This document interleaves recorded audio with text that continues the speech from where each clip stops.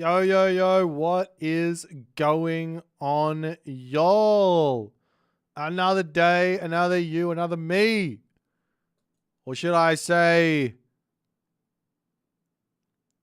Minasan, genki ni shite imasu deshou ka? I forgot how to speak. It's been a while. What's happening? I'm on my BOITO-san account now. We're now BOITO-san. What's going on, y'all?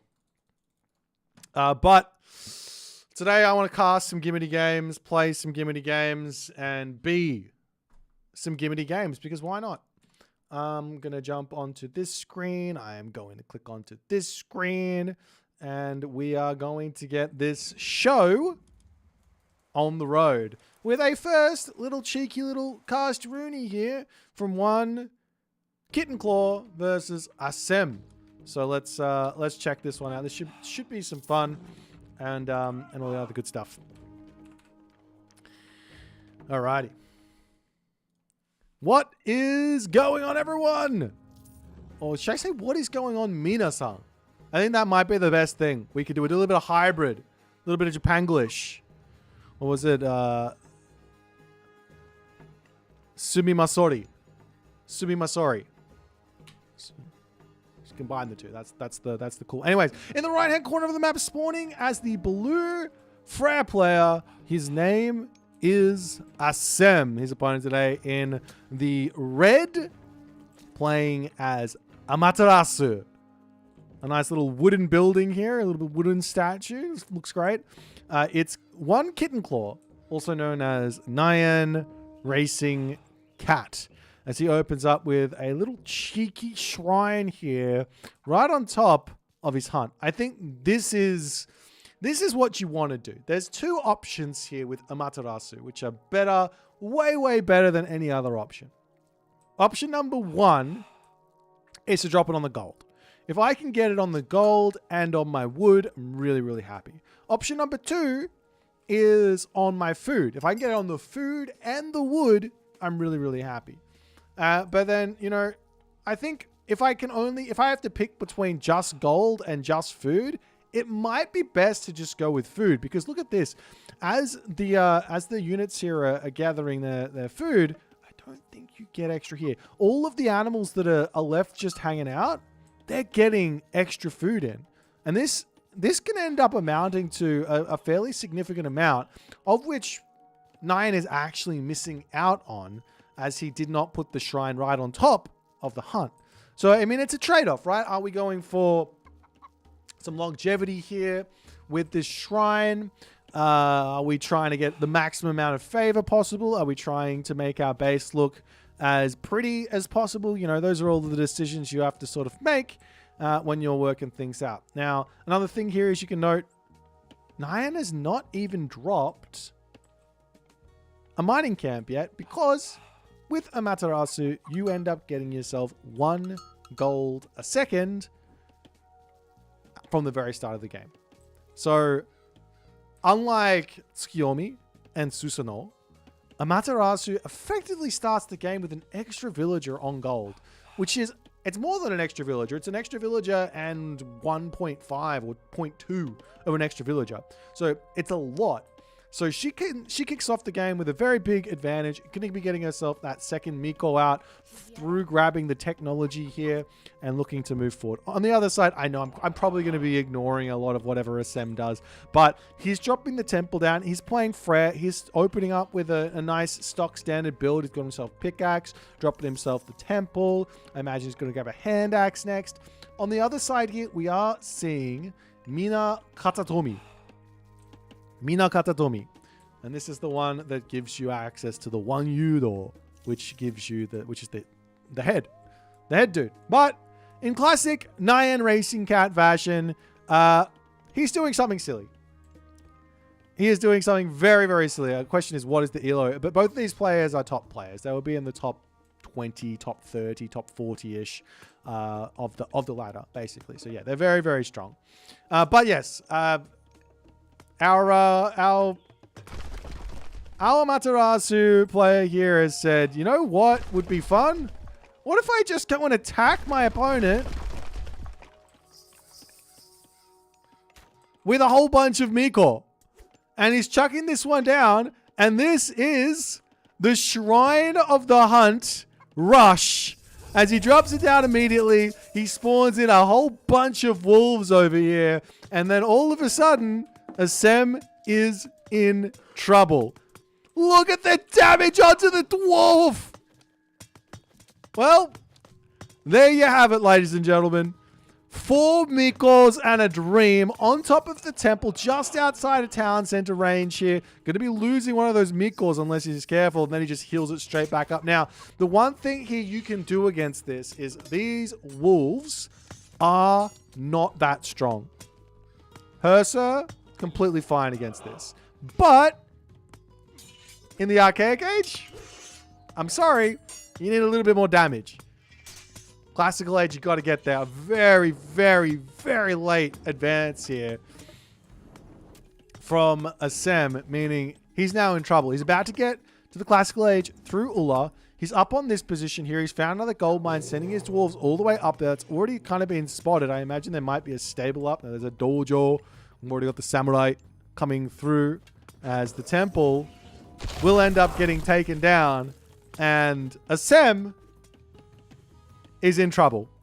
Our very first cast of the game, and a certain someone has said, you know what I see?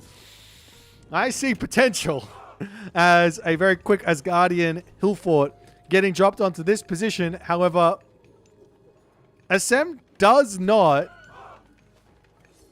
have the unit to deal with this.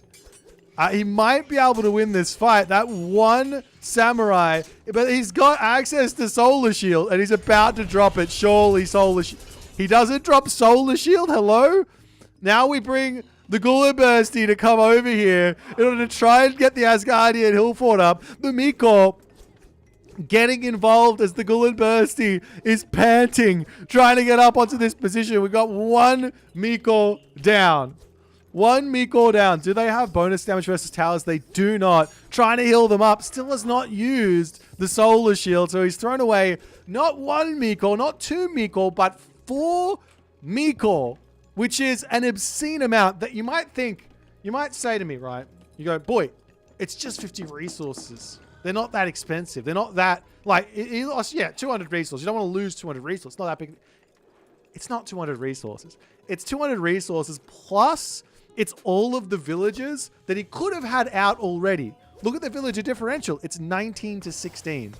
So while Nyan has managed to get a decent amount of damage done, and he's in this main base and he's causing problems for SM and all the other good stuff, I don't actually think he's that far in front right now. I don't think he's that far in front. However, a tower will fall in the main base. Now there is also Asgardian Hillfort up. A marker coming down as well for Asem. See if he's going to drop a talent center or something. On the other side, you can see there's only a handful of samurai out. There's a handful of Onnamusha as well. Going to be moving up here. There's a nice little relic there, the Titan's treasure. But we'll see. As you're now going to see a talent center for SM. He has quelled the storm. That is a early game problem. You guys thought Japan was going to struggle in the early game to myth units and stuff. Mr. Kitten Claw, Mr. Nine Racing has got other ideas for you. Now, there is a lot of hunt in this main base, though. Like, if you just send over, like, 4 Herso here, clean up the wolves, then you can take out the Shrine of the Hunt, and you can just eat all of this hunt in your main base, and that's going to be really, really nice. The people want the cosplay with the Japanese cast. So I don't have it in me. I don't have it. I can't I can't even cosplay. What am I supposed to wear?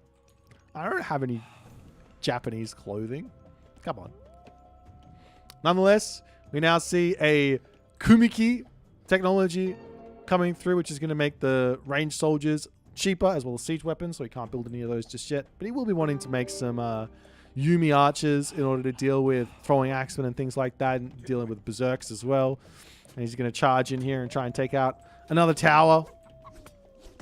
As all of these samurai, they hit hard. I mean, there's like, if you think about it, there's literally there's 8 here, but that's kind of like there's 16 hoplites just wailing away at this house.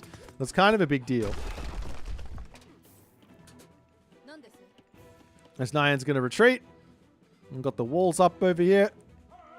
And all the other good stuff. Meanwhile, a longhouse coming through for SM. And he's just trying to wall everything up. I wouldn't be surprised to see him try and just grab another town center. He's already overtaken the villager lead. Doesn't yet have himself a longhouse. Now he does. Now he can start making those throwing axemen. But realistically, given the amount of samurai that are out here, oh god, surely he wins that fight. That's so many berserks. He will be able to snipe one. But you need a lot of throwing axemen to actually deal with this amount of samurai. Now, they are quite slow at 4.2 speed, but you do need a lot of throwing axemen here to deal with these bad boys. So a whole bunch more longhouses, a whole bunch of villages on wood, and you're good to go. However, on the other side here, it looks to me like Nyan is saying it's time for the heroic age. He doesn't yet have an armory up, but if you look at the resources, his floating food, he's got the gold coming in nice and quick. And I think that might be his next aim, as now Stone Walls is through for SM. And, well, maybe he's not going to the next stage. I mean, it looks like he is. He's got the food. It's no armory, no marker. I don't know what he's doing with those resources. Nonetheless, he's looking for a bit of an attack coming up onto this position. The big weakness right now for SM is he doesn't have Gul and Bursty. So this town center would normally be really, really good with a hill fort, walls, but it's just a town center. There's no Gul and Bursty to scare you off. There's no throwing axe. Well, there's only a handful of throwing axemen here, and there's these Yumi archers, which some people have been saying, you know what, the Yumi archers, you know, they're not that good. That's what I've been hearing. But when you get the upgrades, especially when you're going through Minakatatomi, I think these guys hit pretty hard. Like, you get an extra 10% damage. He's got that Bow of Huang Di. Where's the upgrade? This upgrade, Hunter's, is it Hunter's Bow or something? Hunter's Strength. Which gives an extra 10% damage and some extra range. Yeah, those guys are starting to slap. They're starting to slap a lot. Nonetheless, Nyan coming up to the top is another town center trying to come up here. Sam is just trying to get his economy online. I think he might be overestimating the strength of Freyr without these god powers. Normally the strength is, well, if I get some damage, if I get some value from Gul and Bursty, if I get some value from my hill fort, if I get some value from Tempest, then all of a sudden we're good pretty much no matter what. But in this situation, Assem is not getting that. He's sneaking around onto this side. He might try and grab the town center over here. Up onto this position here, he can start actually shooting those dwarves on that gold mine from range outside of that 22 range from the hill fort there as well. And nonetheless, a couple of units actually going down. He does decide to turn around, take this fight. Those Draugr getting pushed back. There's a lot of favor in the bank right now for Assem. He might be wanting to spam these out. He also might decide, you know what's better than Draugr? Maybe making a couple more hill forts with that Ring Oath technology. But nonetheless, the wall here for Assem getting broken down. And Nyan Racing Cat says, I'm ready. Let's take this position down. But the backline here falling, meaning the thrown axeman will get some good damage done. The town center over here will be about to finish up as Assem is just trying to greed his way back into this game, which is a perfectly valid, reasonable way to play here. The other way would be to look for raids. You know, break through this wall, kill off these villagers. He's also knocked down this Shrine of the Hunt, so he's got food in his main base as well. Going to be skyrocketing where that's concerned. But the way that he's playing here is basically you're playing against counter infantry, archer sort of comp. So you just want to make throw an axeman here. And some Huskar basically is the main towns that are now going to be taking some serious damage. The Infernal One Udor are now in as well, as they're going to be breaking through this. As the units from Assem to pull back up to the top, getting chased away. Those One Udor are very scary here. The wheels of death, of doom and destruction, as the town center for Assem will end up falling. And Nyan Racing Cat is all over this position. As Sem now says, all right, let's try and get Heroic Age because if I just need something. Maybe getting Heroic Age and maybe getting some more stuff in is going to be great, but he has lost a lot of villagers there as well. More villagers going down as Sem says, I better convert those into Berserks to at least get something alive and away from here. But now the village differential is in favor of the Amaterasu. And look at this. He's now hit the next tier of Bushido, which means he's got heavy samurai. He's got heavy archer. And he's also got heavy cavalry if he feels like going into the cavalry. Meanwhile, up onto the top, longhouses coming up, villages very much stuck in this position. He does have the town center on the bottom here, trying to make get a little bit of gold here. This one samurai is going to be cleaning berserks. It's just not the unit you want at this point. There's a stone gate getting knocked down. We've got some longhouses coming through here for SM.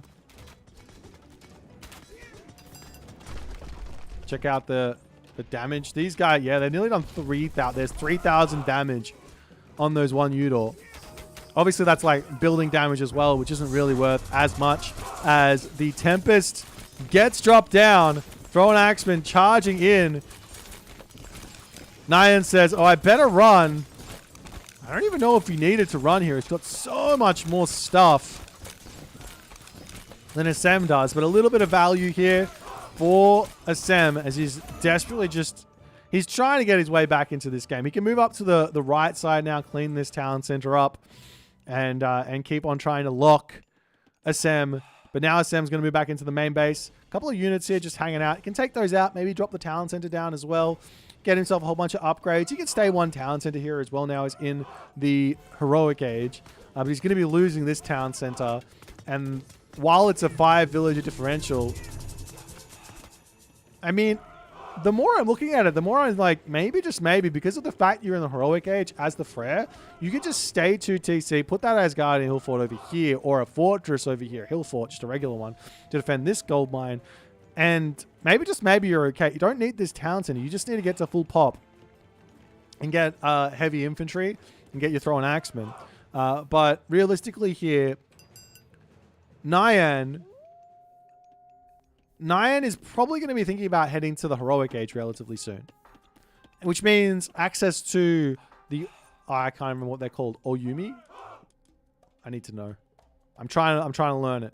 I'm right. Oyumi. There you go. You can get those crossbows, siege crossbows in, and actually start breaking this sort of turtley Assem down. But so far, Assem, a valiant defense. He's still kicking in this game, though definitely behind. But, I mean, with Freyr, it's one of those gods. I don't really know how it does versus Japan in the late game, but if you can get to the late game with Freyr, that's always a good position to be in.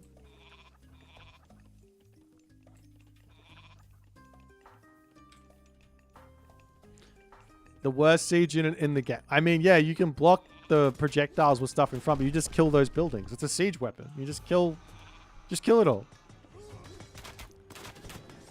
Anyways, Stonegate going down. More longhouses. Assem just can't get units out. He's behind by 2k military resource value. He needs units. The rock giant is going to be huge because it's going to be able to taunt those samurai into not attacking anything else, which is going to be really, really important. Any amounts, a little bit of damage here that SM can get is going to be absolutely gigantic, as the town center for SM does end up falling.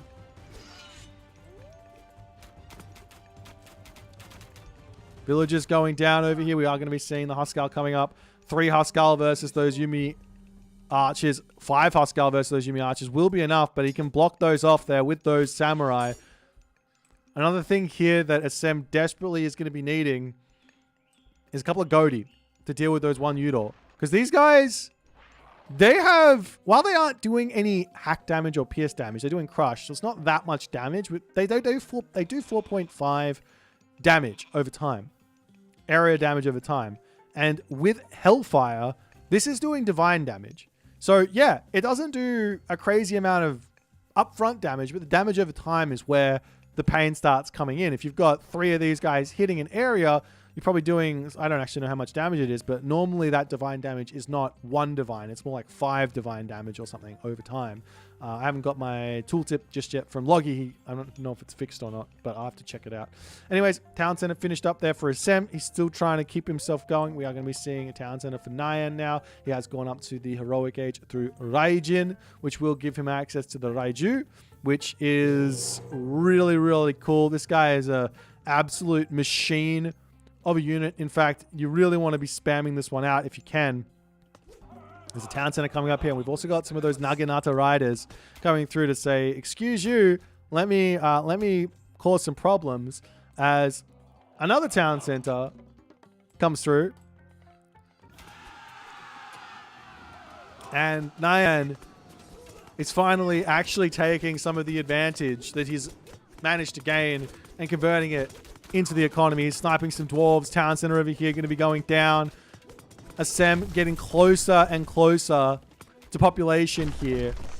But can he beat this army is the big question. Sooner or later, these samurai are going to be turning into champion samurai as well, of which Asem is not close to the Mythic Age. So he's not going to be able to get to champion unit. So he kind of needs to take a fight. Never mind. They just turned to champion samurai. So now Asem, while he does have an armory advantage to some degree, he's got a nice armory advantage coming. He is behind in terms of line upgrades, as Nyan has just been getting value after value with his samurai in this game. One thing he hasn't used just yet is that solar shield. I'm not exactly sure what he's waiting for. There's also this thunderburst, which can make things very, very tricky for you to actually engage, as Asem's just like, all right, you killed my town centers again. Let me just put them back up. We'll be slow. We'll get it fixed. It's fine. But village is going down over here. Champion Naginata Raiders in the Heroic Age. He could have still been in the Classical Age and had these, by the way, as those samurai are just going to say, you know, Huskarls, you are not that scary. I can kill you very quickly. As now the backline falling, has to retreat into the town center.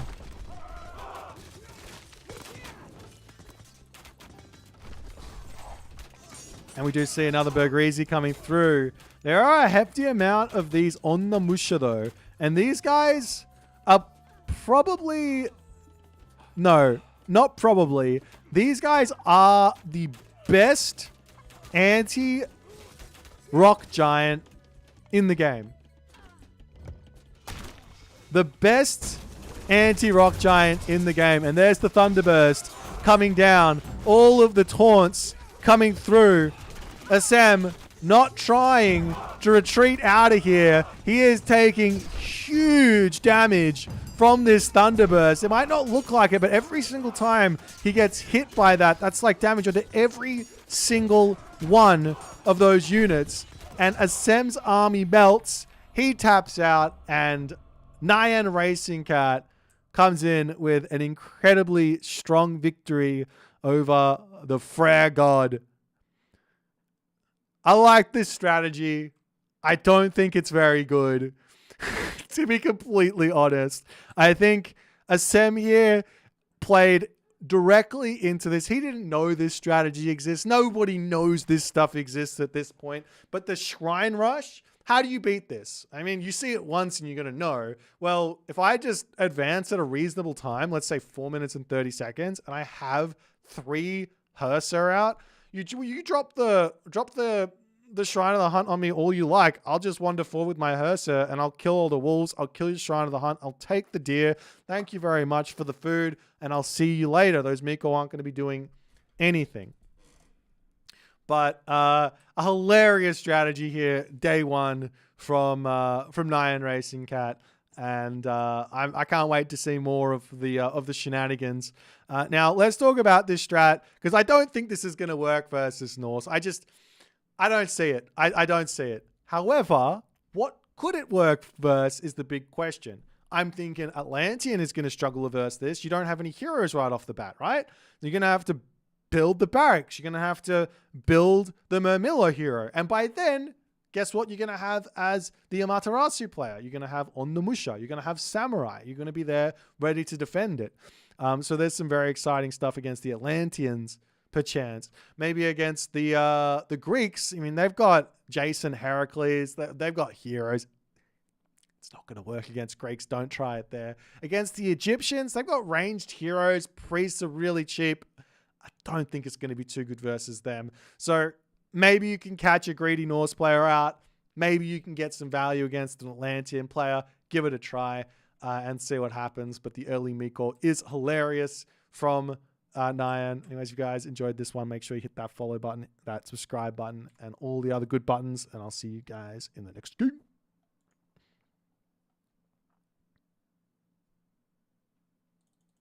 Do you think Tsukiyomi should avoid making the dojo in the classical age? No. God, no.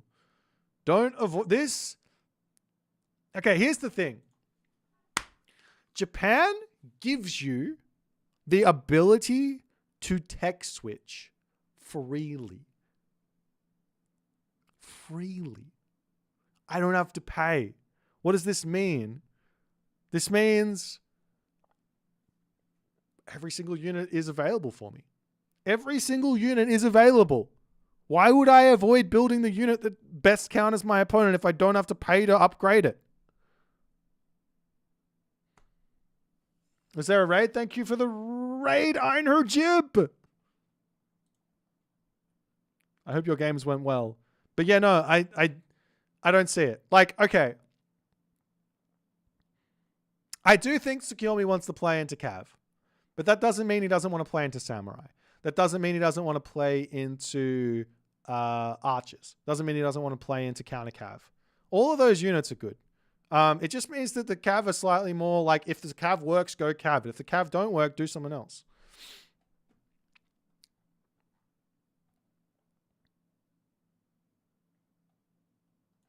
Any early standard build orders? I think pretty much...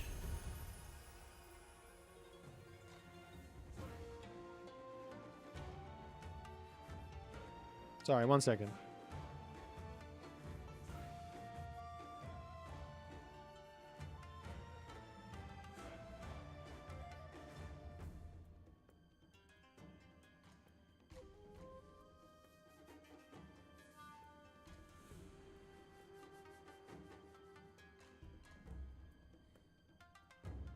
All right. Texting while responding to, yeah. I got I'm all alone. My partner went back to Japan for 2 weeks. So I'm here trying to enjoy Japan in Age of Mythology, and she's enjoying Japan in Japan. Bullshit.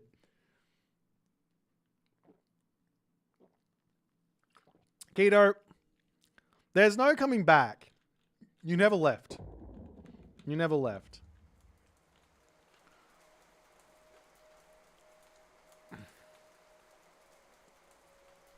All right. Do you guys want budget build orders? Do I want to do that? My plan is I haven't got around to it yet. I need to make a big video with all the build orders. I'm not going to give you any build orders. I'm not doing it. You can get them from other people. I don't care. I'm going to do my big build order video when it's ready. Let's go find some more games to cast. Let's find some more Gimmicky games to cast. Min Elo, 1800. Is there any Kavothian games? Where's the Kavoth? I need to see him struggling. Excuse me. Kavoth, Kavoth, Kavoth, Kavoth, Kavoth, Kavoth, Kavoth losing!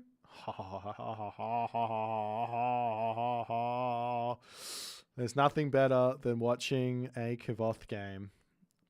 Okay, we're not gonna watch that one though. We'll watch a different one. Wait, where is? I need to click on his name. Kavoth versus John Arbiter. Is there any? Everyone's just playing Japan. I like it.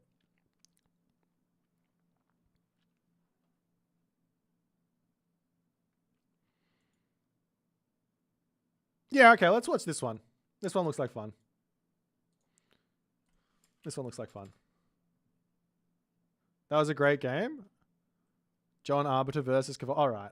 We'll go in with the John Arbiter versus Kavoth game. Was Kavoth streaming?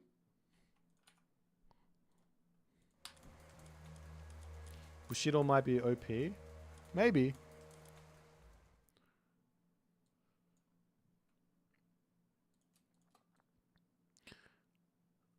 There's the thing is, right,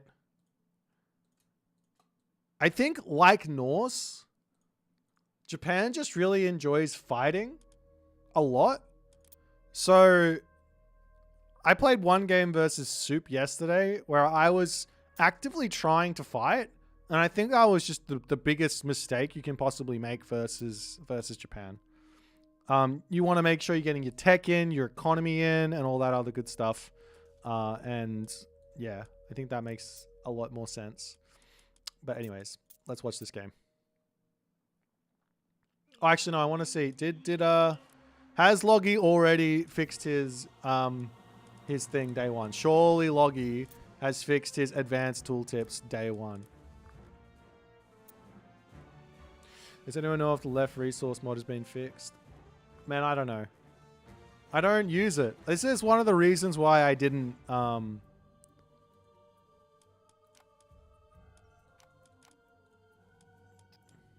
This is one of the reasons why I didn't try and use it early on, and I tried to learn to use the default UI because I knew it was going to be problems.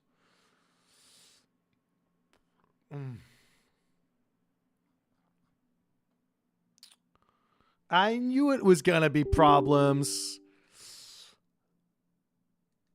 I mean, to be completely honest, I think that the devs should have just put a bottom left resource and put support in the game for it. I don't understand why they didn't. It is way over my head, but whatever you're supposed to, whatever. Here's what it is. Now, are you on?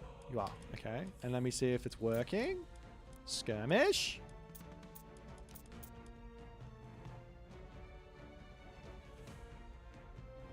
Oh, baby. Let's go. All right, now we have all the stats. BOITO-san is reporting for duty with the stats. What's the best god after this patch? I am praying that the best god is no longer Isis or Set. With the Anubite nerf and the Ancestors nerf, praying it's no longer Egyptian. So that when I beat people with my Egyptians, they can't complain about Egyptian OP. You know what I'm saying? All right, let's go. Ladies and gentlemen, boys and girls, assorted members of the jury, we are all gathered here today to witness Age mythology in the making. In the left-hand corner of the map, playing as Tsukiyomi. His name is Kavoth. His opponent today in the red color, playing as Amaterasu. It is John Arbitrator. The 59th is deciding to give some Japanese a go, and he goes for a super early Miko. Now, I'm going to use this as my opportunity to be smarter than everybody else, because I just am. I'm just smarter than everybody else because I actually looked at the tech tree and I tried to understand a lot of the game before diving in. Amaterasu has a technology. This technology here is called Kaguru. No, that's not what it is. I can't read Romanji to save my life. It is called Kagura. And basically this gives you a free Miko and it makes your Mikos train faster, which basically means there's no point in getting yourself out those Miko earlier than that upgrade. You grab that upgrade first and then you get your Miko out. So as soon as you hit 5 favor, get the tech, and then you can start pumping out however many you want, and then you're going to be living the dream. Nonetheless, everybody learns as they go through, and I'm sure John knows about that already, but I just want to point out the things that I can so you guys can all be as powerful as the rest of us. Now, Kavoth, on the other hand, he is not built a Miko. I know Kavoth. And if I think I know Kavoth, which I'm pretty sure I know Kavoth, he's one greedy, greedy boy. He doesn't like paying full price for things. He likes to extract every little bit of value out of his sieve in the best way possible. He is one of the best in the business at doing this.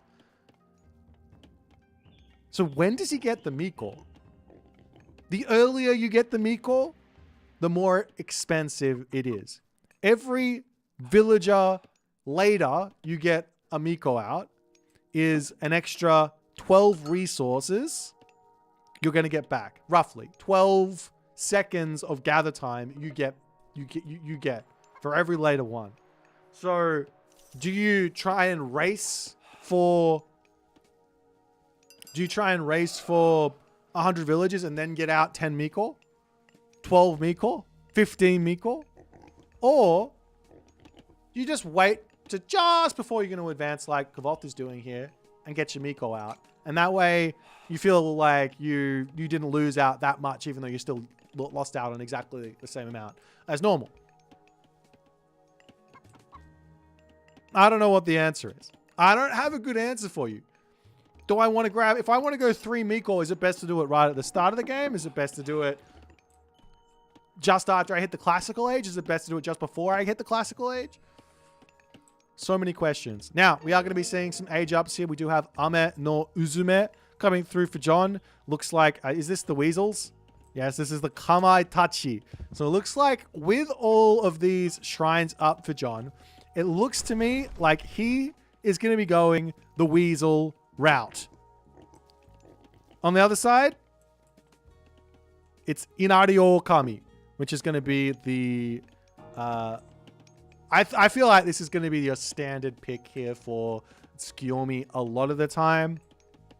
Reason being is you want to go into stables, you want to go into cavalry where you can with this god. Tsukiyomi as the cavalry god. But here's the thing, and this is something that I think needs to be understood about Japan, the Japanese pantheon, really early on to fully appreciate how cool Japan is. You don't need to go into one unit only with Japan. The reason why we see players going one unit only a lot of the time is because they don't want to pay for the upgrades. But with Japan, all the line upgrades come in for free through Bushido, which means I can open samurai, I can open cavalry, I can open trash units like archers or counter cav, or the spearman type units, right? You can do whatever you want. As a town center attempting to come up here, there is a weasel out already, the Kamaitachi. And then if your opponent counters you, you just go, great, let me just move into this next unit and take the advantage there. As the weasel gets just a little bit of damage, and we do have a little cheeky solar shield coming out there as John is desperately trying to make this work. He's trying to get this town center up. I don't think I like fast town centers with Japan at all. I feel like you've at least got to get out a building, get some units, or even a whole bunch of myth units could be an idea here as well. But nonetheless, we are going to be seeing the dojo coming through here for John, and he's going to be attempting to defend himself. The weasel chasing around. Still doesn't put his Goshin Boku down, but as long as he puts that down before losing one of these bad boys, he should be fine. As the Joro Gumo coming in, almost falling. Goshin Boku does come down, and while the Kama Itachi are both going to die, their spirits fly back to the tree, and they are back momentarily. I'm not exactly sure how long. It does take a fair amount of time for these guys to actually come back, but yeah, he lost him, but they'll be back. And he didn't even lose any villagers just then. So nice play there from John. And he can actually start healing up all those low HP villagers as well. He has his town center up now. A couple of farms coming down desperately. As I think Kavoth here, he is just going to be really enjoying running around with cavalry and just trying to snipe some villagers. Miko inside towers need to get back to work. And all the other good stuff is the villagers pulling off of the berry bushes here. They want to get that watermill up. Meanwhile, inside of the main base of Kavoth, he says, me like horse, me build horse, and I'm going to just keep on spamming horse until you don't get horse spammed any longer. As one Kama Itachi is back. There is a lot of favor in the bank here right now for both players.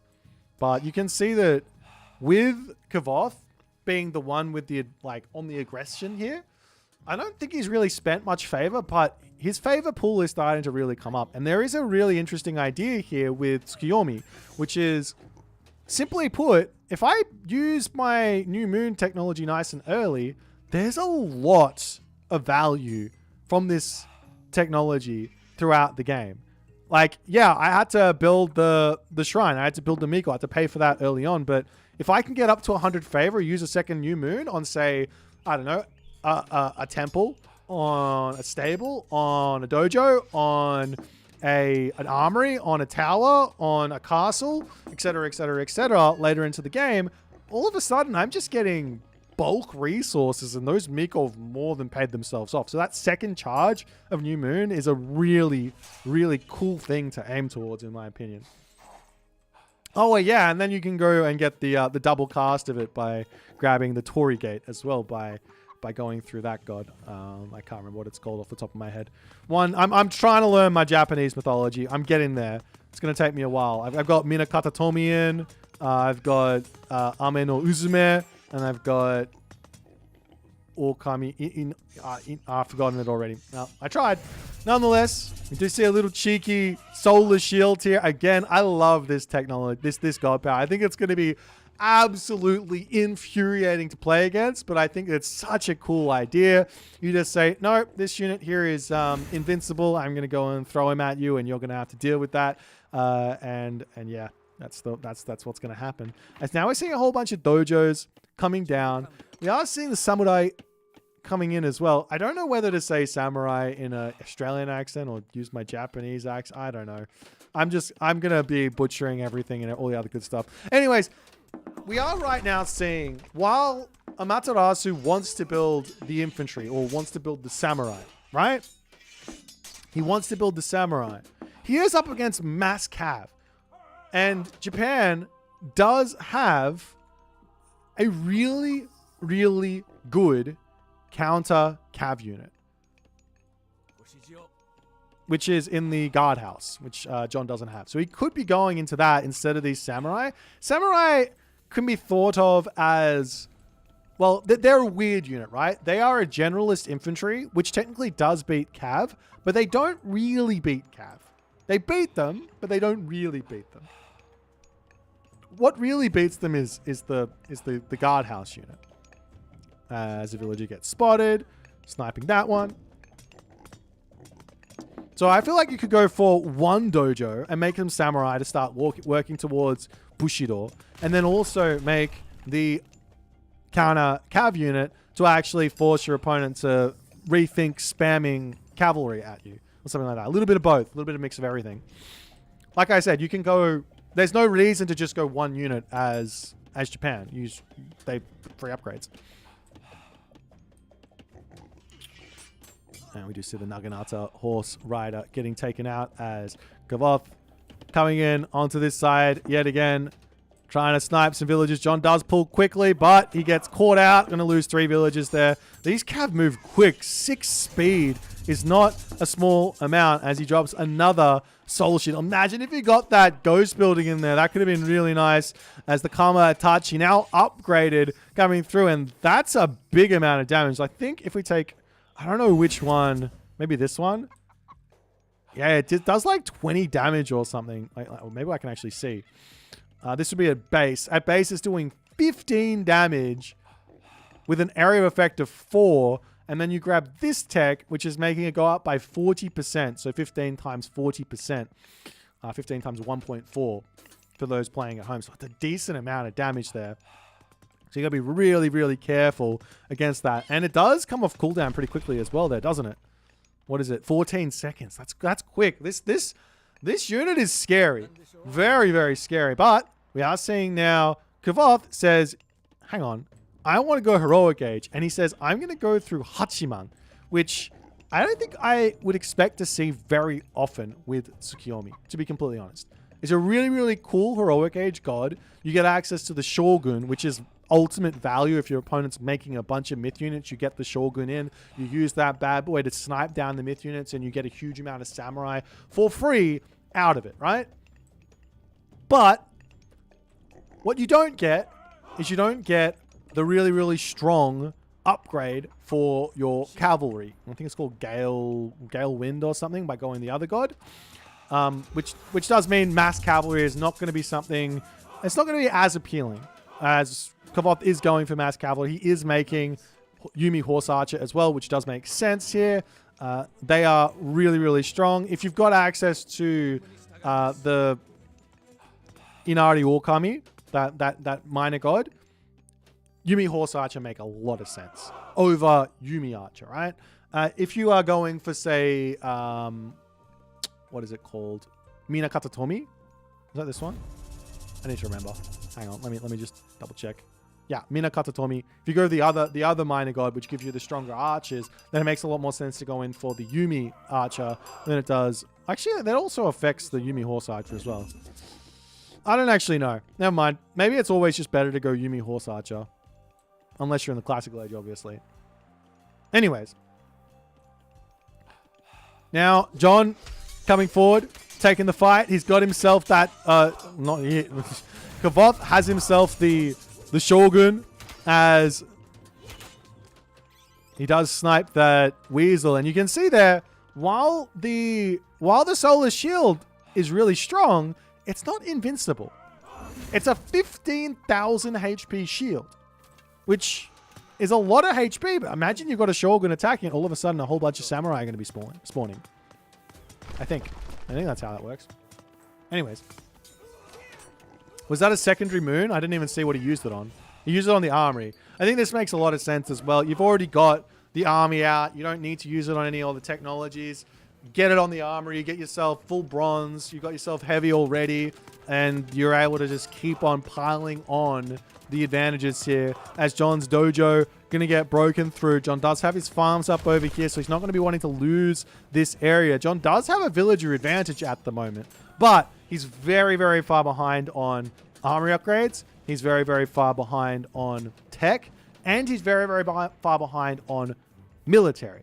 So he's got a long way to go. Now, and he also is behind on Bushido as well, it looks like. I'm not exactly sure if that's 100% the case. Yes, he is behind on Bushido as well. Which means Kavoth has got what? Bit of dodging, a little bit of shooting skirt, a little bit of dancing shoes there. That samurai has been to the dancing halls in Tokyo. He's been through Shibuya. He's checked out. He's checked out all the hot spots, and he's trying to put his moves on there. You know, Dance Dance Revolution in the game center. But unfortunately, he only ever got third prize for that one, so he couldn't quite make it through. It's the horse archer's a bit too strong. Nonetheless. Town Center now coming up for Kavoth. As he says, I've got you right where I want you. The gold mine here, almost finishing up. He's got 800 gold left. Haven't seen John try and get over onto this gold mine just yet. But upgrades are going to start coming through. The Kamaitachi getting rebuilt and coming back in through the Goshin Boku. As these make a lot of sense. I think these units are just really, really strong. But villagers getting sniped with these Yumi Horse Archer raids. This is always going to be what these type of units are good at. You've already seen the walls up here from John. I love these walls. Really, really good. But that is the answer to cavalry and specifically Horse Archer cavalry. But yeah, getting these walls up is going to slow down these raids, and John might be able to pull himself back into a nice position here. However, onto the front, the castle is coming for Kavoth. He's going to be wanting to set up some siege to start breaking through this. As the cavalry coming over onto this right side, John losing a couple of villagers as the cavalry need to pull out here. And man, still just going in mass samurai. We'll see if this is going to work. There isn't really a healthy... There are actually a couple of Yumi archers here. There's not a healthy amount of answer for the samurai at the moment from Kavoth. Kavoth has only got himself a handful of archers. What has he got here? He's got himself 9 horse archers, 5 Yumi archers versus 19 samurai. So that's 38 infantry units. It's a lot. It's a lot.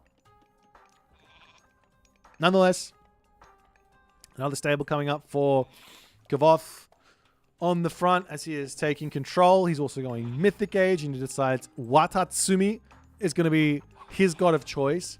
I'm not sure. I don't hate this god and in this specific moment because he knows, I think Kavoth knows if he can just kill off the army, then John's going to be in a really, really difficult position.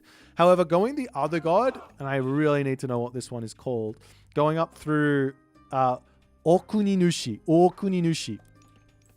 and getting that Torii Gate for immediate full iron, when you've got yourself already a full 190 pop army, it just makes so much sense to me.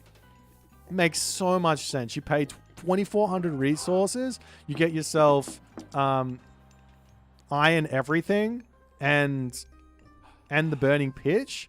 You just get the value back from going to the Mythic Age in 1 god power, and then you also still get yourself another usage of Swampland, another Shogun as well, and it just seems really, really strong.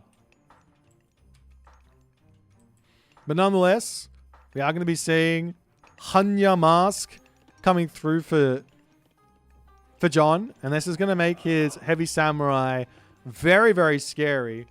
We can see that Bushido Tier 3 is coming through for both players at about a similar sort of situation. The Amaterasu side of things is just going to be getting it passively, whereas Kavoth needs to keep getting his upgrades in. As the army does decide to charge in here, there is the usage of Dragon Typhoon coming down. As did he click it the right way is the question. He gets a huge amount of damage done onto that army, but the majority of it is still living as that tornado going the other way. For those of you wondering how this one works, the actual dragon himself is where the damage comes from. It's 300 divine damage. Anything close to him over 4 seconds. So yeah, he could have killed all of those samurai if that was clicked well enough. And then it's 15 divine damage for just the tornado.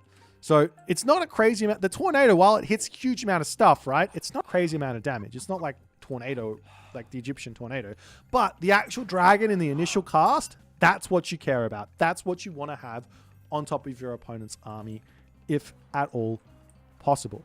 As now John moves forward, going to be dropping the castle over here. He still has a slight villager advantage as the Yumi horse archers coming through, trying to snipe some units here. You got to get that shoot and scoot in. These horse archers at 5 speed, not that strong. This is why I was saying maybe you might not want to be going for, you want to go for the other one, not Hachiman. You want to go for is it Raijin? You want to go for the one that gives yourself that gale wind technology, because that's going to push these guys up to 5.3 speed, which means they're going to well and truly be able to outpace, and just all around destroy the samurai. As we are seeing another town center attempting to be grabbed by Kavoth. He wants full control of the map, full control of the town centers, all of the population advantage. As the samurai charging through here, and there goes the Thunderburst, as Kavoth will be needing to retreat away from this area. Taking a lot of damage on that pullback, but nonetheless, he's coming back in with his champion, Yumi Horse Archers. He drops himself down. The Swampland tech. We have also got the Solar Shield to come through as the army of Kavoth has evaporated. However, these defensive champion Yumi Horse Archers should be a very, very nice stopping unit at this point. As Kavoth comes through with the old horses, takes everything out, sniping down the samurai on the back. There's also the Shinigami to come through as well to help out. This guy's really, really strong as well.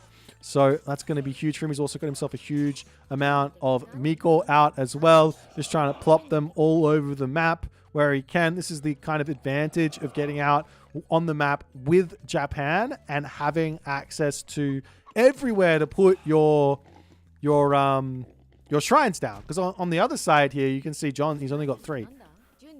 He's only got 3, and one of them's got 0.03, 0.05, 0.04. So they're not the best, not the most amount of favor there incoming in the slightest. However, now Kavoth has got access to the big hero siege unit, the Onmyoji. Now, did he get the technology for these guys? He's grabbing it now. This is Onmyodor, which I think... Oh, I can't remember what it means. Onmyodor. I know that door is like the Michi kanji. But anyways, I can't remember. But these guys absolutely slap. They are the late game dream unit for Japan. It's not the samurai. The samurai are amazing. But the Onmyoji, these guys, especially with that tech, they slap. They're so strong. Nonetheless, a whole bunch of shinobi coming through. The ninjas are in to try and deal with those horse archers. But the horse archers going after villagers over onto the bottom side here. We've also got Takemikazuchi to come. That's a mouthful, that one. To come through as well. And that's going to be a big boost to the samurai. John, I think he's gone through nearly all, if not all, of the infantry boosting gods, minor gods here. So his samurai are just going to be on another level of pain. As we're also getting the unique technology here for Tsukiyomi, which is Tenshu. I was reading some people saying this technology is kind of mid. I think this technology is amazing.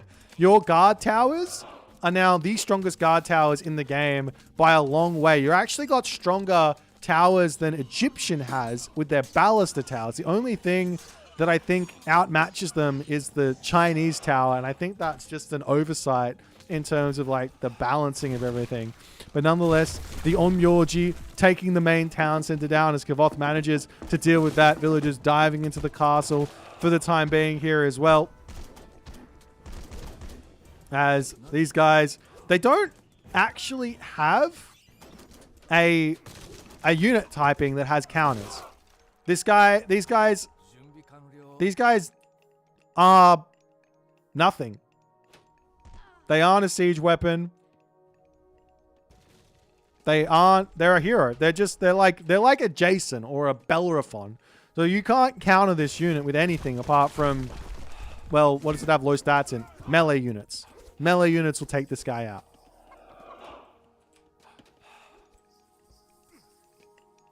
Nonetheless, it looks like John's Mythic Age was cancelled there as well. He's going through this one now. Is this... Bushido tier 4. So the next tier is where you get up to what? Not champion, but like the super dudes. I don't think Kavoth even has a dojo. He doesn't even have a dojo out. He doesn't care about the super units. He's just like, let me just kill off your dudes. As John getting a little bit too ahead of himself with this army, he needs to get that heroic age or mythic age, and he needs to get the super samurai through. And they'll be very difficult to deal with, I think. As the horse archers doing their damage here, sniping. I do like the idea of shinobi samurai to beat this comp here, but I still think that make some of those archer dudes. Make some of these guys. I want to see some of these guys. They seem like a great idea. How could they not be a great idea? You've got infantry upgrades as well. And I think this one comes with is it Sword Jutsu? Which I think gives your Deuterines, I can't remember what their names are. What are they called? Yeti. They make your Yeti spearmen. They're just spearmen. They make your Yeti spearmen even stronger. And he shoots and he misses. He shoots and he misses.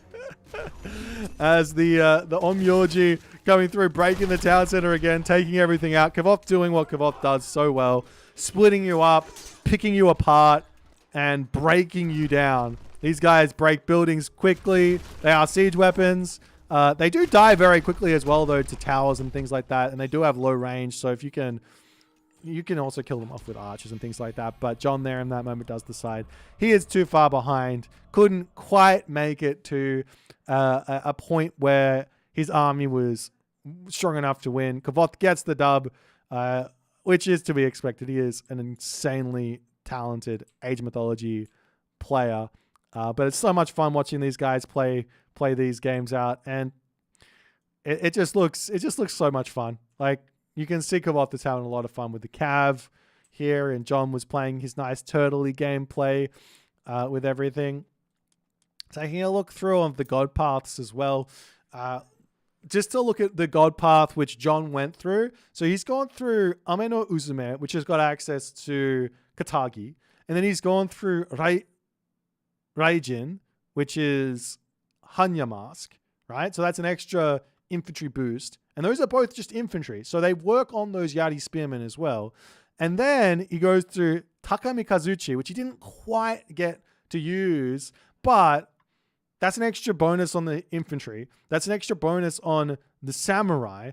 And it's an extra bonus there on the Yeti spearmen if you want. So there's also movement speed for them as well. So if you're up against those cav and you can't deal with them, man, you can go down that God path and sort of deal with it. Meanwhile, on the other side, the one thing that Kvothe was missing here, though it worked for him, so what am I to say?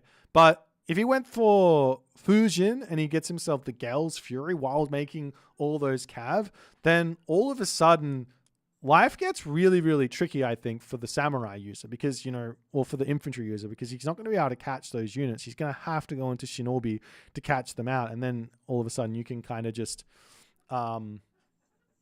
block them off with your own cavalry and things like that. But he did come and grab this asymmetrical bows tech, and that makes his Yumi horse archers even stronger.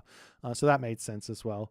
But nonetheless, an incredibly well-played game from both players. Well done to Kvothe, showing how it's done in the early days of the Japan. And we'll see you guys in the next game. Make sure you hit the subscribe button and all the other stuff so you don't miss out on anything as we move there.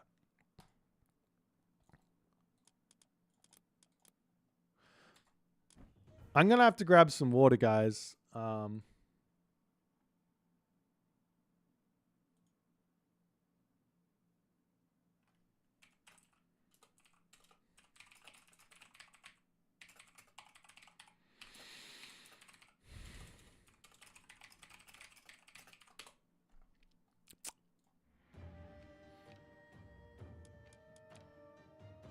hang on, I need to get some water and then we're going to do another cast. I'll see if I can find like I want to find a Matador recorder game.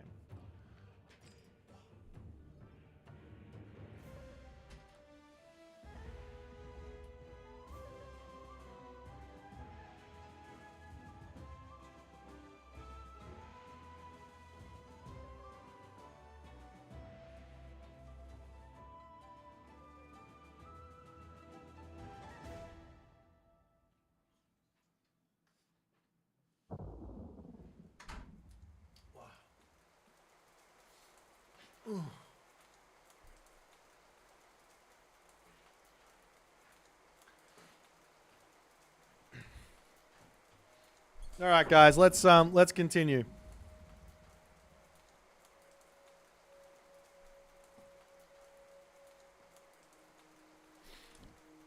Let us continue. I was going to get a Matador recorder game. He's definitely someone I want to watch.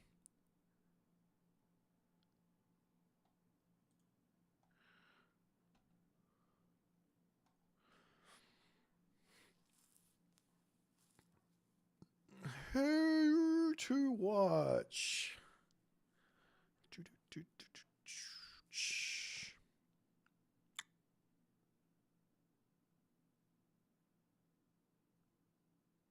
Oh, yeah?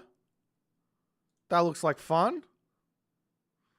That looks like a lot of fun. Let's watch that one. I could watch that. I could watch that.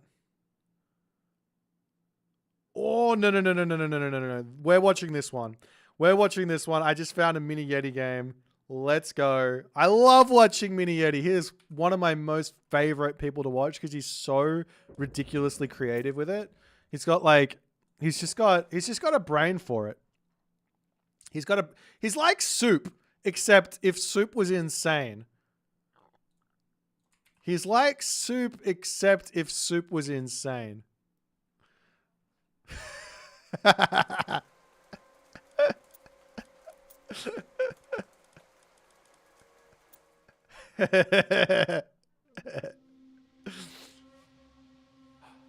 Yeah, my nickname is, it's not kanjis. It's in what's it called? My brain. Hang on. Now I've forgotten what's it called. I just completely forgot what the alphabet is called. You have hiragana, katakana. It's in katakana. My this is my name in katakana. Wait, let me. That's my my name in katakana. Just there you go. For those of you wanting to learn a little bit of the language as we're going along. Yeah. What's more difficult, learning Japanese or learning math? Learning math. Japanese is easy. All right, let's go. I couldn't be more excited right now. Like, we are sitting here witnessing history. It's day 1, I believe, of the Heavenly Spear launch, and we are in the speediest of speediest settings. I want to write a formal complaint about that, but I'm gonna have to wait for it. But we are watching at the moment 2 of the greatest to do it. We've got in the bottom of the map. I said this pre-game, so I'm gonna say it again. We've got Mini Yeti, who is basically Soup if Soup was insane. Because Mini Yeti is an absolutely crazy Age Mythology player. He doesn't care about your meta. He says, I'm here to do crazy stuff, and if it works, it works. If it doesn't work, I'm going to try and make it work until it does work. But he's going to be playing some Susanoo for us at the moment, the god of the storms, the Japanese god of the storms. On the other side of the map, we've got one of the best players currently playing Age of Mythology. He is constantly in the top 8, top 4 of S-tier tournaments, and his APM is through the roof, and he's just a really, really good RTS player. And he's going to be playing some Amaterasu for us. I'm not surprised in the slightest that we're seeing the popularity of Amaterasu right now. It's through the roof. I feel like everybody and their mum is enjoying this god. You just get so many nice things for free.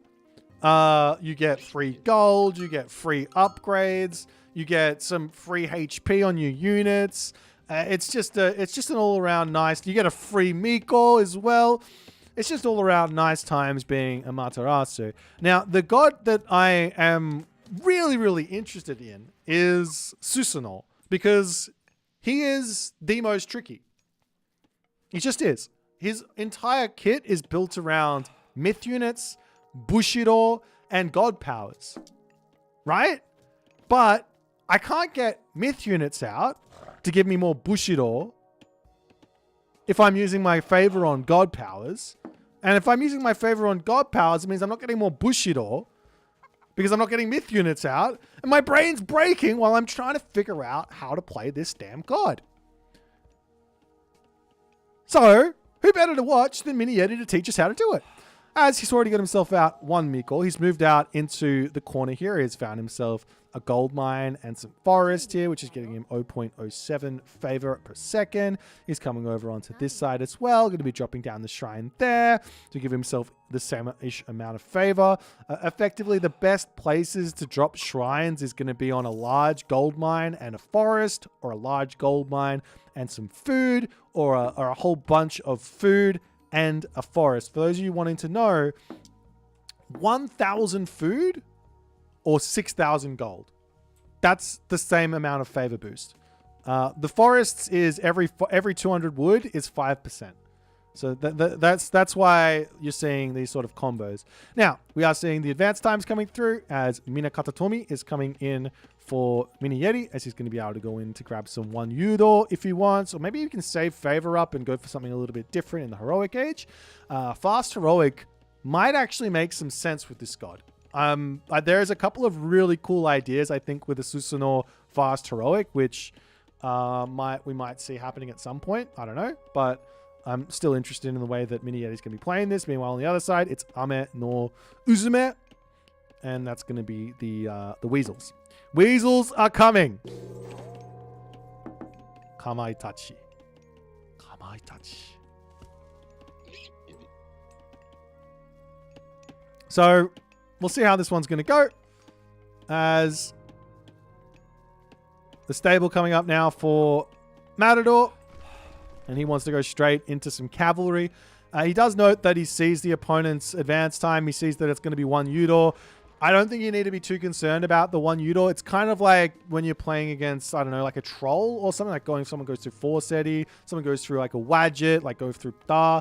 You don't have to worry about the early harassment. So you can go straight into something else here. So that's why you can see the stable coming through for Matador, as he's going to open up with some cavalry to kick this one off. He's also going to be getting himself that wind sickles, and he's going to be looking for some harassment. Meanwhile, up onto this side, as we do see the Shrine of the Hunt getting dropped down over here. There's nothing in the main base to defend, as the Kamaitachi is coming through, and we do actually see crushing waves on the way here for Mini Yeti. So he wants these guys to be quick. And will he be able to actually defend the 4.8 speed Kamaitachi at this moment? As the villagers taking big damage, we will be seeing a Miko coming around, and that one Yudo, well, he gets some decent value there. That's not going to be enough, as he has to pull back into his main town. Mini Yeti's having some troubles here, but he is going for a town center. So this is what you would expect. You greedy Age Mythology players. You're not allowed to just take a town center and not take damage. If I build units and I send them in your base and you don't have any defenses, guess what? You're gonna lose villagers. That's what Matador's saying right now. As the villagers to pull back, and we do see a little cheeky solar shield here. That's gonna get some HP back up onto that now Razorwind Kamaitachi. As the Miko wants to try and rush around here to defend, but the building positioning from Mini Yeti has not been ideal here in the slightest. He does get himself watchtowers out, which is nice, but Matador is going to be pulling back, and he's looking for some raids over here. There is a cheeky little Miko on this spot, but the wolves are in, and while taking these down is fine, it's actually, I mean, I don't even know if you can take them down. You can actually heal them up with the Miko if you want. If your opponent's going to try and kill them off, you need to get some heroes into there. As more Miko coming through, and he is ready to turn around and start whacking that. They do a decent amount of damage. It's 10x versus myth units there. As one Kamaitachi goes down, that's going to go into the Goshin Boku, and that's going to start rebuilding over time as a couple more villages are down. But damage has been done, and Mini Yeti is in some trouble here. He is in some trouble, as he now has to start putting farms down. He can't move outside of his base and use that Shrine of the Hunt. He could have thought about dropping the Shrine of the Hunt on top of the town center here with that nice forest, and then dropping the Shrine of the Hunt here, and that would have been an option early game, because that would have, 1, defended his town center, 2, given him Hunt there, and 3, had the Meekle there to defend. But nonetheless, Matador in full raiding paradise mode. If I know Matador, and I feel like I do know Matador, he is a guy who just loves a little bit of raiding. If he can get out there and he can just run around the map and kill villages, he's a happy man. And while I do say you're very brave while killing unarmed farmers, you know, everybody likes a good little bit of raiding. As some Bushi are now in, and that's going to be some dead Kamaitachi, and at this point, Matador just has to say, all right, that's fine. I can sack them. I'll get it back for free. Does take a hot minute. I'm not exactly sure how long it takes to rebuild this. It takes up to two dead. Does it tell me? Does it tell me? Does it tell me? Respawns. If no new. I don't know. I don't know how long it takes to respawn, but it's definitely longer than it takes to train them, because they take 20 seconds to train or something, and that feels like it's longer than 20 seconds. Maybe it's like double the train time if it's 40 seconds. Nonetheless, we've got ourselves Hunter's Strength now coming through for Mini Yeti. He's also now getting himself Kumiki, which is going to make his ranged soldiers even cheaper. And now the Razor Wind Kama Itachi are back in to say, hello there, Sailor. And Matador says, all right, I'm not able to raid you just yet. I keep looking over here thinking there's villagers here, but it's just the wolves on the mini-map just running around. And I'm like, what is happening over there? Nothing's happening over there.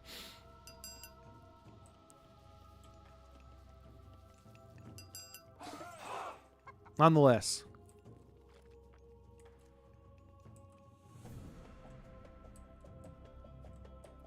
the Kama Itachi making their way up to the top side. I don't even know if he's going to be able to break through this. Like, they're just constantly spamming in wolves over here.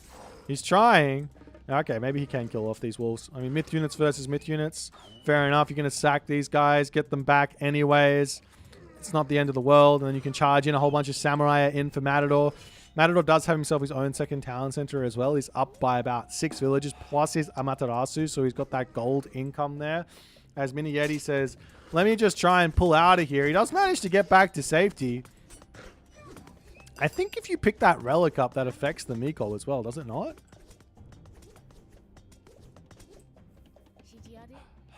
No, it doesn't affect the village. It doesn't affect the Miko. I thought maybe it would. Anyways.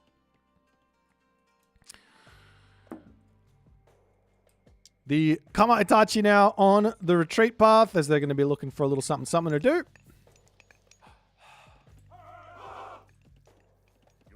And Mini Yeti starting to muster up a handful of Deuterinos here. Meanwhile, Raijin is queued up now for Mini Yeti. And this is where things get interesting, I think. Because there is a unit that comes through Raijin that is absolutely insane. And I'm excited to see Mini Yeti spamming it out. The only problem is he's only got 1,200 gold left in his main base. Thanks so much for the tier 1 there, Bennett. Appreciate you, my friend. And yes, it is the Raiju. There's some samurai raids coming in, picking off a couple of villages. He will be losing a samurai for it, though. It's only like a 4-villager lead at the moment for Matador, so it's not a big deal. It's not enough to be like, I got this many villager kills, I should win the game. No, the game is still very, very close. We are going to be seeing Katagi coming through for Matador. On the other side, there is going to be that condemned Soul Tech. Is he really thinking about going into a whole bunch of one Udor? I don't believe it. I don't believe it. Surely he's going for Raiju. You just get yourself Thunderous Presence, get that Raiju in, and then you just run around the map with a couple of with a Kitsune, and they're just moving so quick. Nonetheless, the Razor Wind Kama Itachi going to be looking for something to attack. There's 8 samurai in queue right now for Matador. Classic Matador. He's going to fix that up though. But nonetheless, now Heroic Age is in. Thunderous Presence is coming through. And it is going to be Raiju spam.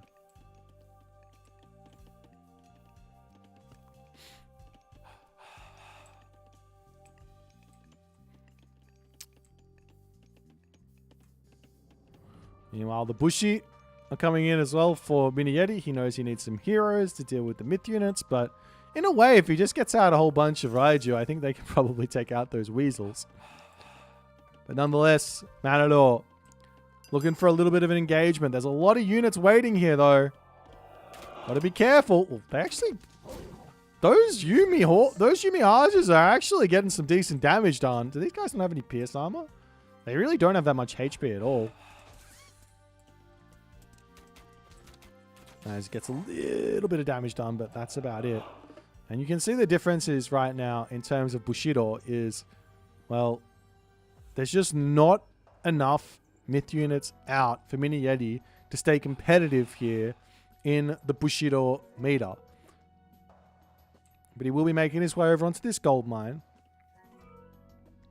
Matador seems like he spotted it. Now, here's the thing. The first player to use the Thunderdome, the Thunderburst, is the only one who can use it because you can't use it on top of each other, right? They block God powers on that area.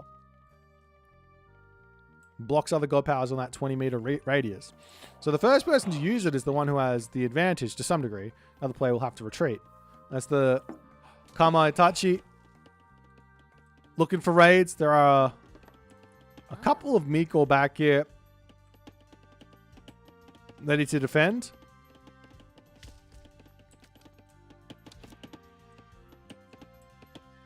As the villagers need to just pull back. Now got a couple of the Bushi in to help defend. And there's a little cheeky armor. Divine shield. Whatever you want to call it. The Bushi are trying to kill it, but they're still waiting for the shield to go away. And now it's gone. And now the Kama Itachi. Is he going to leave? If he loses it, it's gone forever. And he does lose it. So you can't get more than 2 into a Goshinboku unless you have an extra one.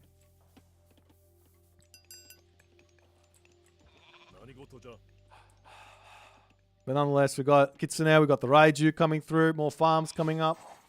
All the other good stuff. Another Kitsune. I like the idea of more Kitsune in your army. At least one Kitsune in your army at all times for Susanoo makes a lot of sense. If you got the other, go the other god path.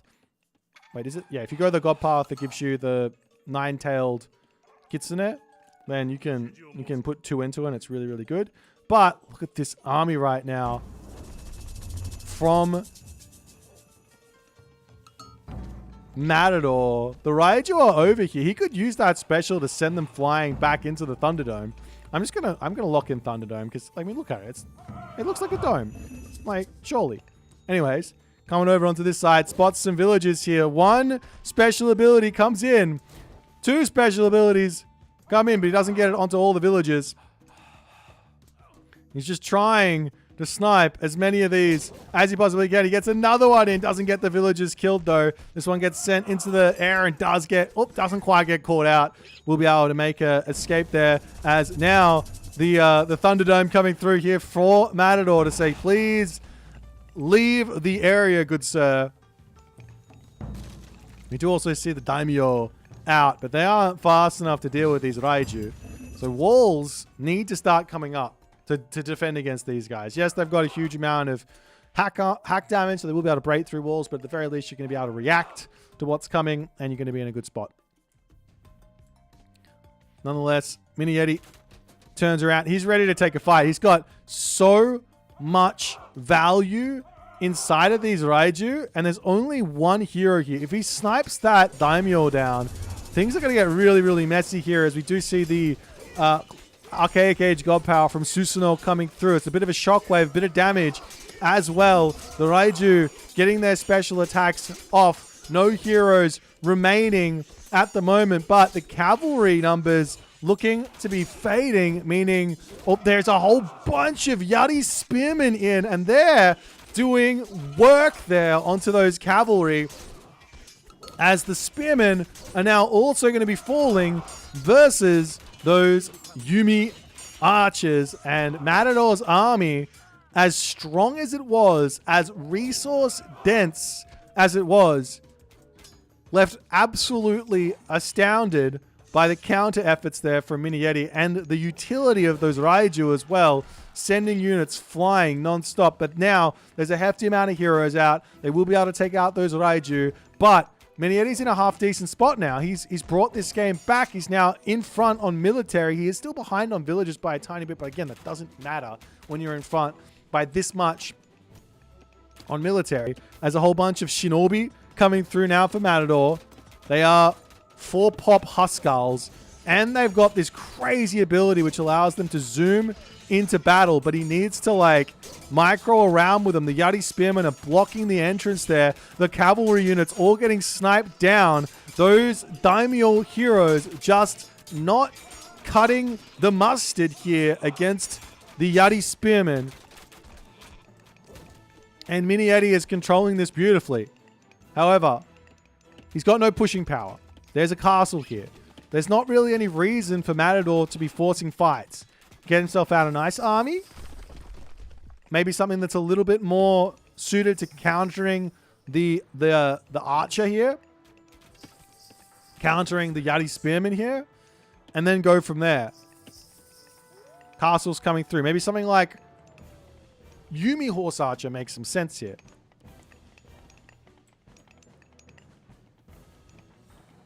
Mini ninjas. Yeah, they are kind of like they're literally they are mini. They are ninjas. As the Raiju chasing them in, a little bit of a split off. They're also really good raiders as well. 5 speed plus they get that speed boost to catch the villagers when they're running away. But these Raiju, they're so quick. They're 6.6 speed with Susanoo.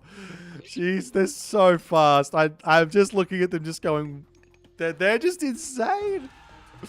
All right, now Mythic Ages are queued up. We've got Taka Mikazuchi as the god of choice here for Matador. He hasn't quite got the resources for it yet. And we've got Watatsumi to come through for Mini Yeti.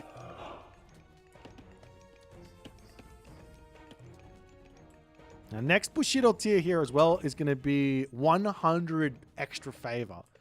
So I've got, for my ideas here is I've got 2 ideas to use this favor for.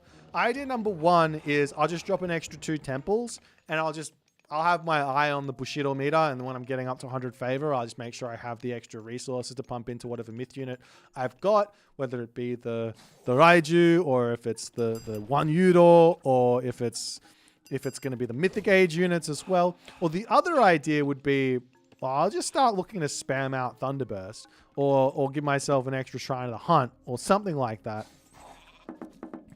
As the Shinobi, the raids coming through, they clean up buildings as well, by the way. They clean up buildings pretty quickly. They might only have 68% pierce armor, so the palace is still getting holy damage, though. Yeah, I think you're gonna have to figure out how to deal with these, Matador.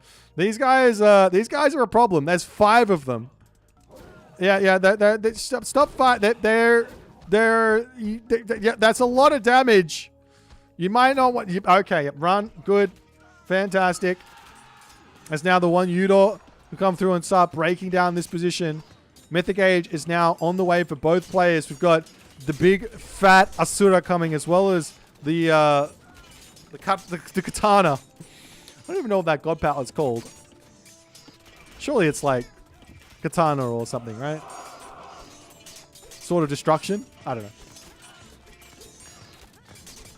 But Mini Yeti looks like he just has an overwhelming force of dudes, and he just breaks through everything. And so those Raiju are just a pain. They're so tough. The castle over here going down. One sword slash though, and things can get turned around in an instant here. Will he be able to hit it though is the big question. As the sword comes down. And he gets a couple of units, but it's not enough. And Matador does tap out. It's called Divine Slash. Of course it's called Divine Slash. And Mini Yeti does manage to find a win with Susanoo, taking full advantage out of this bad boy. What a naughty, naughty wolf he is.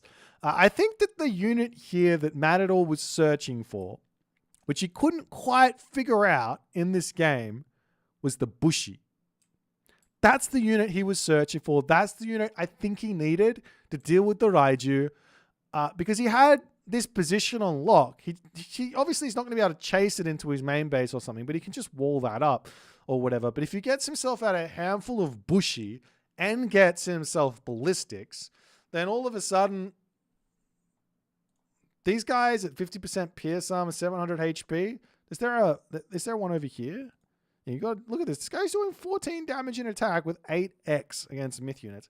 If you get enough of these guys out, you're going to be able to clean up those Raiju, and you're going to be okay. The other unit that probably wouldn't have been a terrible idea, even though you do have a huge amount of Yumi archers, is that Onnamusha. That could have been a nice idea. And then finally, with Amaterasu, the obvious unit you really want is that daimyo that comes in with this bad boy through Hachiman, Shogun. Maybe the Shogun would have been good to deal with those bad boys. But nonetheless, a well-played game here from Mini Yeti. He dealt with the raids nicely, got away with a nice, quick second town center. And things were looking not so good, but there is a little bit of something to be said about these guard houses, especially when you're going through the Shrine of the Hunt God. I've already forgotten. I've already forgotten what it is. Let me double check. I need to know the names. It is Minakatatomi. I knew it. I was gonna say it. Minakatatomi. If you go this one, then those guard houses become so appealing. You know, like you look at the extra range. Might not seem like a lot. It's only 1, but 19 range in the classical age. Especially against the samurai. Samurai have got very low pierce armor as well. Nonetheless, well played here to Mini Yeti. I hope you guys are enjoying the Gimmity games. We're going to keep casting today. I might play some a little bit later. I don't know, but we'll find some more games for you, and we'll get into the next one shortly. Make sure you hit the follow and all the other good stuff, and also a shout out to Killuminati for the raiding party. So I'll see you in the next game.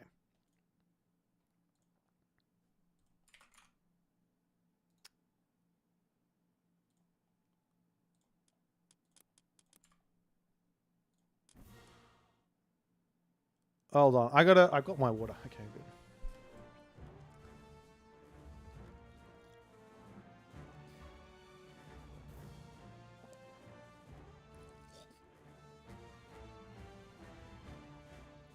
Which Japanese major god is looking the best? To be honest, I don't know. It's going to be really interesting on Sunday with the JJJ, where we've got a lot of Japanese coming. It's going to be really interesting there.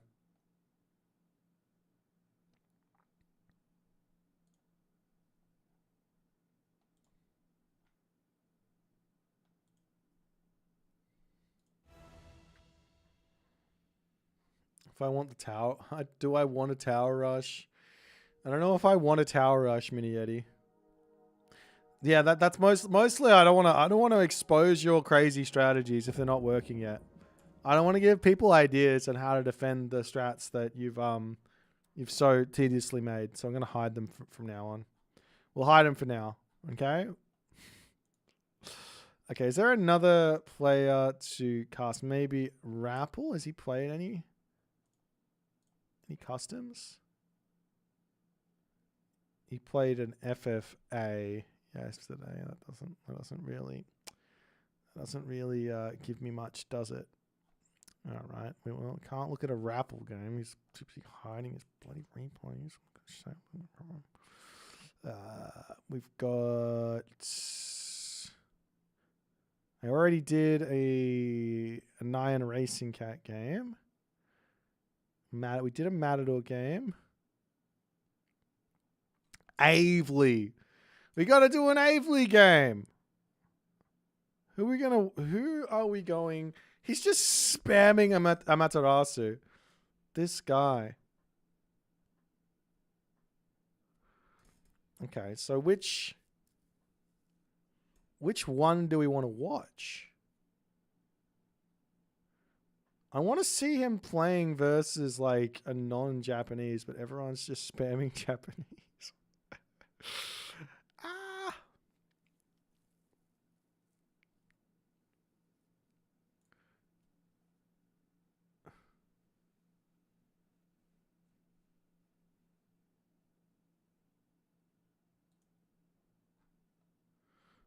Come on, there's got to be well, there's just not.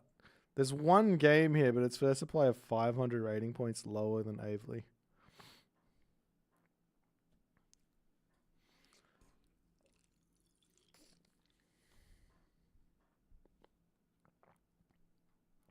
All right, let's find someone else. Tunison?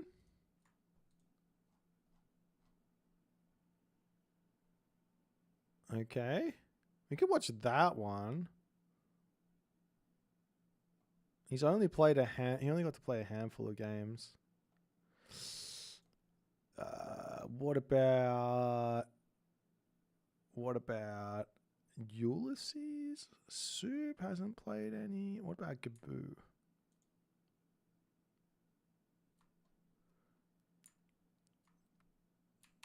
Alternatively, you can watch some live games. Maybe I can start playing some. You know what? Screw it. Let's watch this game.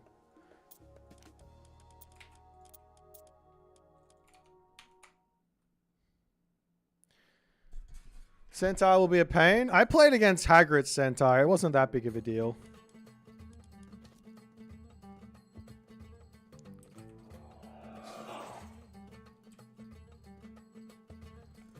All right, ladies and gentlemen. The top players are in. And they're playing some Age Mythology here. In the right-hand corner of the map. A face that has not been seen around these parts in a hot second. Pegasus is one of my favorite Greek players to watch. And he is now going to be showing us some Amaterasu. On the left-hand corner, in the red color, playing as Tsukiyomi.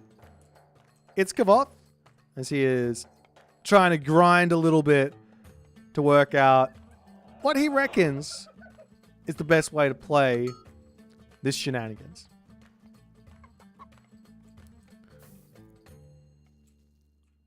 Nonetheless, we put it, so I've seen this matchup a couple times now. So, I mean, obviously you've got the cavalry specialist, you've got the infantry specialist. One thing that I've got to do a little flippy here. One thing here that I'm really interested in seeing is going to be, can the Tsukiyomi player go away from cavalry in this matchup? Or does the Tsukiyomi player need to go away from cavalry in this matchup? Another thing that I'm interested in is the potential for the Jorogumo raids and things like a really nice far forward temple into raiding with that Jorogumo nice and early.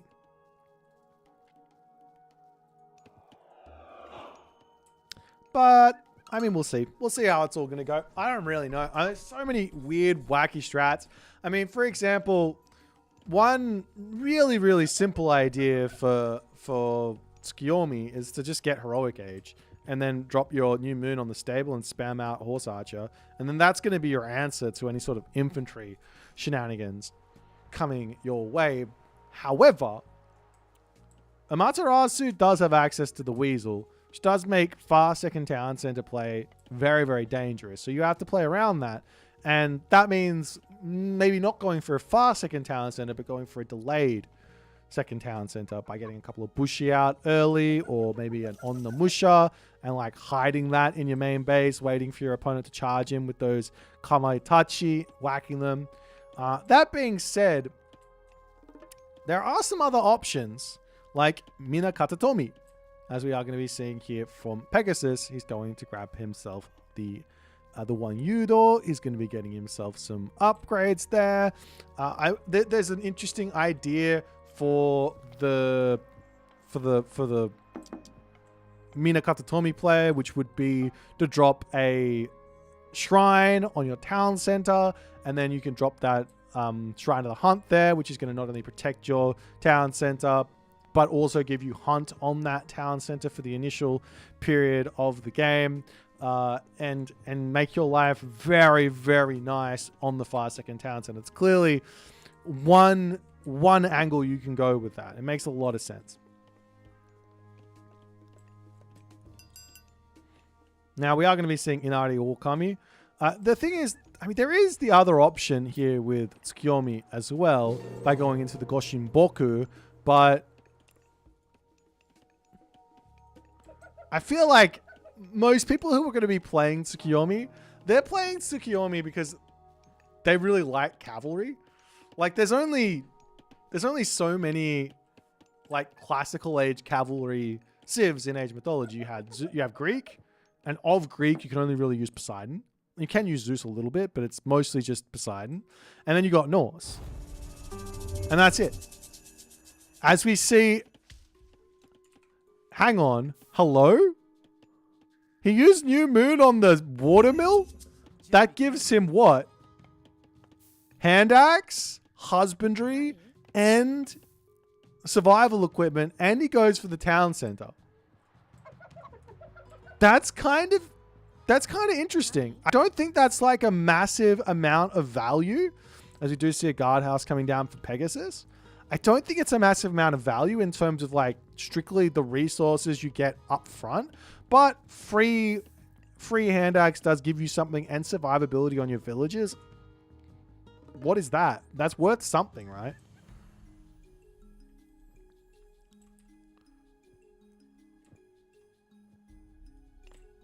Nonetheless, Pegasus here, probably actually expecting cavalry to come for him, is my guess. He's making himself some Yeti spearmen, but he hasn't scouted it. So that's probably a little bit of a mistake on the path, on the side of Pegasus. You this makes sense. Like Kavoth, on the one hand, you dropping that new moon down and getting all those technologies might not seem like it's done a whole lot. But what it has done is it's faked Pegasus and said, hey, Pegasus, I'm going for cavalry here. He's not going for cavalry. He's just grabbed a town center. And now Pegasus will have scouted it out. And he goes, oh, but I've just made myself a whole bunch of Yumi Archer, Yeti Spearmen, one Udor. And now what do I do? Well, I only really have one option here. I've already spent all these resources. I got to go on the offensive. More one Udor, more units, and go, right? The only problem is, well, all Kavoth needs is a handful of Bushi and to be on the town center defending. And those one Udor are not going to be that scary. Yes, you've got the solar shield, but they are just not going to be that scary.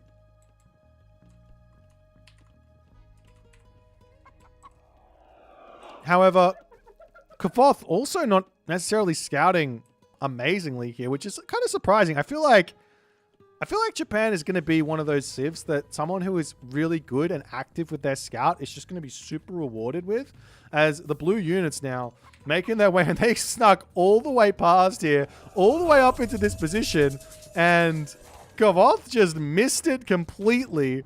Is that going to be a dead villager? Looks like it will be one dead villager. The Kitsune goats down, one Bushi out, and Pegasus will have to pull back. He's going to be turning with the Yumi Archer here to take out the Bushi. Gets a nice healthy amount of damage down there. As another house coming up for Kavoth.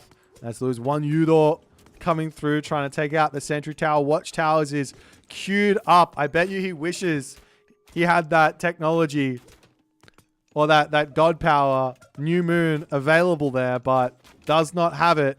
Charging forward, the Bushi going after those one Udor. Got to be so careful with them. As he's getting chased back, the Ondamusha over here as well. That one's almost going down, but he drops the solar shield down, and Kavoth is forced to drop a super early Swampland down, but he does pick off everything there. All of those archers, all the spearmen. Doesn't really get any samurai with it though, which is a little bit unfortunate. Nonetheless, still 3-1 Udor. I want to see him get that upgrade here really soon. 4-1 Udor, a fourth 1 Udor coming, and then the upgrade, and then he could probably just take out the town center at this point. As Kavoth caught out on this position, he's pulling. Remember, he does still have that survival equipment though. Doesn't really keep him alive against the samurai there. As over on this side, picks up one samurai, picks up again. Going to be throwing that one right down there, and it is going to be getting picked off. Nice micro on that one. But the villagers, for the moment, sneaking through. Some houses coming down onto this position to try and, well, one, make himself not housed, but two, defend the town center from any sort of aggressive pushes. as the army for Pegasus coming back into the main base. Another one Udor coming in. Surely he has to get that upgrade by soon. Surely. As the Jorokumo coming through. They're so scary. Another spider in queue. And also some Naginata riders to come through for Kavoth. But at the moment here, Pegasus is just spamming. And I love it. Now he's got that Condemned Soul coming through. He's got himself how many of these? 3? 4? There is a little bit of a raid coming in. That's not really much of a raid. 4? 5? He's got 6 1 Udor out at the moment. And he's about to have Condemned Soul. He needs a little bit more wood to get that Condemned Soul tech in. And then those heads are going to be doing so much damage. There are 3 Bushi in though. But, man, Pegasus, I say this every time I watch him, but he's got some of the best control in the game. And he is just sniping those Bushi so perfectly. But Kavoth says, it's go time. Just as Condemned Soul is researching. So this is going to be a nice little opportunity to break through here, as we do see the Ondamusha from Pegasus getting soulless shielded. And Kavoth has to pull back, trying desperately to hold on this spot inside of this 2-town center play.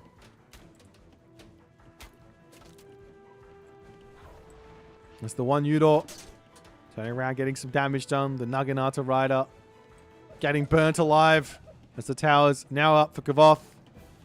Over on this side, the guardhouse coming through for Kavoth. He's also going to be getting a stable as well.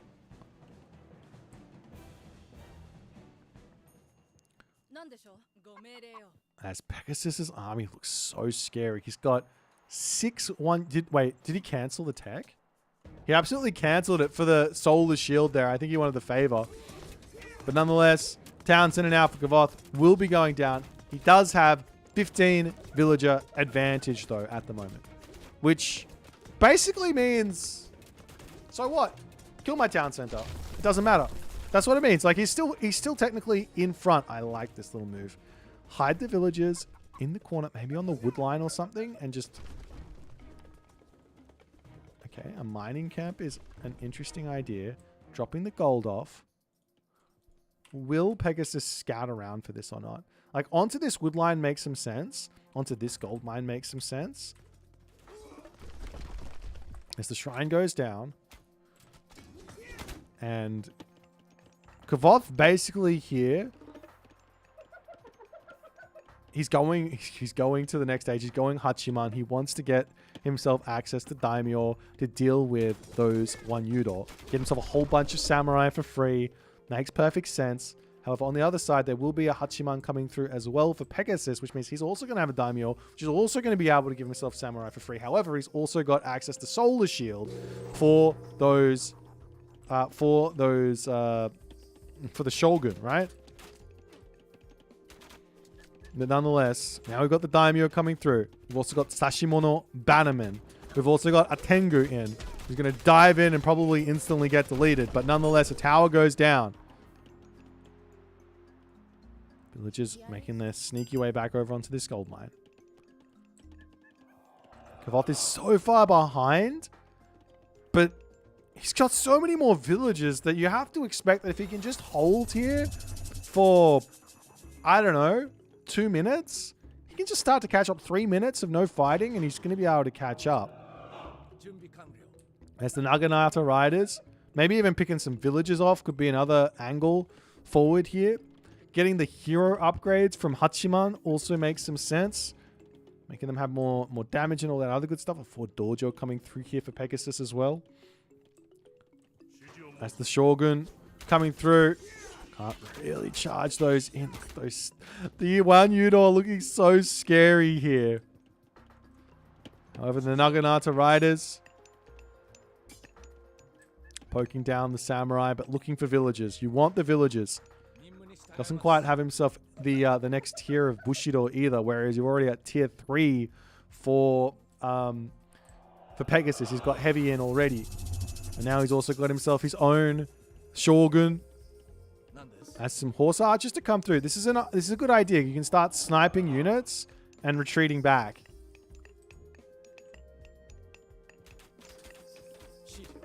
He does get spotted. 5 speed, still not that much more than 4.2, so it's kind of scary to turn and shoot and scoot. As the Naginata Riders over here trying to poke their way through.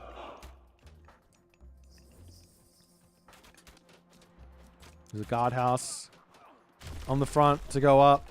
Another Yumi Horse Archer going down.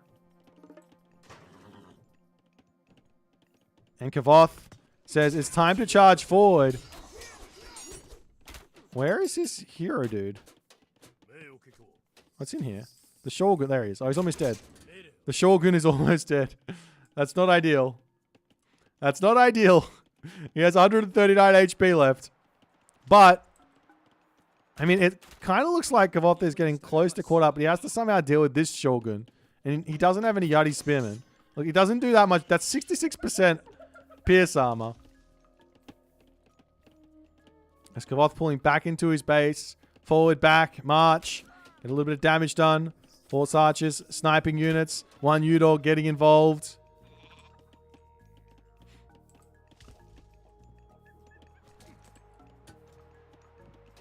He's going to get that shoot and scoot in. Spacing beautifully. There is a nice castle up on this top side here for Kavoth as well.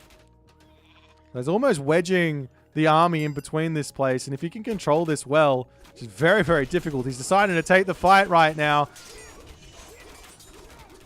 As the Shogun gets taken out, the Daimyo are getting some good damage in. The Infernal One Yudo, though, to start getting that area of effect damage onto those Yumi Horse Archers. He's got to split those up against that. These guys doing ranged area of effect, auto attack damage. Can't have your units bunched up at all there.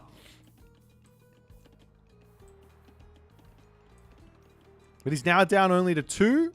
1 Udor, which does mean the castle is going to be a lot more effective at defending here. As the villagers pulling back. Castle is very strong at the moment. The 1 Udor going to be diving in here. 6 range.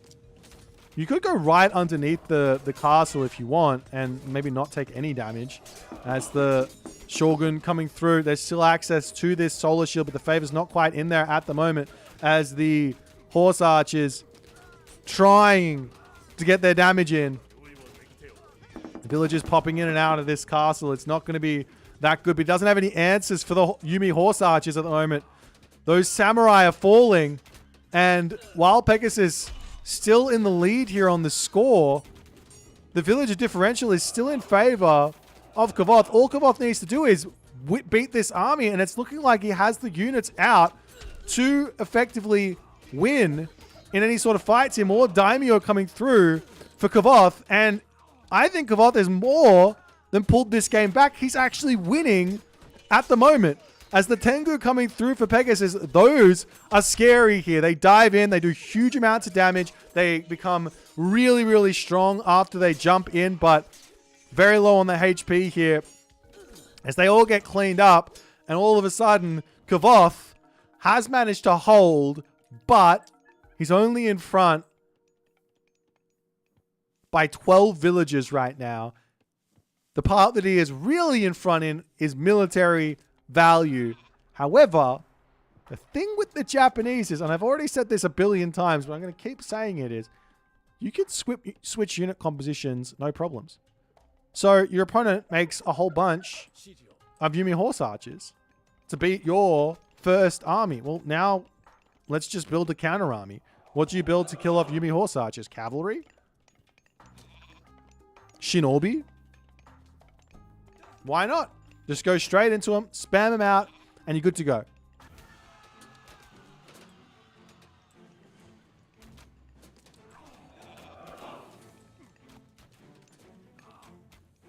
It's the Daimyo coming in to try and tank. Pegasus does need to actually get an army together, though. That's the only problem. He's making Shinobi, and he's making Yumi Archers. I don't, like, I mean, I don't know if I would be, if I had 26 Chariot Archers, would I be scared about 10 or 12 Huskarl? Probably not. Don't think I'd be scared. But nonetheless, a Mythic Age now queued up here for Kavoth. He wants Okuni no... I can't say it. Okuni Nushi. Okuni Nushi. Okuni Nushi. I don't know. Does anybody else know my pain? Am I the only one who knows this pain? Romaji is too hard to read. Can somebody just convert this all into hiragana for me? Please. Please and thank you. But now Kavoth is well and truly taking control of this game. He can start thinking about town centers, which he's grabbing. He can grab this town center over here as well. He can get his villages going. He can get more Miko out to start getting himself some more favor in. He can start working towards late game unit compositions like the Onmyoji and everything else.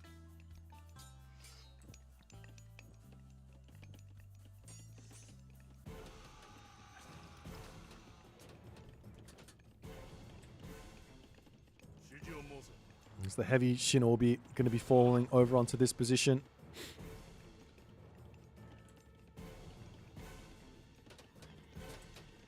But also like another shogun, another swampland, another new moon, and you get access to the Onmuraki, which I think are insane. I think this unit is going to be someone is going to like I can sort of foresee it. I can see like the Mr. versus Magic game in like the finals of an S tier tournament where the Mr. has just got this army of... Oh, and you're going to see a little tap out there as the Torii gate comes down. And you see this army of Onmuraki in there, and one of them is just like trying to figure out how to beat it in game, and it's just like, I just couldn't... It's just too strong. I could see it, but... That was a really, really, really close game. I think all that Pegasus needed to find was those villages down here. He missed them. If he'd sniped those, then I think the game would have been still very close. Maybe even finished for Kavoth. But yeah, a really, really close game. Could have gone either way. Well played to Kavoth. He's such an incredibly difficult player to kill. This guy doesn't die. And, I mean, Pegasus couldn't quite get through these Yumi horse archers as they're all happily standing, or all of them. Some of them are happily standing on the back of their horse now. Anyways, if you guys enjoyed, make sure you hit the follow button, subscribe button, all the other buttons so you don't miss out on any of the Agrathology Retold content. And we'll see you guys in the next game.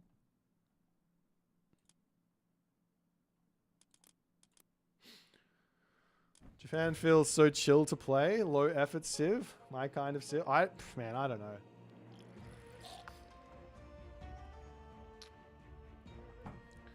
Can I explain the first word or two in the title? What do you mean? Do you mean in my title? BOITO-san. Yeah, this is my name. This is my Japanese name. BOITO. BOITO-san. Like, you see my name up here? This is what it is. That's me. So in Japanese, you have like, what's the word? Is it an affix? Prefix? An affix? You have like a little fixture on the end of everyone's name, which is a respectful thing. So there is 3 that I know of. You have Sung, which you'd be pretty familiar with. You have Kun, and you have Chang. So Sun is basically just for anyone who, or actually, and you have Sama. So Sun is like your default, I don't know you, or I'm not that close with you, but I respect you type thing. And so you use Sun with that. Kun is for someone who is, it's normally a boy or like a younger person than you, who is just a kid, is for Kun. And Chan is someone who is very, like, you're very familiar with, you're good friends with them. It's normally a girl, but you can have, it can be given to a boy as well, or a guy or a man. But it's like someone who's very familiar with you. And then Sama, as far as I'm concerned, is just like the ultimate of respect. Yeah, they're called honorifics, but I mean, affix is more like they connected to your name. But yeah, like, I know honorific, but anyways.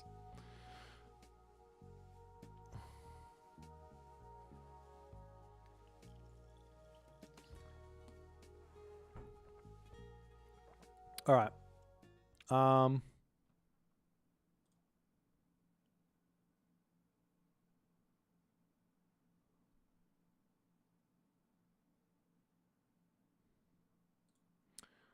I've heard the news. Apparently the PS5 issue has been resolved. Oh my god, that's so amazing.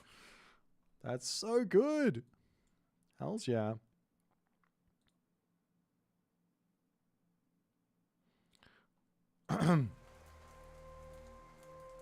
It's been 24 hours. When's the tier list? All right. Japan, Japan, Japan. Everything else below.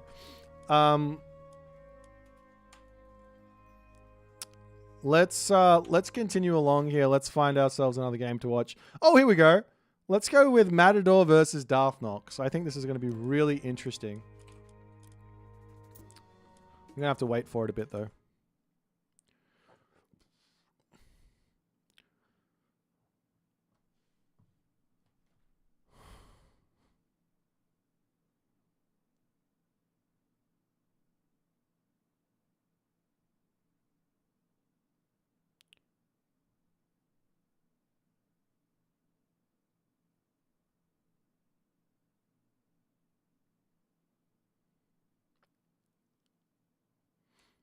Yeah, this is my Japanese only account.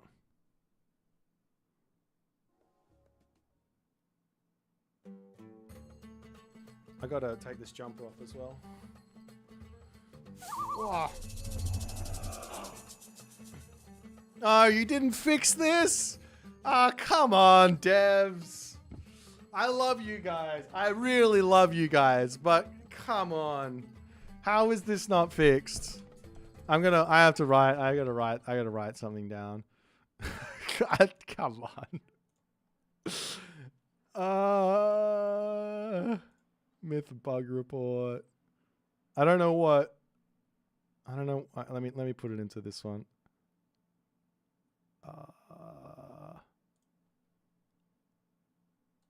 New post. I have to. I gotta put it in.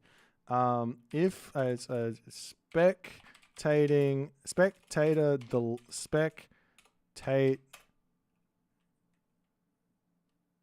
free doesn't run correctly when there's a delay. Try to join a newly created ranked match to spectate, and it will sort of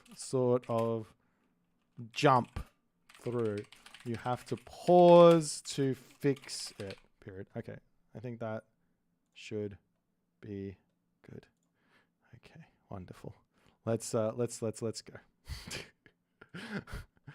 I know that they know, but I just want them to know that I know that they should. Okay, anyway. We're good to go now.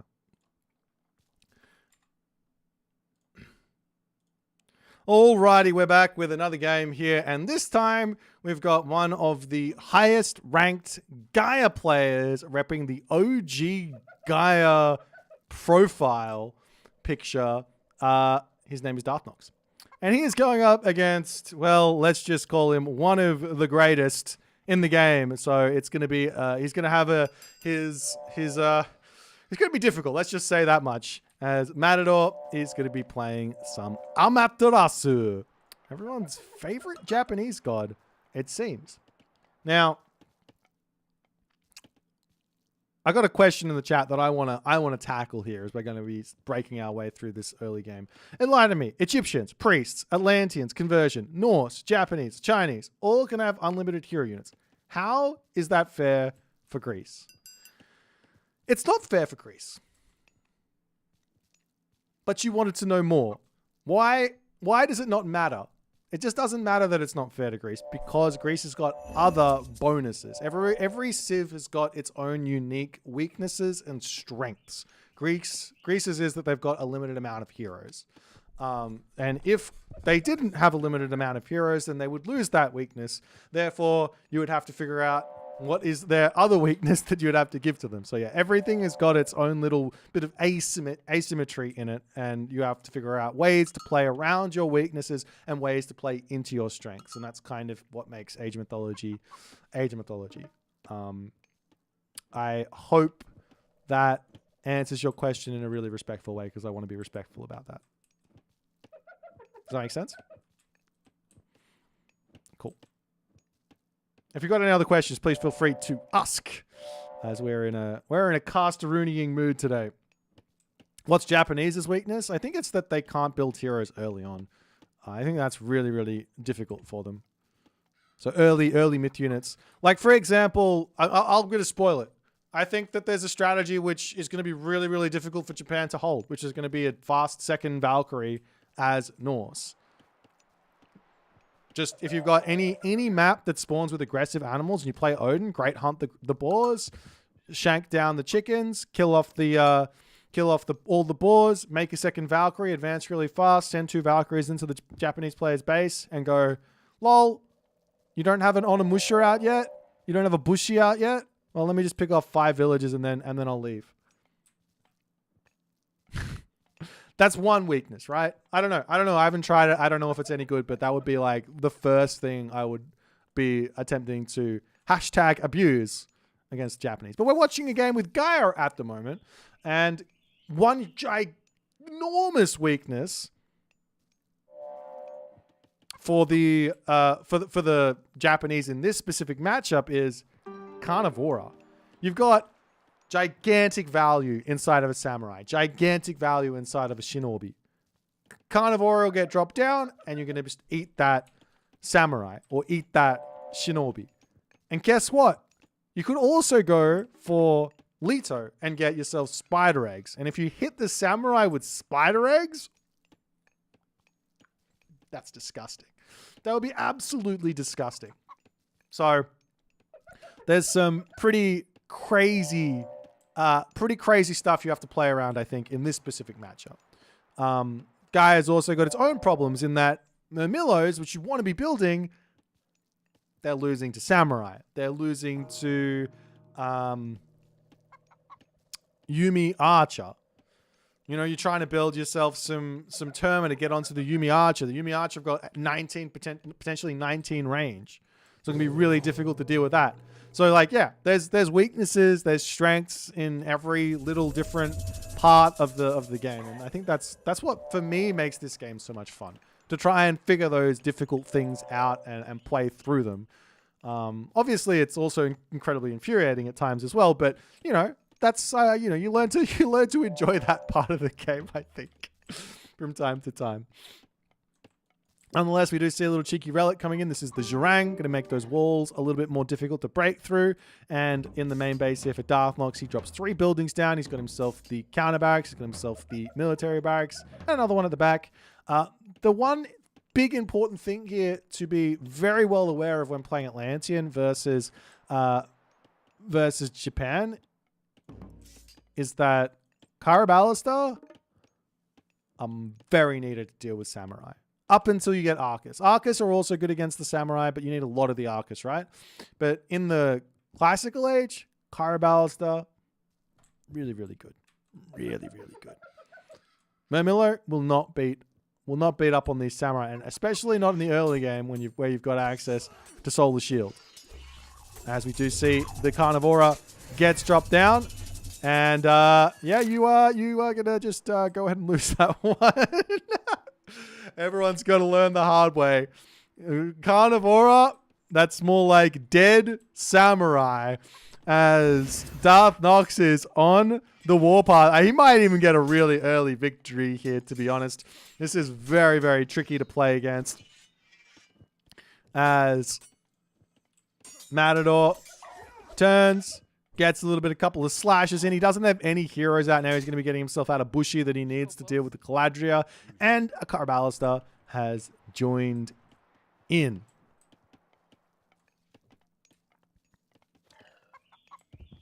Couple more houses coming up. More samurai. Bushi. No Onnamusha just yet. But how is he going to deal with the Karabalista? Now, a whole bunch of archers to take those out makes sense. Because, well, Karabalista don't beat archers. Mamilo don't beat archers. Having a front line of samurai plus a whole bunch of those archers makes a lot of sense. Terma obviously do beat the archers, but then you have to build them, which Darth Nox has not built. So there is that. So let's see how things are going to go. There's a little bit of splash damage coming through onto those Murmillos, but the Caladria sitting over here going to be an issue as the Bushi to come around as well. A couple of those hero Karabalista there as well. As Matador is just trying to take this fight. This guy's insane. Yes, he does have the Solar Shield there, but he's just going at it as he charges forward and he almost kills off the Karabalista there. No micro on the part of Darth Nox to retreat those back. His Solar Shield is now finished up. I don't know if I would say that Matador won that fight, but I don't think he lost the fight as he's going to be healing up his units as well. They've got themselves just a tiny bit of regen. They get 0.5 HP a second back on those samurai, so they can get back up to full HP, but it's going to take a while. The other option would be to run over to his Miko and heal them up with her, which it looks like is exactly what he's going to be doing. So just gigantic value with the Miko. You know, I talk about, at the moment, I'm talking about the fact that the Miko is not just 50 resources. It's 50 resources plus 12 resources per villager that you build after the Miko. Every villager you build after the Miko is basically an extra 12 resources. However, healing up a samurai, all of a sudden I'm getting those resources back in spades. So is it bad to build extra Miko? If you're going to use their healing, I don't think so. I think it's insane value. So there's some really, really cool ways to play this. As more samurai coming out, we are now seeing more Bushi as well. There is going to be another Carnivora available for Darth Nox to drop down. This dojo here, not a cheap building in the slides, 150 resources. That's going to be going down. And Darth Nox is looking to really apply this pressure. He's spreading out all across the map. Mana's coming down, spreading that lush, taking down another dojo on the top, or at least attempting to. Still has not really gone in to anything that resembles an answer for these Karabalista. But he is charging forward with his samurai at this point. Snipes one Caladria. Still charging forward. There is a Carnivora. Going to be dropping that one down. The Solar Shield does get dropped as the Carnivora gets taken out. The one Udor on the back there is going to end up falling. And Matador has broken through, snipes down both of those, all three of those Karabalista. And all of a sudden, Matador, it's got to feel like he has gotten through this early game problem. And Darth Nox is now the one who's going to have to start thinking about how to deal with what Matador has constructed. He's got an insane army of heavy samurai.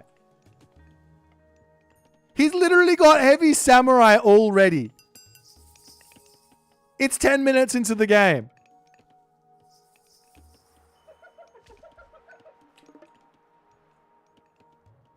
That's a lot. That's kind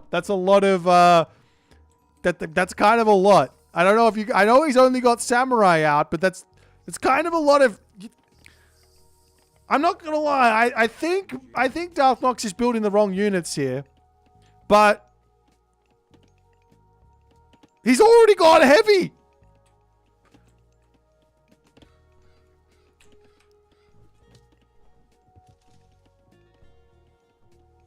Okay, well, how do you beat this? How do you beat this army composition, you ask? Well, I think you got to make yourself Karabalista Terma. I don't even think you make that many Murmillos against this. Like, what do you want to build realistically against Japan? What do you want to build Murmillo against? Ask yourself that question. I don't really want to build them against I don't want to build them against Samurai. I don't want to build them against Yumi archers. I don't want to build them against cavalry. Well, I don't mind building them against cavalry, but I don't really want to build them against cavalry. So maybe I'm just going to stay away from them. If my opponent builds any sort of... I'll just build counter barracks. Maybe that's the answer there. He will be getting his Murmillo on top of those Bushi here. Caraballister. I'm going to start doing a little bit of shoot and scoot action, but once those samurai get on top, it's not over. You still got to keep shooting scooting because they do have that special ability. Those Murmillos just melt, and Darth Nox, they're going to tap out. You don't want to stand still with the Caraballister ever, and you don't want to leave the Caraballister open by splitting up your army. I think Matador baited Darth Nox in that last fight there, but he was so far in front that it just didn't matter. So, lesson learned here, ladies and gentlemen. Samurai beat Murmillo. They just do. There was like a big early advantage that Darth Nox managed to like accrue, forcing Matador into his main base. So there is an argument that what Darth Nox did early was good, but then that next fight that he took, he probably just shouldn't have. He should have just been retreating and filling up the rest of his army with things like Terma and Caraballister, or getting to the heroic age for Arcus. That seems to have been the big thing. And I think beyond all of that, Matador, that early fight, take a look at it. Let's just take a look at that early fight. I think it might have been here. Because I think it was here. See how that line here doesn't drop for Matador? He lost a huge amount of HP. Like, a lot of his units were like a quarter HP left. And he just healed them back up. And that's why I don't think Darth Nox got any value with his army at all. Like, what's the kill loss here? 35 to 15. Now 15, these could be samurai, so it could be like 30 to 35.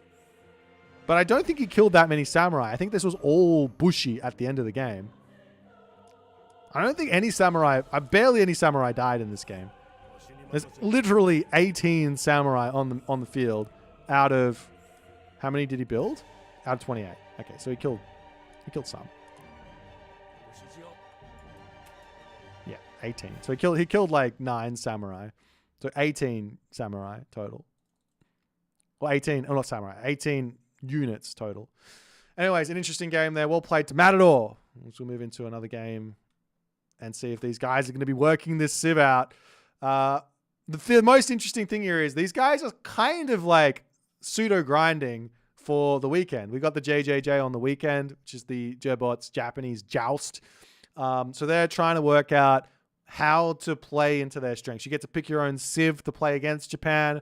You get to pick your own Japanese civ to play against whatever civ your opponent picks, and then you have to play a Japanese mirror. So you got to get a lot of information in to sort of give yourself the best chance to compete and win there. But it is just a bit of a fun tournament. So I'm excited to watch it and see what these guys are going to come up with. But it's already looking like these guys have got an amazing grasp on this civ already.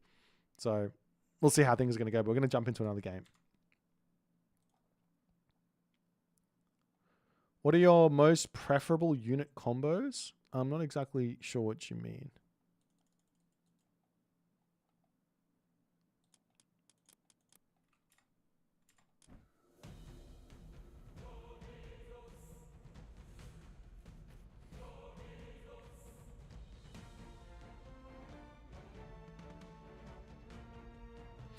One samurai does not beat one Caraballister. I don't even think it wins without micro. I'm pretty sure the Caraballister beats the samurai without micro. One Cairo for one samurai is about right, yeah. Can you see that? Sure. No worries. I mean I put it into my video. I put it into my video.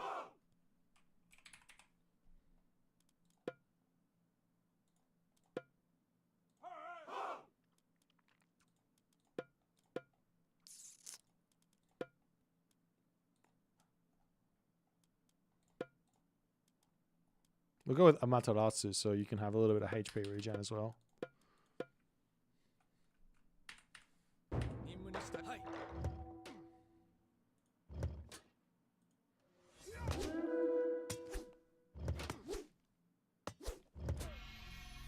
Yeah, it's like not even close. This guy's got 38 HP and he didn't micro at all. You love my content. Do I also play multiplayer? I do. I'm, to be honest, I feel like I've got too much advantage to play ranked at the moment because I played a whole bunch of creator preview. So I don't want to jump in and ruin other people's experience with just like knowledge. So I'd rather just watch them play. And I'll probably start playing. I might play some today, but I'll probably play customs. Someone said something about a little medal system.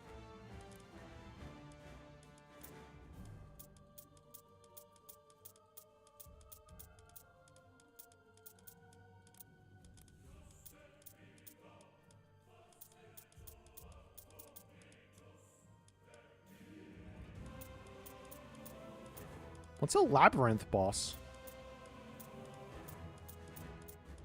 What are these badges?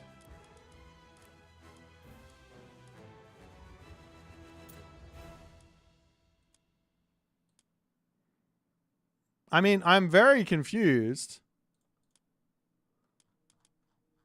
But okay. Yeah, I was like, where's my ranked badges?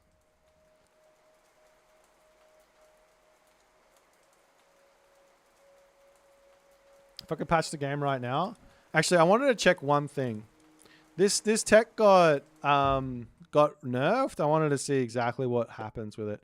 And then we're going to cast another Japanese game. So I hope you guys don't mind me doing this, but I'm selfish like that. So I want to see this. I want to see my raiding cavalry escaping after getting nicked. I need it. I need it to happen. I need my raiding cavalry to escape. Where is Fushi Chiyo? And I will go over here. I'm going to go Odin, and I'm going to go Heroic Age, but I'm going to go with Heimdall, so no boost, but with also some extra upgrades. Okay.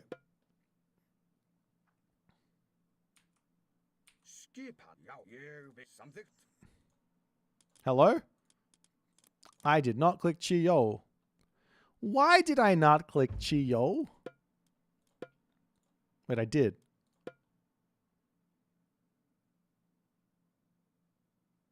Hello? Oh, I'm so dumb.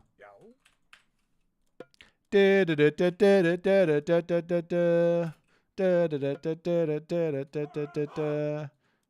very dumb. Yes, I am dumb.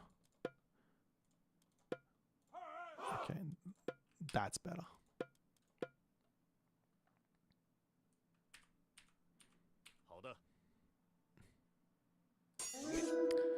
I'm still dumb. I'm still dumb. Okay, I've almost got this. Let me see. All right. I'm going to run out the halberdier. I'm going to let him attack me, and then I'm going to run away. Oh, fuck! The computer is being annoying. I can't beat this AI. This...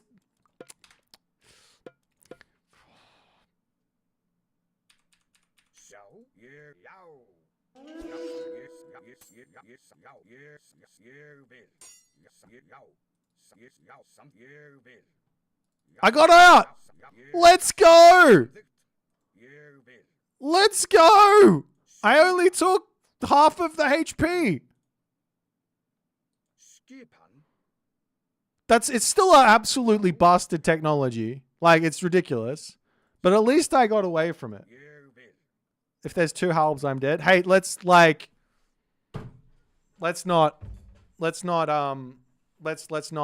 bring up logic into this equation.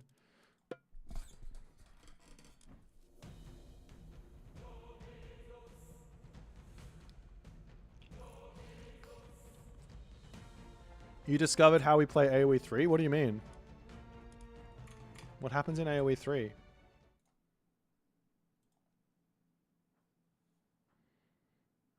Who you guys want to watch? You want to watch... oh, that looks like fun. Let's watch this one.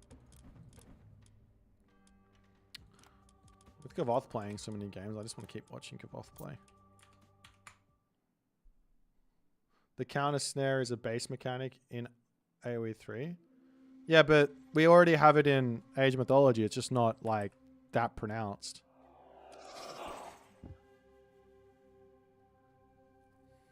I did hear the child got nerfed.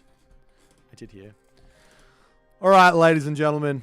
Another game, another you, another me. And in this moment, we are going to be introduced to the one, the only, formerly known as Divine. It's Ethereal. And he's going to be playing some Susanoo. God, this guy looks so angry. Look at him. I mean, I understand. He likes a good storm, but still. It's not all bad news. Anyways, his opponent today is the devilishly handsome, ridiculously good at Age Mythology, I can't remember what he's studying. He told me once upon a time. But anyways, he's playing as Tsukiyomi. Obviously grinding Tsukiyomi to try and figure out the ins and outs of this god. One thing that Kavoth says is the best way to figure out how to beat a god is to play that god. If you play a ton with that god, you learn the strengths, you learn the weaknesses, and you get yourself a lot of ideas about how to play against it because you know what capabilities the god actually has. So you know what you can start pushing to find advantages. So he's going to play a bunch of Tsukiyomi, I think, until he feels comfortable with it. And I'm sure he'll move over to things like Susanoo and Amaterasu if he hasn't already played that one as well. But we'll see how things are going to go here. We've got some relics over onto the corner of that. We've got Bow of Artemis. This one is the ranged soldiers, ballista, and myth units. Wood and gold cost minus 10%. Over onto this side, we have the Ullr's Boki, which is going to be max ranged attack plus 1. Over onto this side, we've got Gambantine Odin's Wand there, which is food, wood, gold, favor, research cost minus 25%. And in the center of the map, we have Tale of Cerberus, which is most myth units minus 25% as well for the recharge time. So yeah, we've got ourselves a bit of a game here. The thing is here, Ethereal, he is a Greek main. And I think that those that understand Greek, but also understand, sorry, let me start again. Those that understand Greek will really understand the Japanese economy. But those that understand Norse, Egyptian, China, or some combination of that, Atlantean, are really going to understand the military here of Japanese. I think Japanese has got the most sort of like combination military of any other civ. They've basically got an Arcus for their archer. They've got like some sort of weird version of a Murmillo. Not a Murmillo. What am I saying? It's like a mix of a Murmillo and a hoplite in the samurai, right? They've got the chariot archer in their horse archer. They've got the Hippias inside, or the raiding cavalry even more so, inside of their Naginata rider. They've just got a lot of this stuff. So it's pretty cool. However, Ethereal, he's going Inari or Kami as well as Kavoth. I'm not really surprised to see this from these guys. At the moment, it's a bit of a later advance from Ethereal. He wants a lot more villages. He hasn't gone for a second Miko. And that's also the same for Kavoth at the moment. He's just going for the one. Actually, he's got two. He's got two out, and he is grabbing relics as well as Gambantine, Odin's Wand coming through. He's going to be dropping a stable as well with 3 villages. He's got a lot of gold in the bank. He is ready to spam those cavalry units out and put some real pressure over onto Ethereal. The map, by the way, is Okuchichibu. As we do see that new moon getting dropped in onto the stable, which is going to allow him to pump out these cavalry units, spend all those resources immediately, and start looking for some early pressure. Now, Okuchichibu, this map is just really cool because you've got a settlement that also has got itself Hunt behind it, which is just absolutely amazing. The only problem here for Ethereal is he doesn't have any answer to what Kavoth is charging at him with. Villagers all have to get brought back home. He's got the Meekor to heal them back up. What he can do is drop himself Swampland on this town center. And he's also got a Meekor over here to help defend, and the Jorogumo in position to defend. So I think he should be okay here to defend this one, as it looks like Aetherial has already sort of worked out his 2 town center. Now, I mean, this is just the way that he plays. He loves a fast second town center. He's like, all right, I mean, I'm just going to get my economy going and then we'll play. Once I get, like, he's actually, I know people like to make jokes about players that play this way. I think that if Aetherial wanted to go a different way and play 1 town center, I think he'd be really, really good at it. I think he's a really, really talented RTS player. He's got great macro, great reactions, and all the other good stuff. He just loves a good 2 TC defense. Like, it's just what he likes doing. So we'll see how this is going to go. But he's got safe back hunt now. He's obviously open here and open here. Maybe Kavoth knows about this. Maybe he doesn't. He doesn't know about it. But if you know the map, you'll know that you can squeeze in onto those areas. We'll see how well he knows this. And it looks like he knows that he's going to come around and he will be able to hit these villages here. But at this moment, yeah, I think Aetherial has got to feel pretty good about his position. He's got his 2nd town center. He didn't really lose any villages. He's got a whole bunch of Naginata riders charging at him, but he does have Swampland if he wants to drop it down. And he does, in fact, decide to do so, as a couple of Naginata riders will end up losing their life. I think it was just 2 there. So not the end of the world. I want to see a wall get thrown up over here. It's so desperately, please, just 1 little cheeky wall. That's all I need from you, Mr. Aetherial. But nonetheless, now the town center coming up for Kavoth as he realizes, okay, Sonny Jim, I'm not going to be able to break you just yet. Let's go town center and we'll start working it out. Meanwhile, Yeti Spearman on the way. And I mean, I've talked about it already, but I'm going to keep saying, I think these units are really good against Cav. It's 6 times 3. It's 18 damage at base. Like, how can they not be good? Sure, they've only got, they've even got 5 speed, so it's not like they're slow.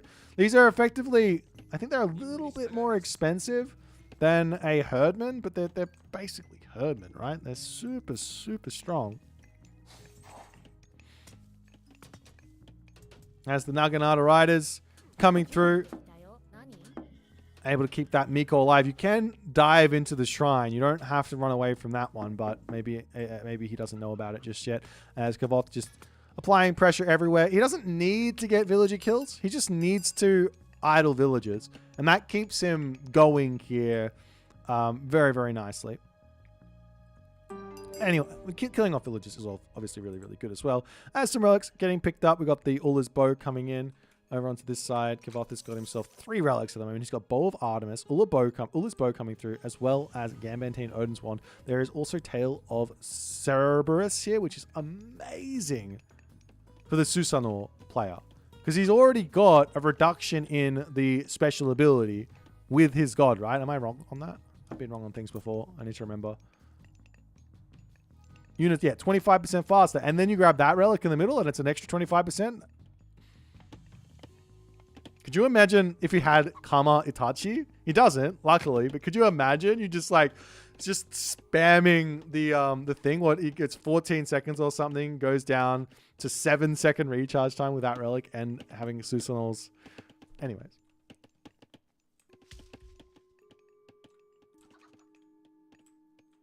Yati means spear, so they're called spearmen. Does Yumi also means bow, right? Is that? I don't actually know. I don't know these words. I've never heard them before. Let me have a look. I'm just gonna Google it. Yeah, it means bow or archery. So it's, yeah, Yumi archer is archer, and Yati spearman is spearman. It's good. It's fantastic.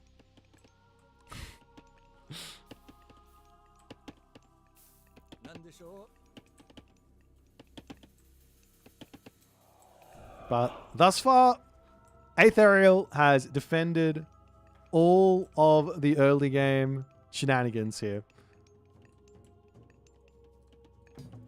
And we are actually seeing Kavoth saying, all right, if you're going to make a whole bunch of Yeti Spearmen, I'm going to make a whole bunch of Yumi Archers. And they will kill off your Spearmen, and my horses will kill off everything else. But at the moment, he's feeling very, very safe. He's got himself the double guardhouse. He's going double dojo now.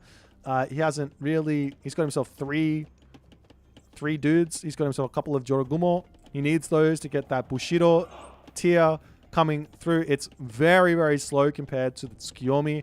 But Tsukiyomi is sort of in this weird place where it's all about upgrades. And do you bother getting upgrades like fire signal fires early on just so you can push that Bushido tier a little bit faster? Or do you not? Like, are you going to grab this technology here? Are you going to grab these technologies inside of the temple? Those are the big questions. Meanwhile, Naginata riders coming around onto the bottom, looking to get in onto this side. The villages are open here on the wood line, and let's see how fast Ethereal is going to react to this. He doesn't quite get that one there, and that might be a couple of villager kills. One going down, and the other one does manage to get into the tower alive there. So good job reacting to that, but still no walls in. And this is, I must say, on a map like Okuchichibu, even just dropping some houses down onto this spot, putting a wall down over here, those are the things you want to do. Getting up onto this spot, a nice early wall, and be mining this, eating this. That sort of stuff seems really, really good. You can see that Kavoth is doing this nicely already. He knows that his opponent is stuck inside of his base, but he's now ready to start moving out. Hachiman is on the way, and Aetherial is going to hit a nice little timing here. Pushes in, sees the Miko. Nice garrison there into the shrine as Aetherial is in. He can drop himself that Kusanagi. And he does do so, getting some big damage. However, Kavoth in response says, have a little cheeky swampland here. Now, the way that this god power works is the Kappas you run over, they're effectively just like a, how do I put it? They're a spider egg. So they're one hit, but you only get so many of these. You get 10 to 18 Kappas in the swamp. So if you just leave the swamp, you're only going to lose a couple of villages. Oh, not villages, a couple of units. So he does spot some villages here. And he might get a villager kill or two. If he's lucky. He is not lucky. He gets one. But yeah, it's a bit of an interesting god power. But if you can keep your opponent inside the swamp, then it's going to get a lot more value. As Hachiman is now in, the Shogun is through, and that guy is going to start working towards getting a lot of value. And I think Kavoth here, he sort of knows that Susanoo wants to spam myth units. So why not just get himself that Shogun and say, stop. No more myth units, please. At least until you kill off my Shogun, these myth units are not going to be worth it. But on the other hand, if you go for, I said Raiju? If you go for if you go for, Raijin. If you go for Raijin, then you get access to that Thunderdome, and you get access to another usage of Swampland. Drop Swampland down, put the Thunderdome down, and you're stuck in there. And you're absolutely stuck in there.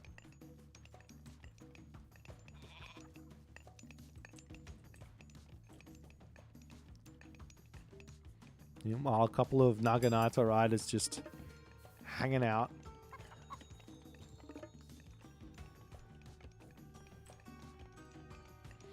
Do I have a little cheeky castle up here for Kavoth? This is going to be hanging out over onto this side. The dojo's coming down for Aetherial. But he's just happily sitting in this classical age. Like, why leave it? He's got himself the first tier of Bushido. He's probably going to be wanting the next tier, to be honest, before he can use that combo I was talking about. He's almost got the favor, actually, for us. So maybe if he does go Heroic Age, he can drop that combo down. He can make Kavoth's life very, very difficult. But this map is an absolute dream for Aetherial's playstyle.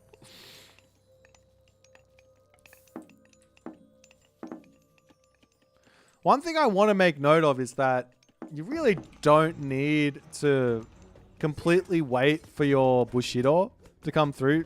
It's still hard. It still takes off the price of stuff. But nonetheless, the Shogun getting targeted down there by those Naginata riders, pulling back away from that one as Kavoth not really sure if he should be taking a fight. He's going to be throwing away a lot of Naginata riders over there as Ethereal says, maybe I can go for the main base. No. The walls are up all over the place here for Kavoth. He's got complete map control. He's got the castle set up. He's grabbing himself Tenshu as well, which is going to make his towers hurt.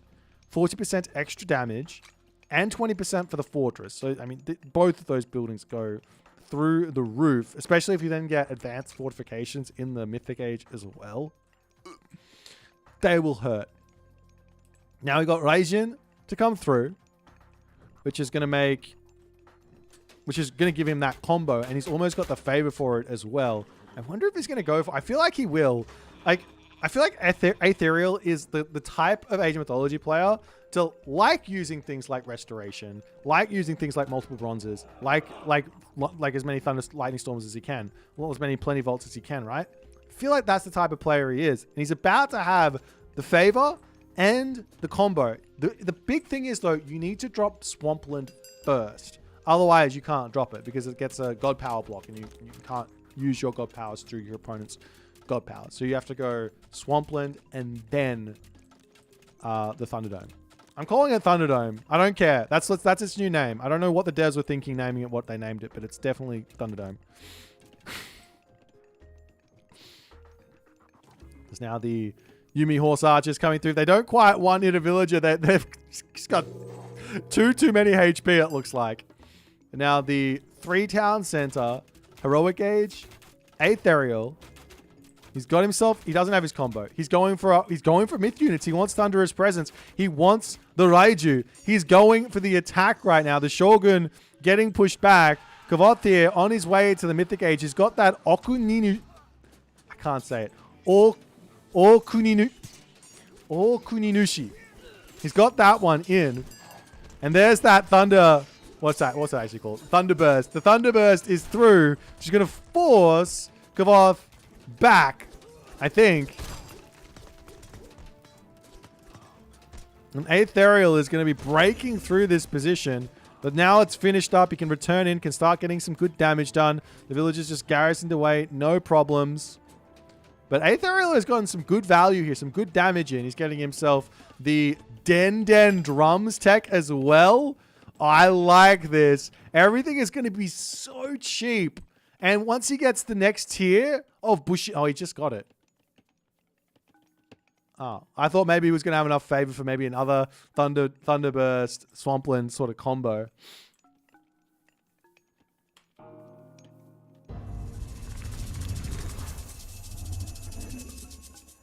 As another Shogun comes through.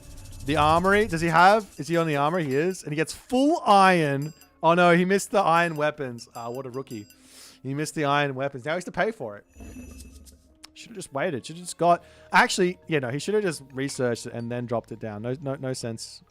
Oh well, it's fine. But now he's going to be able to get himself the Onmaraki and the Onmyoji. Now this is the unit that I think, personally, is going to be the comp to beat. Some version of 3 or 4 on Meraki and like 10 on Myoji. So, I mean, it's a ridiculous amount of favor. Don't get me wrong. It's going to be impossible to build in a normal game. But, I mean, these games that these players are playing at the top level very rarely are normal. So I wouldn't be surprised. As both players dropping Swampland down at the same time. Kusanagi coming through as well. Kavoth says, all right, I'm scared. I will run first. And Ethereal just says, I'm going to burst on through here. The Onmaraki coming through. He doesn't have the upgrade for them, though, just yet. You need that upgrade because that's what makes them so good. They're only getting a couple of wretches in here as Ethereal looks like he is holding out pretty strong at the moment, and he's going Mythic Age through Watatsumi. But more units are coming through. No real micro with the Yumi Horse Archers, but now look at those wretches coming in. Huge value. They're free, and you can just keep on spamming them at your opponent. If you want, you can grab them on the back. I worked all of this stuff out playing the campaign, by the way. You can use them on the back, and you can hit Shift Q, drop them down, and then run them in from far away, so you don't even have to risk it. They also do crazy damage, like area of effect damage or something on the actual attack. Yeah, it's 40 times 6. Plus you get the upgrade and it becomes even more. Is he getting it though? No, not yet. He's got so much favor. I don't know why he's not. But he's getting some more units are just all queued up. As now we see a little bit of a raid coming over here as the champion Naginata Riders. These guys slap. They are doing damage. That's so much value there for Kavoth, picking off a lot of villages here.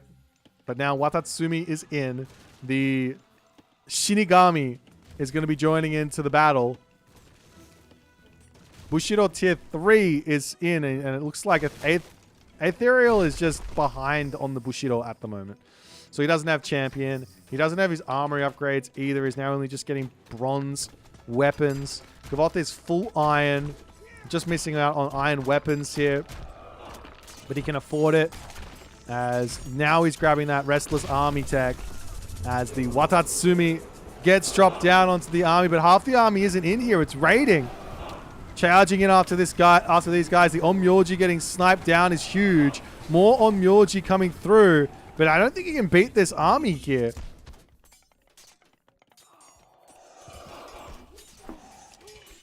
That's Kavoth in just a little bit of trouble. Units getting sniped over here. The castle does get denied. Look at those wretches. They've only got 4.4 DPS, but there's so many of them. And they are upgraded now. These are the Plague Bringer on Muraki.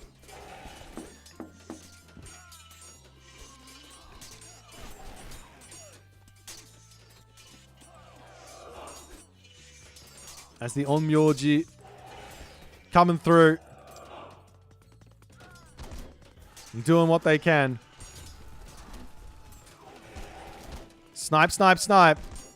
Plague Bringer on Muraki coming through. Aetherial is just... He's got 0 gold income, basically. And he is just struggle town at the moment, dealing with what Kavoth has managed to pull out.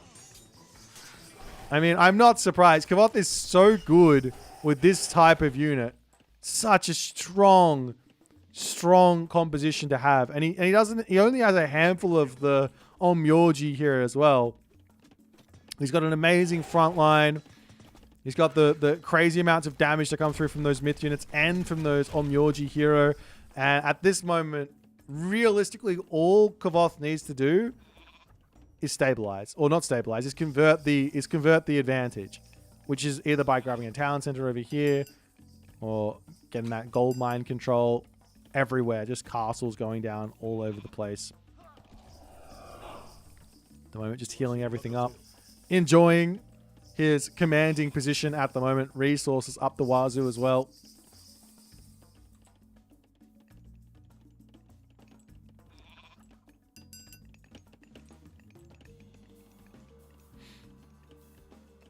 There's the Naginata Riders. Daimyo coming in. And we are actually going to see Secret of the Titans on the way for Kavoth. How much does this give to Bushido, actually? I'm interested. It's at 93251. And we'll have a look. He's not getting any other tech, so unless he actually attacks. No, it's at 7-7 now, so it's gone. Someone help. No more fighting. I just want to see. I want to see how much it gets.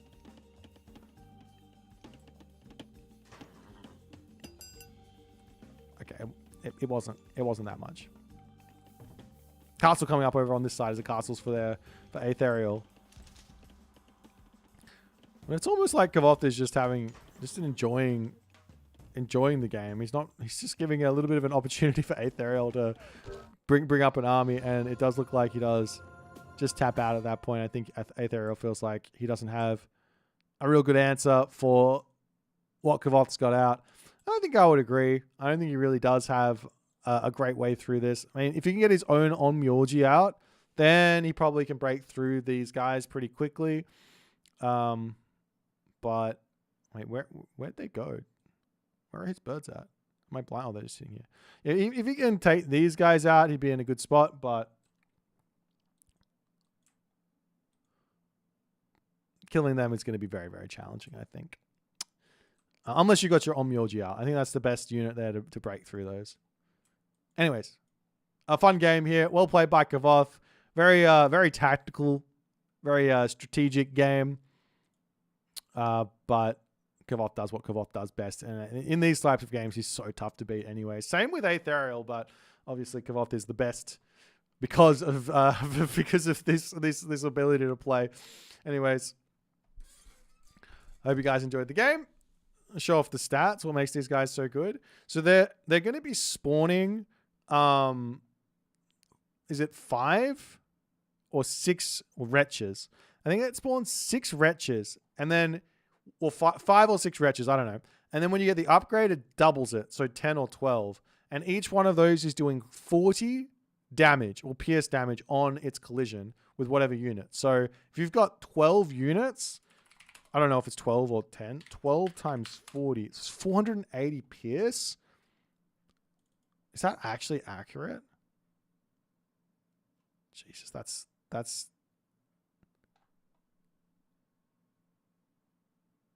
yeah, that's an insane amount of damage. They're just really strong. But they do only have 550 HP. They're really, really strong. Anyways, GG.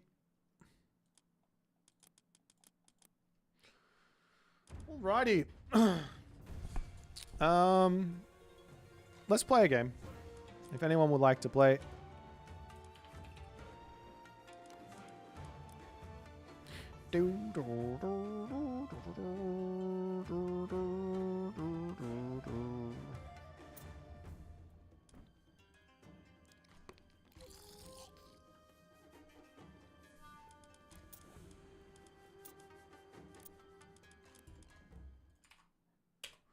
Nah, 200 ping is fine for me. I think normally I'm not playing on that one, but...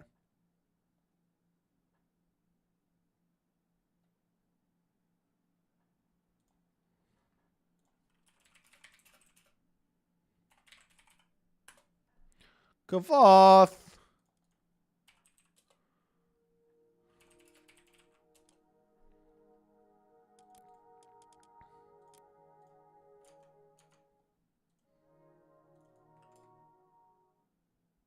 What does my name mean? It means BOITO-san.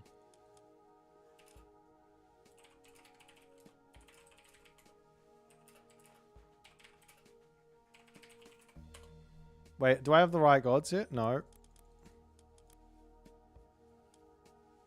What is that selection?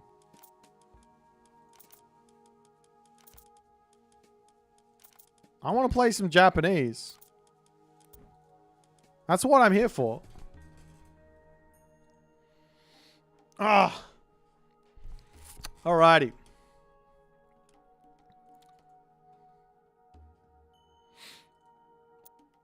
I got Amaterasu. Okay. Let's try this.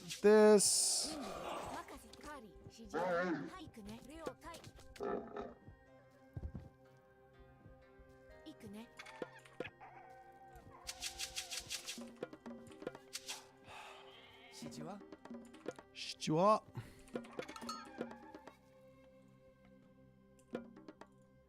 Have you ever thought about what the younger boy would say if someone told him that Aon Reed told Amazing World Jap Chinese? I would be ecstatic.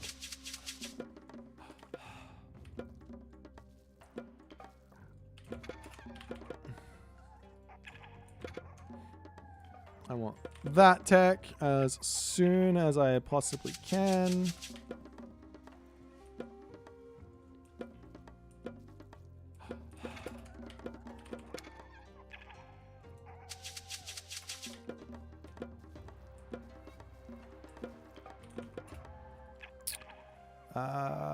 What way do I want to play this though?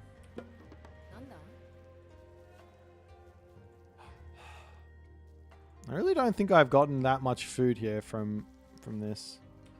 I'm liking my shrine placement in the slightest here. That's okay. Once that gets to like 50, I might pull another villager.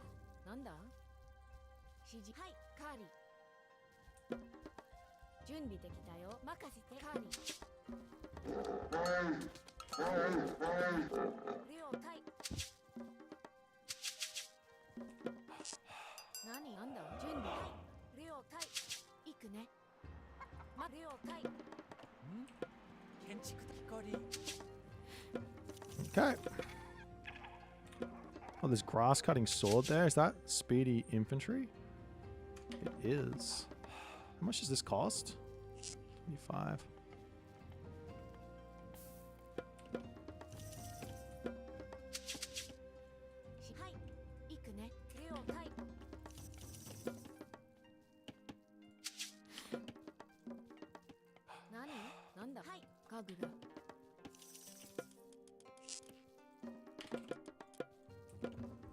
Okay.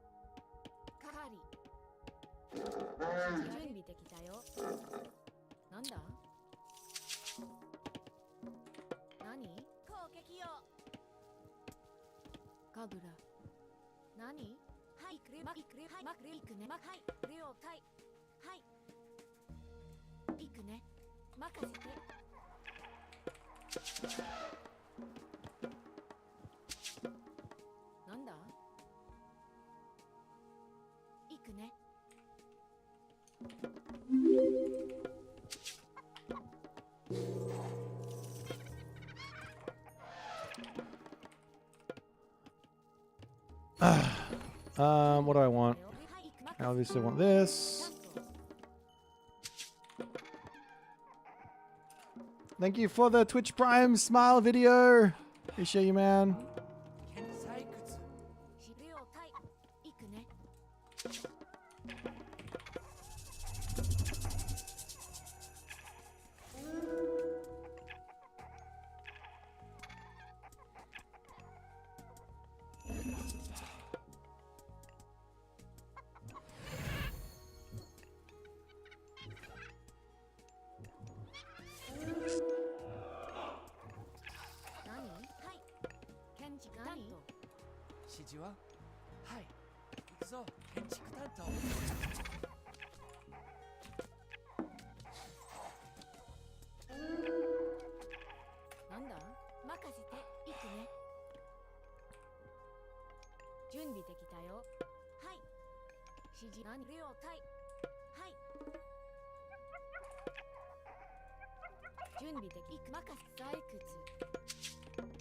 Okay, maybe a barracks as well at some point here.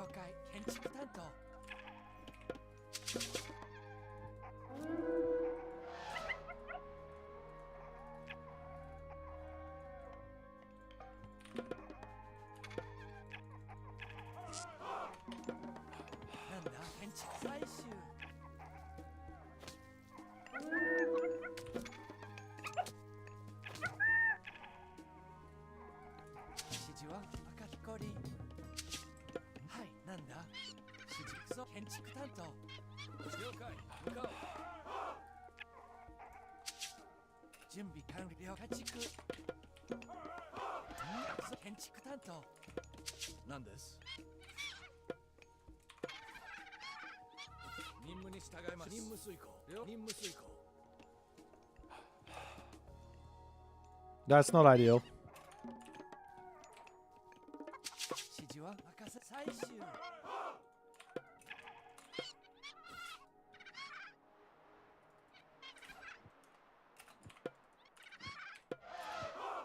出発する。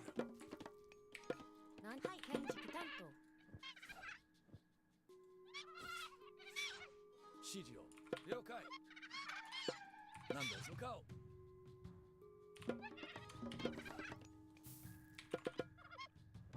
指示かぐる10秒かぐるかぐる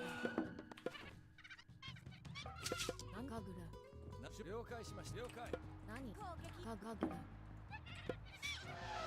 はい準備了解しました。何向かおう。はい了解向かおう。何採掘新無水庫突撃。準備か出発する。指示かぐるなんだ建築担当。順に行くね。なんでしょう。了解しました。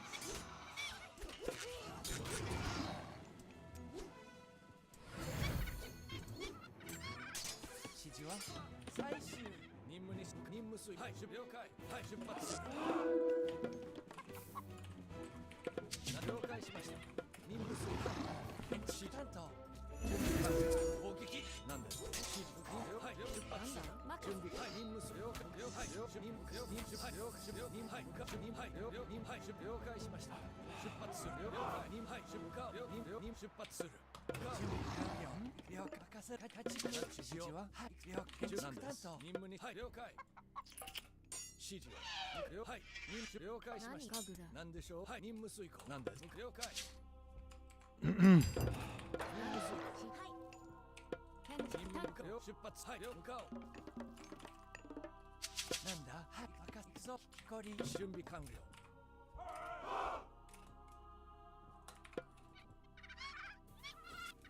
なんでしょう。指示を出発する。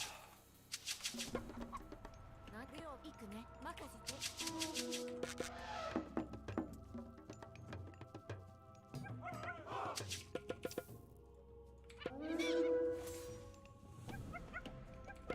だ建築担当。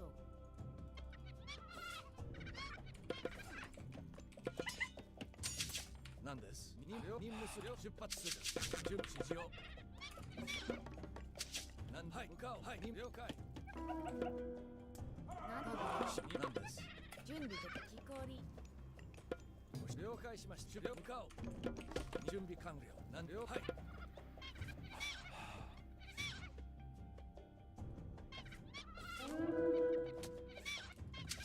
指示を。はい進め。戦闘開始。準備完了。何了解任せて。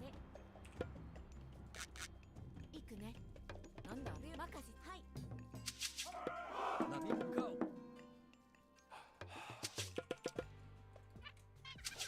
何了解。はい了解しました。任務遂行。しっかり準備を了解しました。何です。指示を。何でしょう。前進はい何指示を。任せて。行くね。木こり準備で何木こり準備かきこりなんだ了解なんかぐら何でしょう。に向かおう。準備か了解しました。はい準備完了。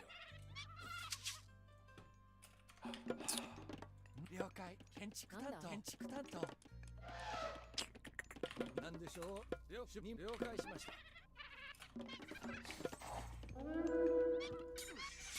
はい向か了解。出発する。ご指示を。はい任務出発向かおう。はい何です。準備完了。何でしょうか。出発する。指示ある何準備できた指示ある木こりはい木こり建築担当はい出発する。はい向かおう。はい任務遂行。はい任務遂行。任務にした向かおう。了解。出発する。了解。はい了解。はい任務遂行。Okay. 建築担当はい任務遂行。出発する。了解。はい攻撃なんでしょう。了解。はいなんですよ。前進指示は行くぞ任せろ建築担当建築担当任務すはい了に向かおう出発する準備了解指示をはい準備了解向か了はい準備完了はいガグラ何を行くね準備任せてなんだ何向かおう何出発する指示ガグラ何ガグラはい了解行くねはい任せてはい了解はい任務遂行 準備完了ご指示を出発了解準備了解なんで任務遂行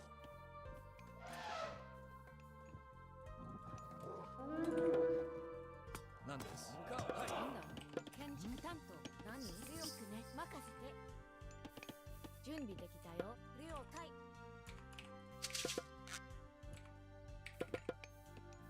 出発なんだ了解建築担当準備完了建築担当任向かおう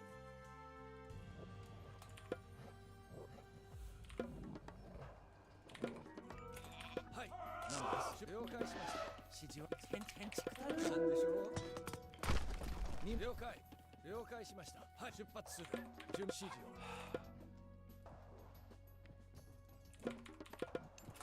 任務遂行行くね建築担当ご了解はい指示やガグラ任務に従いますはい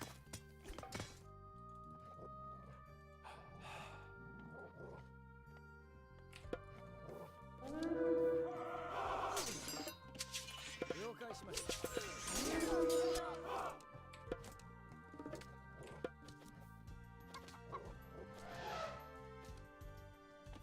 出発向かおうなんでしょう任務遂行はい準備完了建築担当建築担当指示やマビ行くねなんです出発に了解しましたなんだ建築任務に従います Is this guy faster than? I don't think he's supposed to be. 向かおう準備了はい任務はい了解任務了解進めはい了解了解しました任務遂行了解しました了解はい任せて最初何行くね準備ガグラ指示を了はい任務遂行指示やガグラ突撃指示農作業なんだよ任務遂行何はい了解はい了解しましたはい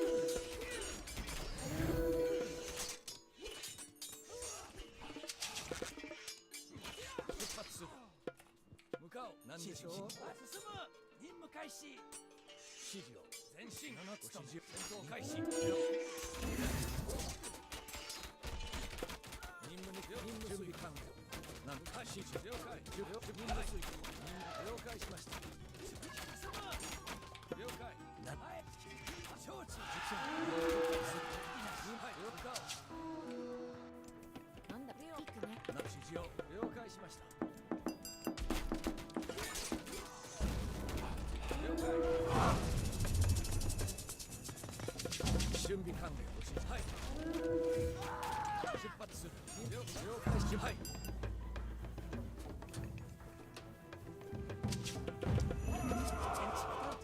任務に従いますなし了解なんです準備出発する了解任務了解はい了解しました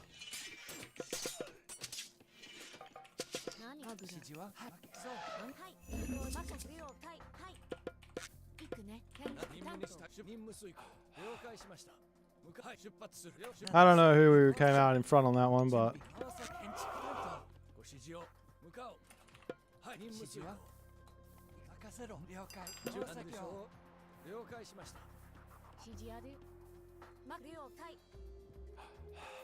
なんだ任せろ出発する指示は了解行くぞ準備できたよ。建築担当。任務了解。指示ある。建築担当。準備完了。建築担当に指示を。はい、向かおう。任務了解しました。何でしょう。出発。はい。なんでよ。向かおう。了解。任務遂行。準備了解しました。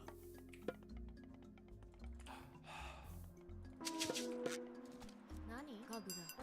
はい、向かおう。出発。向かおう。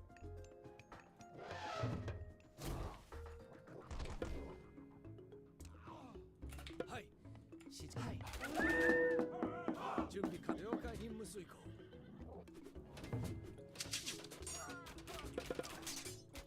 任務出発する。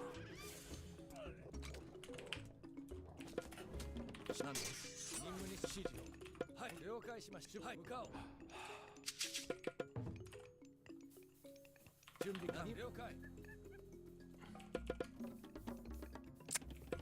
何です。はい、向かおう。出発する。任務遂行。了解しました。はい。向かおう。了解しました。はい。はい。了解。I think I need to get. 任務に従います。了解しました。 Gotta get a town center maybe. なんだ建築担当。はい。指示を。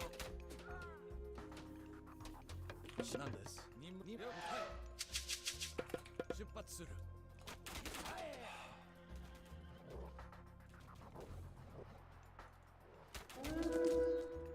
はい、了解しました。了解。何行くね。任せて。はい。向かい。攻撃。なんだ。何了指解。示を。出発。了解しました。任務向かおう。了解しました。はい、了解。 That's a castle there. 出発する。向かおう。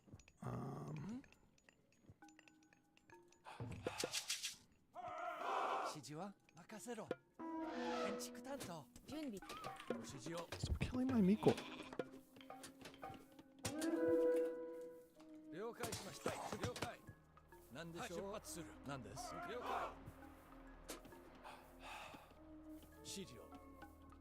了解しました。はい。進め。準備。建築担当。 Actually, no. 行くぞ。指示を。突撃。準備完了。前進。何でしょう。出発する。了解しました。了解。了解。了解。向かおう。了解。了解。準備完了。任務遂行。行くね。採掘。指示ある。はい。家具だ。出発する。はい。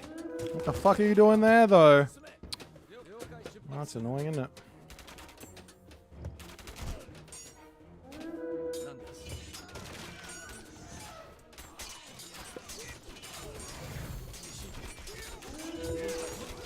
前進。はい。了解しました。任務する。何でしょう。何です。準備指示を。向かおう。任務に従います。指示を。了解。何です。準備完了。 No. 任務に従います。準備了解しました。任務遂行。指示を。はい、向かおう。なんでよ。出発する。はい、向かおう。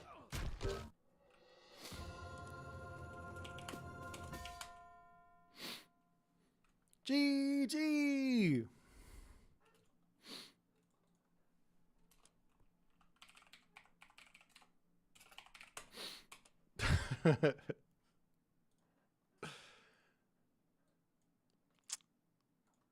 uh,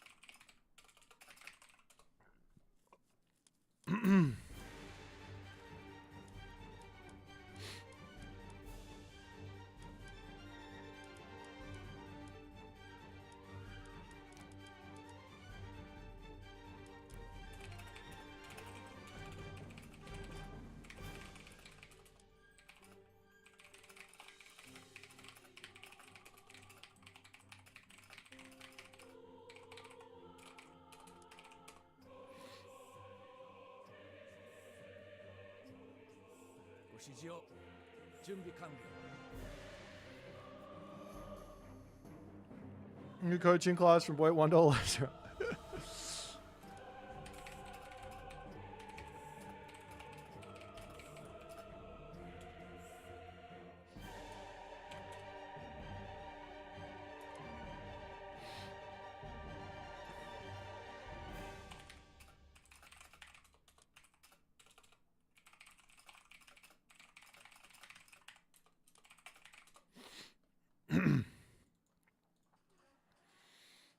Oh,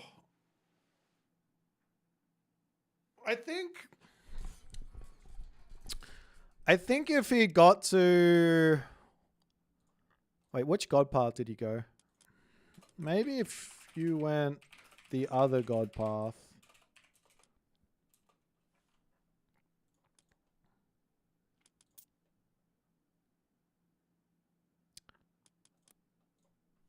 Like Weasel, immediate new moon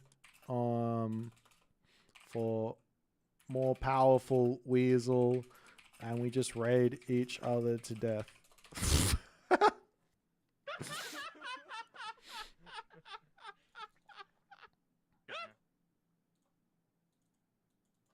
任務に従います I don't know. I got no idea. I snuck this.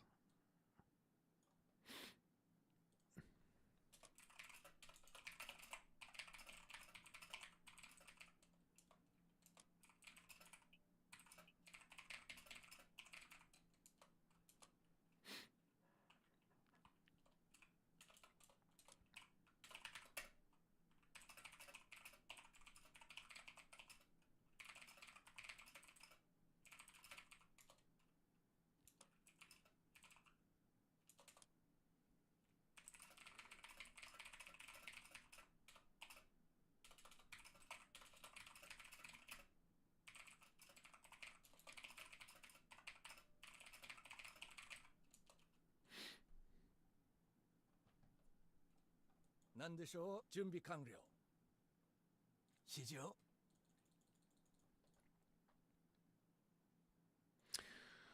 Oh, well, that was fun.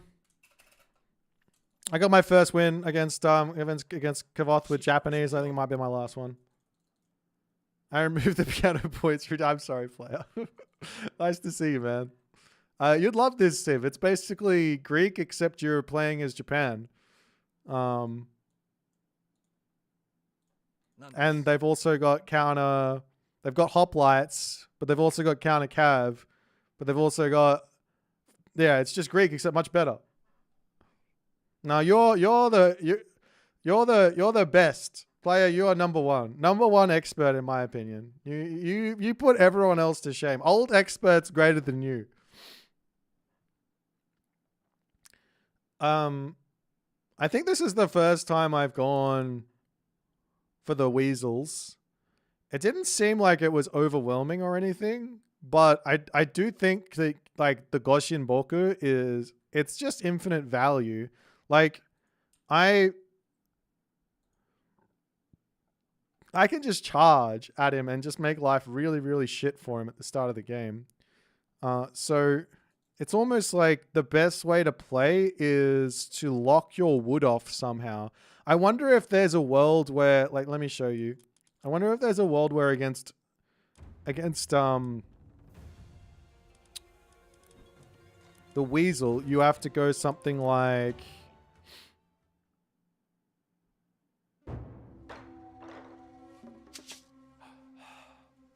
if I have a nice wood line like this, right?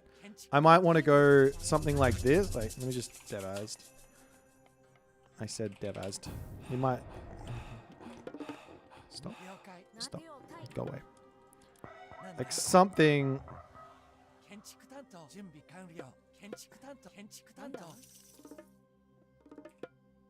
I don't know. I want like this.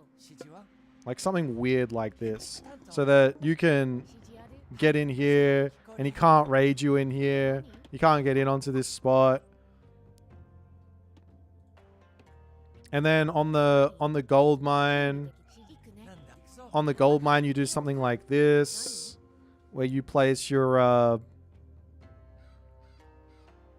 Let me think about this. Maybe something like this. Like something like this, right? Where you do this, and then you go like this, or like you put buildings, right? Get next stage, and you put like your building like this, and then. Oh, actually no. I want this guy on the other side of the gold mine. So, hang on, let me do this again. I would do something like this. So you put like this on this side. A mining camp here. Or something like that, right? And then the only way in is to go all the way around here and through here. And I got my Miko to defend this spot. And now I'm good to defend my gold mine. I'm good to defend my wood line. Something like that. Some like weird build, like base building shit that just shuts this stuff down completely, you know?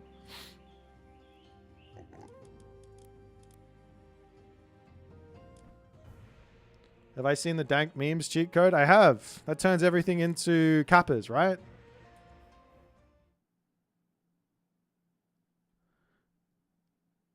You can easily get a Onamusha out before the Kama Itachi reaches you. Then you're just giving Bushido XP. Okay, no. I haven't shown you all the cheese yet. Let's go for another game. Actually, is there some other game going? I want to cast one.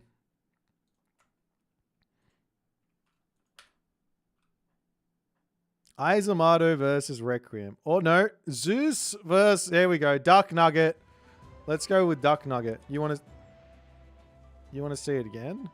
No. No, we're going to watch this one. Versus all those overpowered god powers, what is it we can... Hold on. What is it we can do when there is a fight? And when you lose and retreat, you lose a gold and Migdol equals god game. I mean, a lot of the time, the god powers are just like an equalizing factor, right? So maybe you're just behind. If you lost that situation, you were just really far behind. Do you know what I mean? That can often be the... That can often be the case.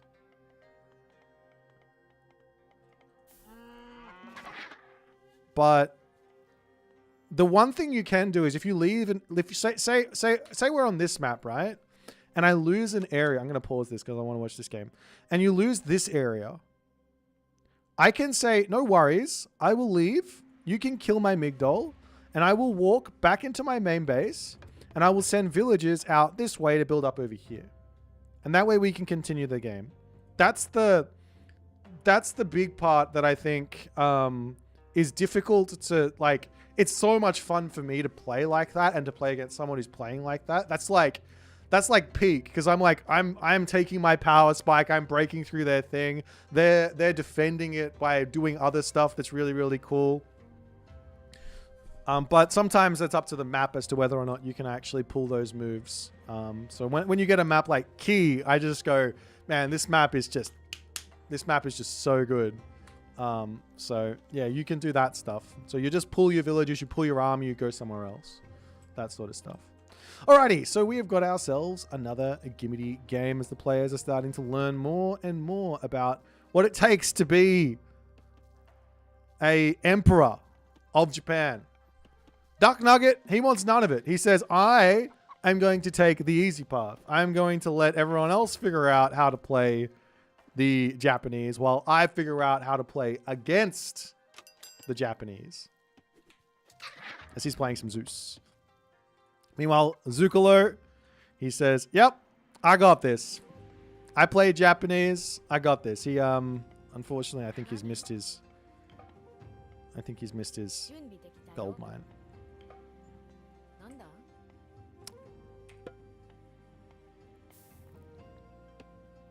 Yeah, I think he might have.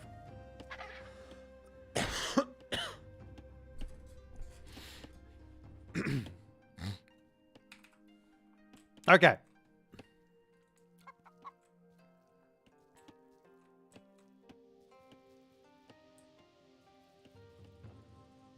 Anyways, what else we got? We got some relics. Let's check these out. We've got ourselves the Ring of the Nibelung, which is plus 0.5 per second there to the gold trickle rate. Over onto this side, we have the Shenong's Okre Whip. Over here, we've got ourselves the Ulla's Bow. And finally, in the center of the map, we've got the Dragon Palace Crystal. Wall and tower hit points plus 10% of base. I didn't know this relic exists, and I already hate it.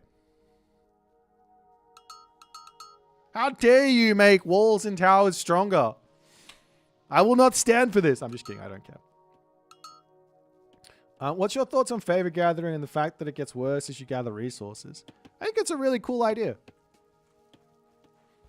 It means you have to think about things like, well, do I move that shrine? Like, do I just leave it and go somewhere else and come back to it maybe later and get the technology in the Mythic Age to help get me all of the trees out of it, you know? Like, yeah, I think it's cool. You have to move around the map. You have to keep on thinking about favor and how you're going to get it the best. And obviously, in 6 months, we'll be just like, yeah, it's just best to you just do this with the shrines. You just put this here and you do that and you just leave that and then that's the best way to play. But at the moment, I think it's really cool to have to think about things. That's always my favorite part about any RTS game I've ever played. You know, I played StarCraft 2 at launch. I played Age of Empires 4 at launch. It's always just trying to work out how to play the game in the best way you possibly can. Yeah, most people don't like thinking. I don't understand that. Most people don't like thinking. Anyways, we are going to be... Is this Mina Katatomi? Am I right? Yes, we got the one Yudo coming for Zukalo. Here's my thought process. I'm just gonna give you theory as we go through matchups and what I've thought about already. Realistically, top players, especially top players who are good at like at strategy and like understanding, have a deep understanding of the game. I'm talking about players like the Mister, players like Kavoth, who else is like Mini Yeti, Nyan Racing Cat. These guys who are really good at coming up with strategies. You don't actually need to play the game to come up with strategies. As soon as you see the tech tree, now your brain starts going, oh, this, that. The first thing I want to say here about Japanese versus Zeus, I don't know if you can go Hoplite Toxodi here. The main reason is I don't think you could go Hoplite Toxodi against an Atlantean player who had access to an Arcus in the Classical Age. If you have access to the Arcus in the Classical Age, then all of a sudden I'm just going to build a whole bunch of Arcus. I'm going to outspace your Hoplites. I'm going to outspace your Toxodis, and you're just going to lose units over and over and over again, and I'm just going to get infinite value with my army. Now, Zukalo here says, I'm going to be getting a settlement, but the Jason is in, and he don't care about no settlement. Not settlement. He don't care about no Shrine of the Hunt here. You could grab the Miko and heal this one up, but he is under some intense pressure to kick this game off. But that Jason there is looking like Duck Nugget, not controlling it amazingly, almost losing it actually, as the Kitsune coming over here to help out. Both Mikos coming in, not healing. The healing is the big thing that makes these guys so good at defense, but not going for it. 2 Mikos down as the Heracles now says, excuse those wolves, let me take those out. However, the town center for Zukalo will be finishing up here. He's got 8 seconds remaining on that, and Duck Nugget has missed it. Duck Nugget has missed it. He's got his second town center. He's good to go. And now he actually can just go into a whole bunch of archers.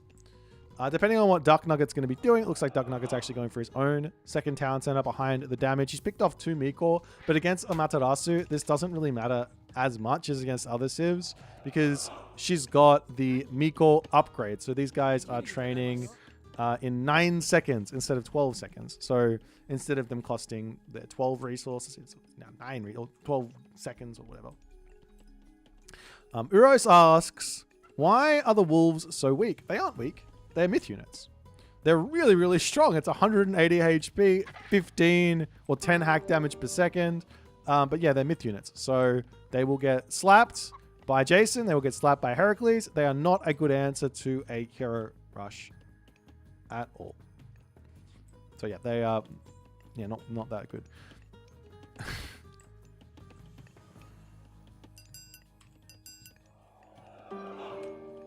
So now we've got the saltwater spring. We've also got the Kumiki coming through as well. Wanting to get those favor upgrades, ranged soldiers cheaper, getting the hunt in, making that a little bit quicker as well to gather from. As the Katasuka boss, he is burnt, he is singed. He's still alive as he's gonna rub that singe off. He says, "I'm good to go," and we got ourselves a 2 town center game. Yay!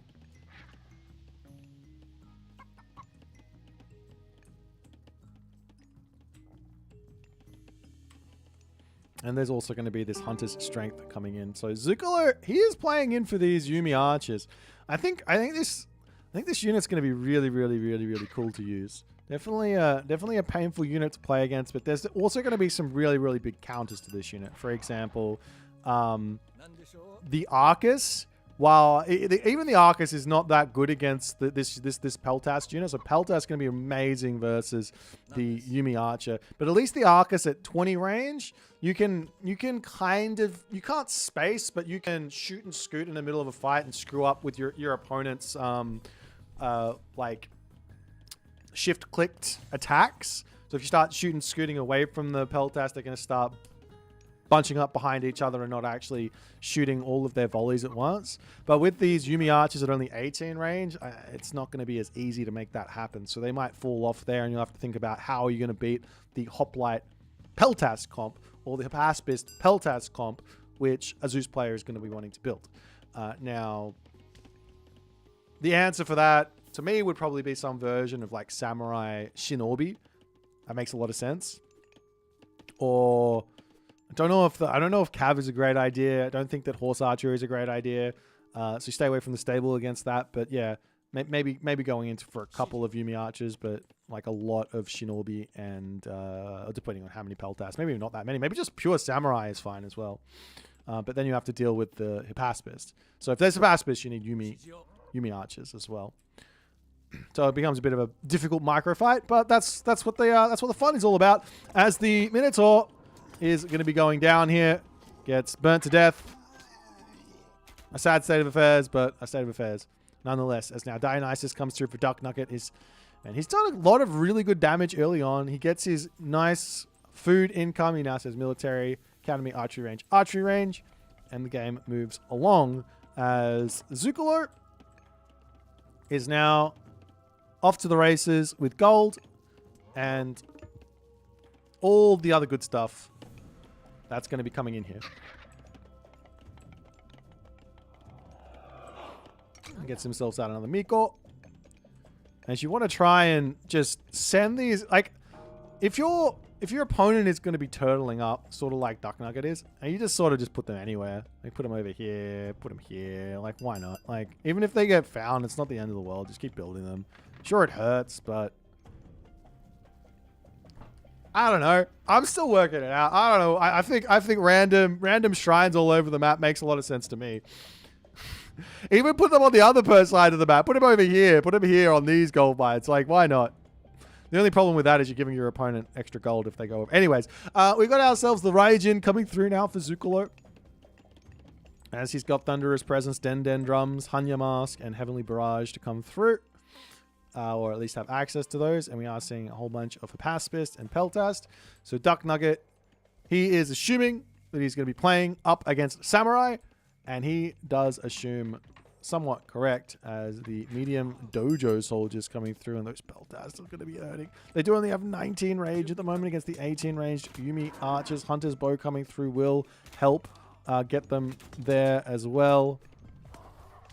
Good control thus far from Zucolo. You can dodge the Peltas arrows, but there you go. Nice dodge on that one, but it's a difficult micro fight here as a whole bunch of Samurai going to be coming through. And then as the upgrades come in onto the Peltas, then life gets even more tricky. And look at this from Dark Nugget. He says, Excuse me, sir. I have a very, very important announcement. I have a fortress, and I would like to put it in your face. And Zucolo will say, well, I see your fortress. I have myself a whole bunch of samurai here, but I have to deal with Hydra. I have to deal with Peltast. I got to deal with Hopla. I got to deal with the Pacifist. I'm scared. Now Zucolo retreating into his base here. He's now gets himself out the Raiju. This is going to be a nice help for him. Maybe he can come in and try and snipe some villagers that are on the fortress with those archers. While hitting the heroic age, what do you really unlock here? You unlock the Shinobi. You unlock the Yumi Horse Archer. Are these units here that Zucolo really wants? Maybe he wants the Daimyo. Daimyo makes some sense because it's going to be able to tank versus those Pacifists. Yes, there's hoplites there, but it's also going to deal with the Hydra and be able to tank versus the Peltast as well. Like, you can kind of think of a Daimyo as a kind of type of like Yao type unit as well. As the castle here going up and Thunder Burst comes down. I didn't realize this doesn't hit the Hydra.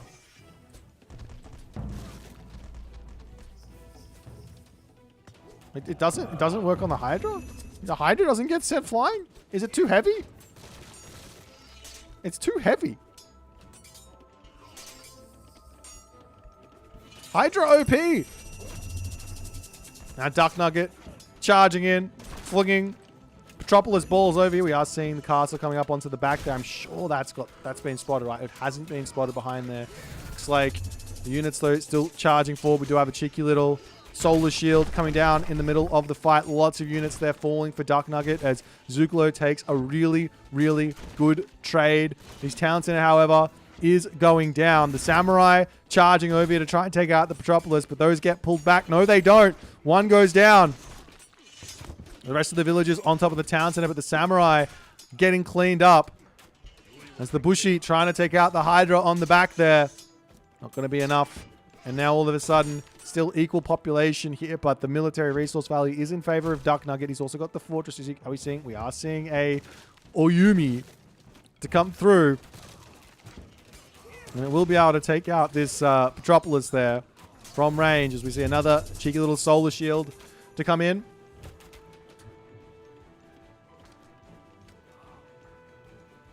And now the forward fortress to start getting siege down. The Oyumi are in.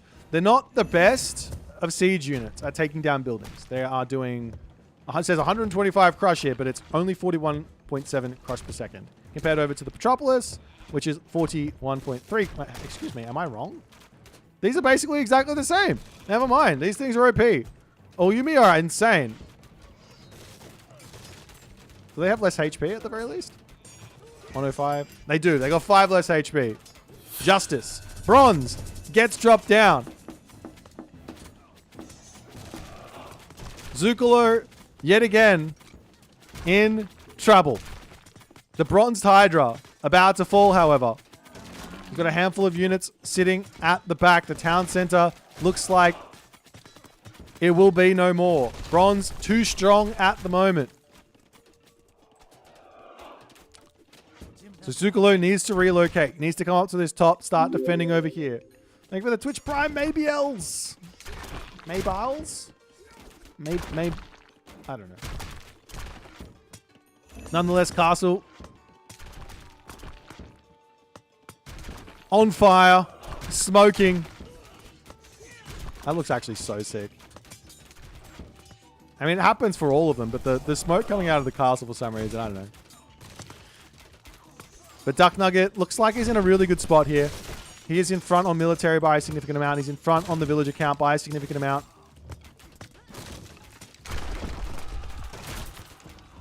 As these Peltasts are now getting targeted down by the Wolves. The Wolves getting involved. Some good amount of damage. They do get a little buff while they go into the Heroic Age and the Mythic Age. They are considered a classical Mythic unit. So they get that 20% buff, I think, when you age up. But at the moment, Zucolo is just really struggling to get units out. I mean, he's macroing fine, but he just doesn't have the income.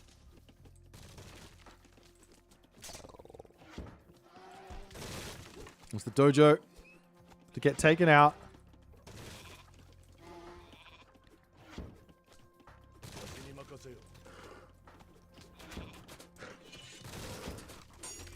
Samurai charging. I wonder if pure Samurai here would have been the right call for the Amaterasu player. There's not that many Hypaspis. So you will, while the Hypas, like, what are there? There's, I can't select them. Hang on, let me select them. There's 8 Hypaspis here, all kind of low HP, but like 2 Hypaspis beat 1 Samurai. But if I've got myself like 30 Samurai, that's probably too many, 20 Samurai versus this army, then all of a sudden those Hypaspis aren't going to be enough. Like the Samurai are going to win, and then they're going to kill everything else off as well. Obviously, it's expensive. It's actually not that expensive. That's the same cost as a building. Anyways, very, very good.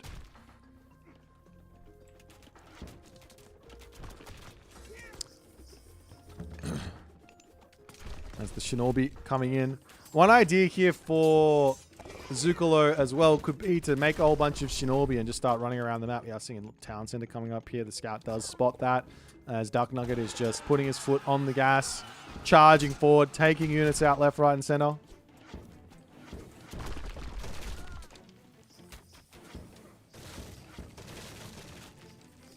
What's a Samurai coming in? It might not be a bad idea to grab this tech here. Conscript Dojos, I guess, or Levy Dojos. What's it called? Levy Dojo soldiers. Get that one in, and then maybe your units can come out a little bit quicker. Now the hometown center under threat.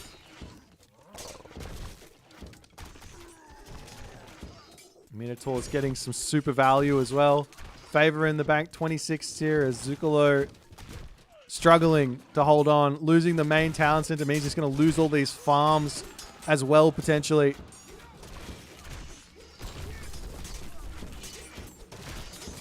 Another unit here that's not terrible against the Samurai is actually the Toxodi, because these guys they got not very much pierce armor. If you compare it to the Hoplite, 24%. I mean, this has also got 24%, but there's no upgrades on it just yet, I don't think. No, there's not. He doesn't have this guy.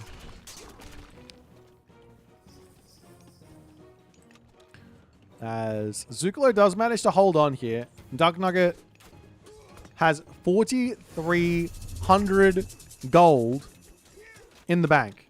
45, 4,000 plus gold in the bank. That might be a little bit too much. You might need to throw a market down and buy some food, buy some wood, get some units out, because this is going to give Zucolo an opportunity to break out of the bind that he's found himself in. We've got another fortress here, another fortress coming up onto this side as well.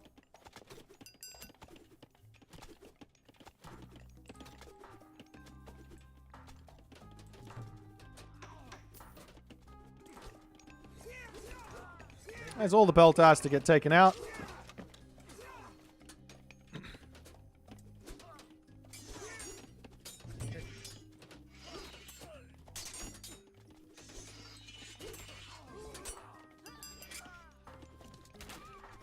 Over here, Zucolo does see some villagers to snipe, but he's going to be losing all of those Yumi archers here. He's trying to get underneath the fortress.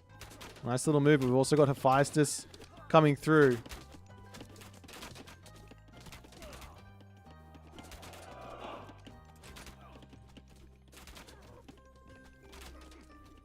I mean, that it is true. Like, the longer this game goes on, the closer to champion the Japanese player gets. But, like, that's the thing. Like,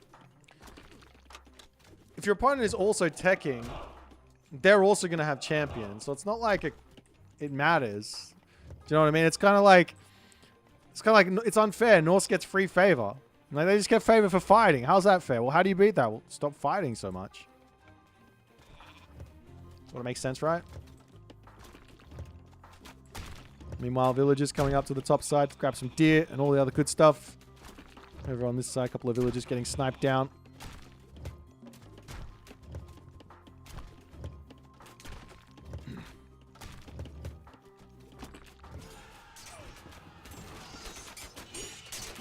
Meanwhile, a little cheeky fight over here as the Pacifists are going to be dealing with those samurai, but the Metropolis does fall yet again. Town center is grabbed on this side. Looks like Zucolo is on 4 town centers, and he is just trying to strangle Zucolo out of this game.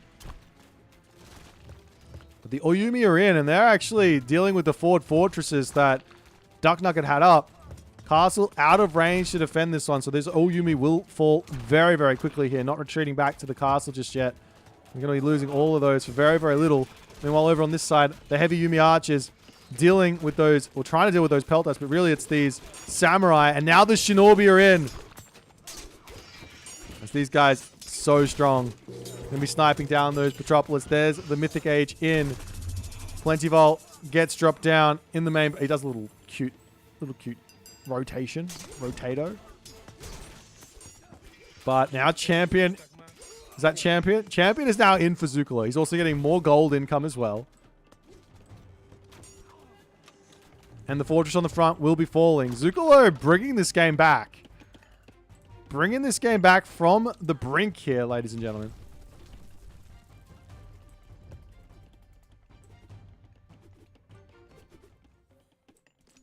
But sooner or later, all the upgrades will come through. And Toxoda's actually starting to come in for Duck Nugget as well. He's like, how do I beat these bad boys? But the Shinobi, these guys, like, there's, well, actually, there's 9 of them. Never mind. That will kill off buildings very, very quickly.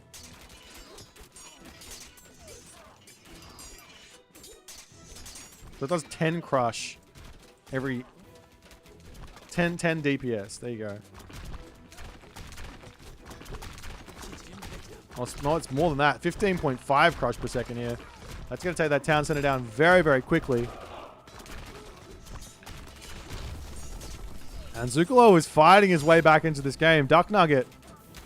He does manage to kill the town center, though, with the Colossus. Just getting value, but you're in a difficult spot here. Armory situation. Lots of armory upgrades to grab. Has not started researching them yet. He's only got the 1 armory as well. Needs to sort that out. Needs to get those armory upgrades in. That's the advantage that he's going to be having at the moment. Zucolo, on the other hand, no bronze. Sure, he's got champion. Sure, he's not in the Mythic Age just yet. But no armory upgrades. And you've got free armor, well, nearly free armor upgrades coming with Hephaestus. And now we are seeing them starting to come through. Is it still just the 1 armory? It's just the 1 armory with everything queued up. Please tell me you're building more armories. Duck Nugget has no resources in the bank. Desperately trying to hold on. The Shinobi will go down quickly to these Hephaestus. Up onto this side, we now got the champion Naginata Riders.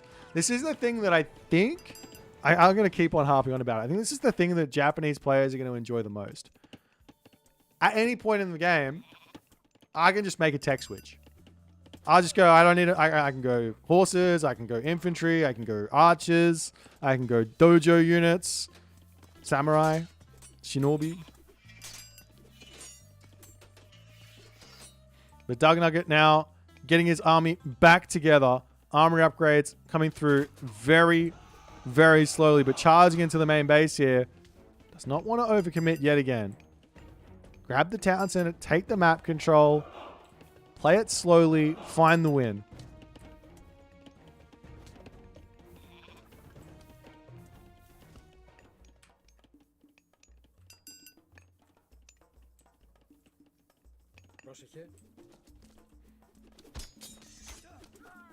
Meanwhile, Oyumi coming over for Zucolo as the champion Shinobi. Gonna take out a Heliopolis nice and quick. Heliopoli over here got a lot of those bushy, a lot of those champion Yumi archers, but once these armory upgrades start coming through for Duck Nugget, these archers are going to start falling off a cliff. Because the hoplites, they've got themselves that Aegis shield. They've got 41% pierce armor already, and they're not even an iron. And Zucolo's army falling here. The Heliopolis will be breaking through. The town center for Zucolo going to be going down as well.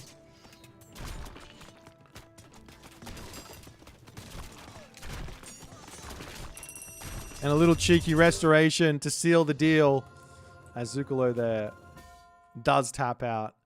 A very, very tight game here. Zucolo almost managed to pull this one back as Duck Nugget kind of threw a couple of times over. Like, you can look at it and be like, he was so far ahead, he should have just went. No. That's not how the game works. If you're in front and you lose a whole bunch of units, now you're not in front anymore. So he almost brought it back. You look at the units killed, lost, very, very close. But the story here is just resource advantage in the late game, or the early late game, and Duck Nugget manages to convert with that advantage. Town center difference, villager difference, civilian unit difference is big. And a nice win here for the Greekmen, as the players are slowly starting to work out what's going on with this Japanese civ, how they can figure out how to play it the best way they possibly can. But a fun game nonetheless. Move into the next one. Make sure you hit the follow button if you're new here, so you never miss out on more Age of Mythology shenanigans and all the other good stuff. No amount of elite archers infantry can match Peltas or Paspest. I don't know. Okay, what are you guys talking about? Let's debate. What's happening here? Is it busted? Is everything busted?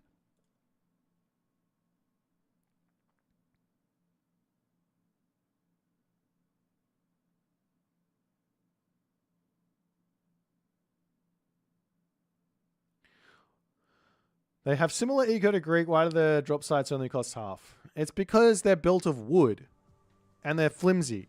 Like, they're not, the materials are less good.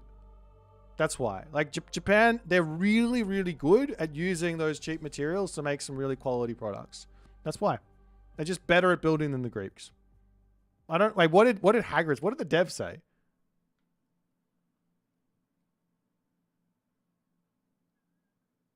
They keep investing in shrines? No, that's not it. Yeah, no. I don't think Hagrid knows. I think he's confused. They're investing less in the materials to build the thing. That's why. Hagrid, you're just wrong. It's got nothing to do with the shrine. This is just the historical fact. Greeks put like more expensive materials into their buildings. Like look at it. Like tell me I'm wrong. How can hang on. How can this, just watch.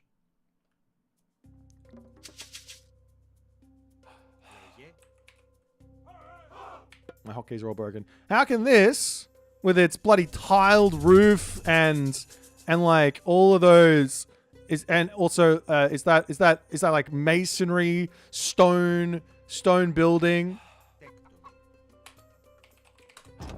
How? Look at this. That's what the storehouse is. Very expensive materials. And now I'll go over and look at the Japanese one. You better not have fucked this up, Hagrid. I'm telling you what. I don't want to. This better be wood. It's got to be all wood. All wooden. Look. All wooden. No tiles on the roof. All wood. Very low quality ingredients or low cost ingredients. High, very amazing craftsmanship. The best craftsmanship ever. The stone is free, obviously. Whatever that's just stone, you know. And we look over at this thing. Look at this. Where's the expensive stuff on this? Non-existent. Non-existent. It's just beautiful craftsmanship. That's all it is. It's getting the most out of not very much. Arapesu-san! O hisashiburi desu ne.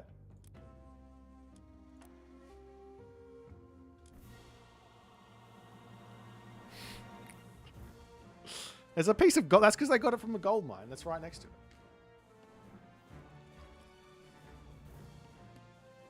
日本楽しんでるね。楽しんでるね。どれぐらい合ってるかわからんけどね。その、なんていう文明全然わかんない。合ってた文明Okay, that means that what I said made no sense, but he understands me. That's nice. I appreciate it.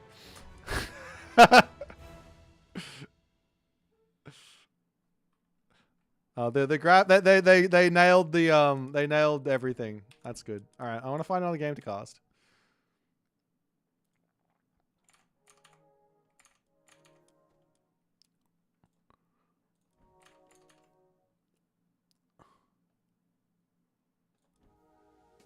I reached Bushido 1. Yes, please. I want to watch this game. No. Hagrid's wrong. The devs were right. Like, the devs knew what they were doing. Hagrid's explanation is wrong. That's all. Is hay made of rice? I don't know. Don't ask questions. Japan really needs to get going. They are really hard to break through. However, you want to try and pressure them if you... Yeah. I don't really know, to be honest. I was sort of under the feeling that I had to, like, on the one hand, getting aggressive with Japan makes sense. But on the other hand, just sort of locking them, like, not even getting aggressive, but just taking economic advantages and being greedy and not fighting them also makes sense, because you don't want to give them Bushido. Can I make a build order video? Yes. Guys, you have to wait on it. It's going to come end of this week or something. I need to eat something, I think.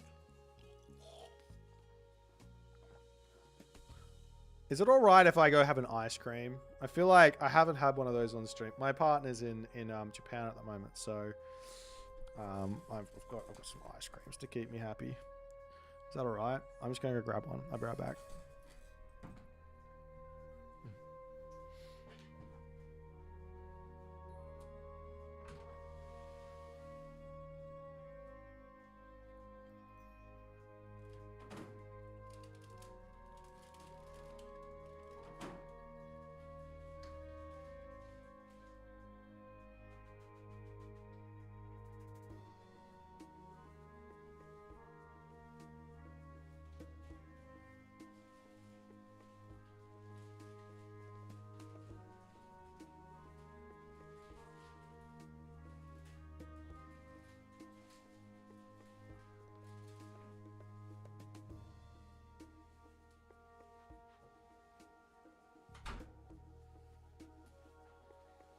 Ice cream time. Wait, what? Hang on. What?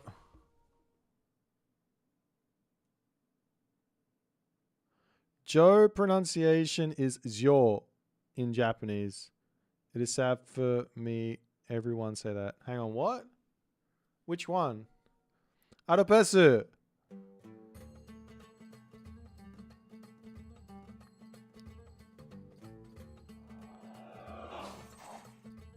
Oh, the Jorogomo. Toka. Is it Zyo?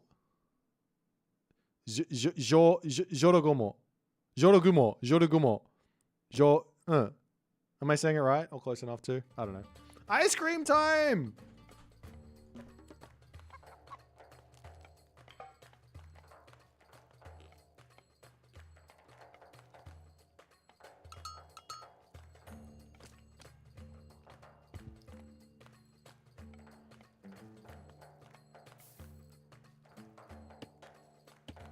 So no one's saying the j. No one. You gotta say that. You gotta get the j in there. Jorogumo. Mizukashi. The hard part is that I don't have anyone saying it. I need an Arapesu stream so I can hear how you say it, so that I can copy you.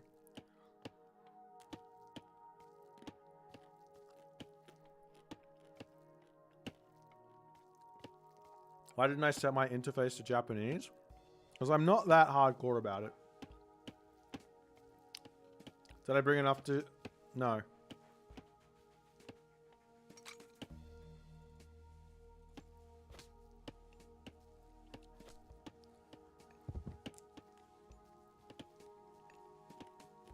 Onegaishimasu. Sensei, oshiete.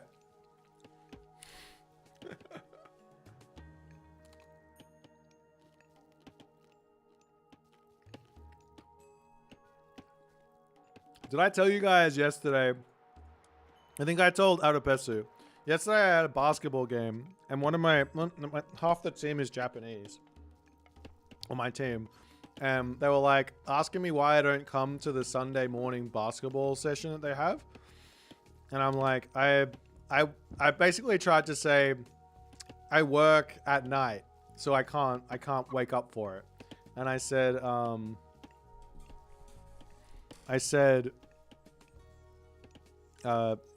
no shigoto nanode korarenai, ikenai. And I later they laughed at me, and I was like, oh, okay, well, something's funny. Why are you laughing? And I said, yoru no shigoto means the work of the night, right? I wanted to say I work at night, but work of the night, and it basically just means like adult entertainment type work. So then I said, yeah, I stream adult content, and they laughed at me. It was good.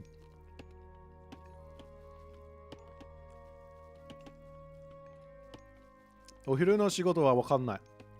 Nani? Is this not adult entertainment? If it's not adult entertainment, I don't know what is.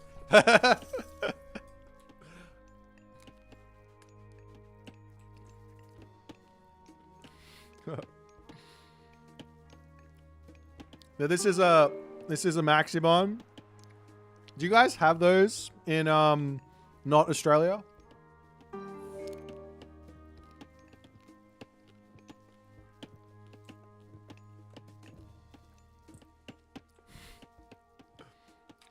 Similar things. It is ice cream.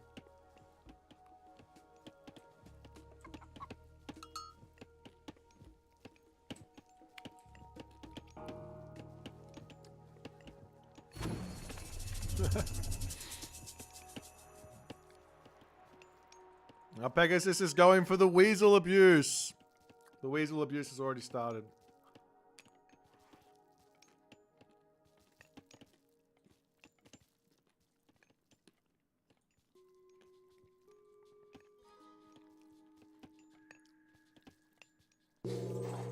Yeah, I think this is one of those. I think this is one of those units that is either just going to be insane, or no. I think it's either just going to be like decent and like a really good option, or it's going to be insane. I don't think it can be shit. I just don't think it's going to be bad. I think it's just going to be either like no matter what happens, this unit's going to have value.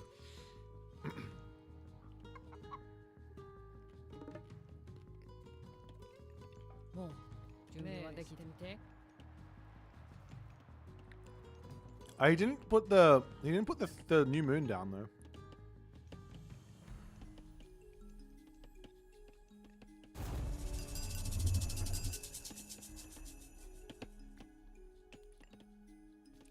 Oh, I'm stupid. This is the wrong way around.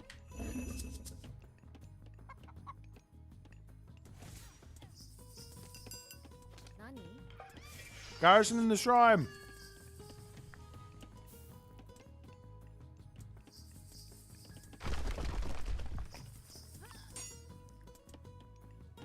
So one Vil kill.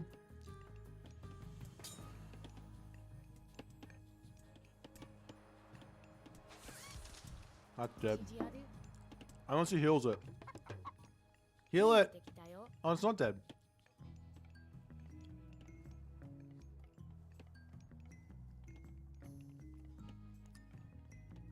Omae wa mou shinderu. Of course, everybody knows that, right?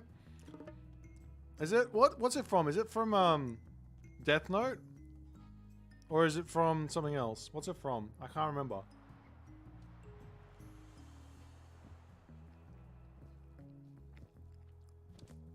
I can't remember what it's from. I don't know. I haven't watched it. I just know it. North Star? I'm sorry. I'm not a true fan of Japan. I don't watch that much anime.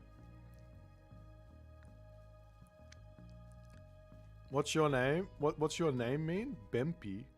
I've got no idea.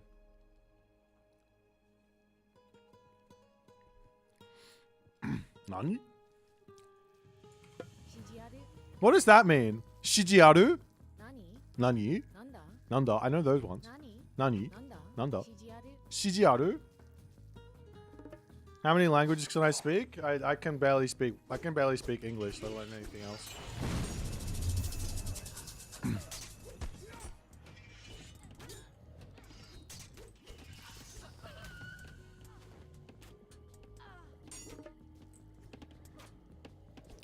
何かよ? Okay, okay, okay. なるほど。わかります。わかる。ん？うん。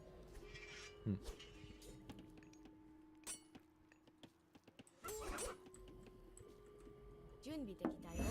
なんで The spec is this guy seems really good at this game. I don't know what anyone else thinks. I reckon he's pretty good at it.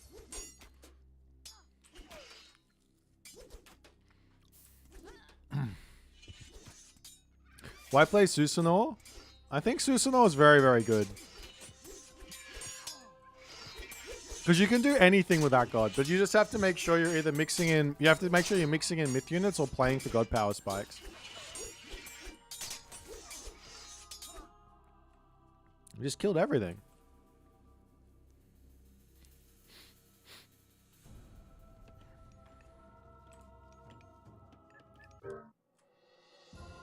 Wait, he unironically just resigned.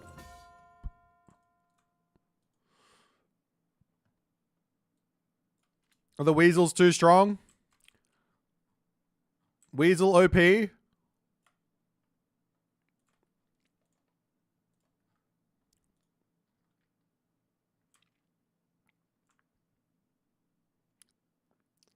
Am I pronouncing Susanoo the right way? They say it differently in right. I don't know. I think I'm saying it close to right. Susanoo. I don't know what the intonation is. Is it Susa? Su. I imagine it goes like this. Susanoo. Something like that.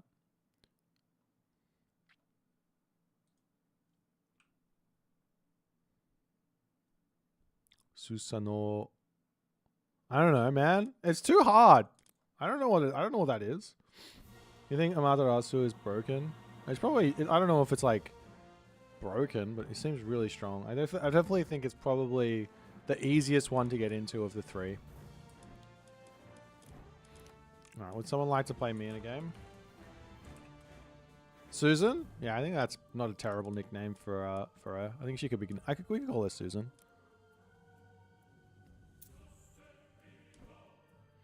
You thought it was an A and not an U? Wait, which one?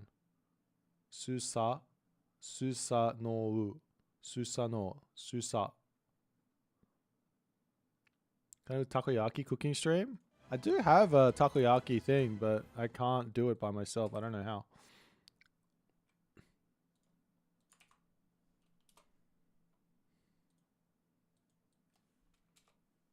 Katta toki no suse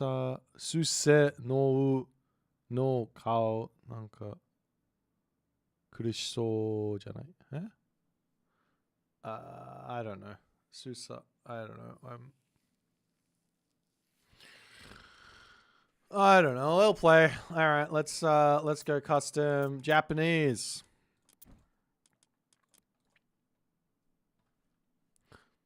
People get to like I like this. I like because these guys can just try their wacky ideas out on me. I remember when we did this on China release, and then somebody rushed me with my own strat, and I had to figure out how to beat that, and I beat it. It was good. Yeah, it is. Susa. I might be saying Susa. I think was I saying Suseno? It's definitely Susanoo. Susa. Susanoo.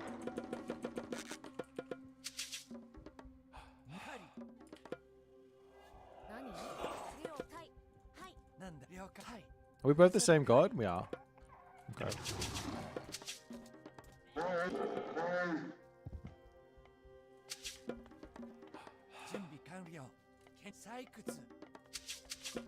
Okay. I'm just gonna go for whatever my... That was you? Oh, it was you, wasn't it?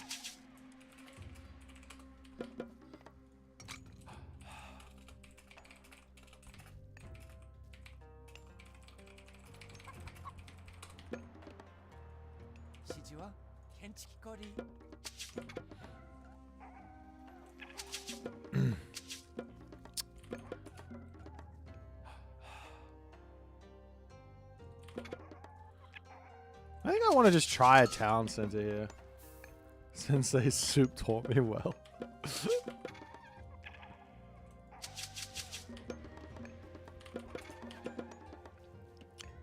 You haven't played for 6 months after the Chinese DLC? What do you mean? You played every single day, Arapetsu. Don't lie. Okay. That town center is average. Is there something over here? Actually, I don't want to wander down there. Let me just send a goat.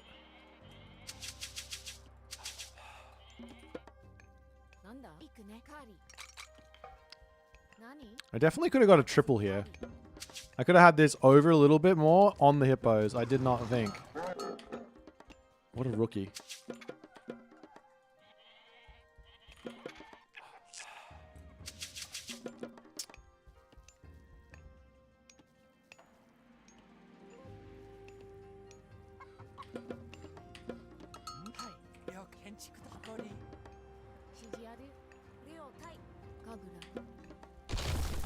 Huh? Alright, I will put it here. That's fine by me.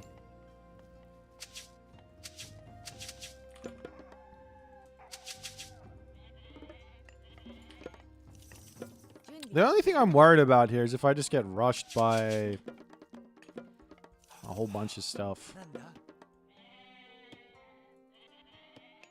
Should I care?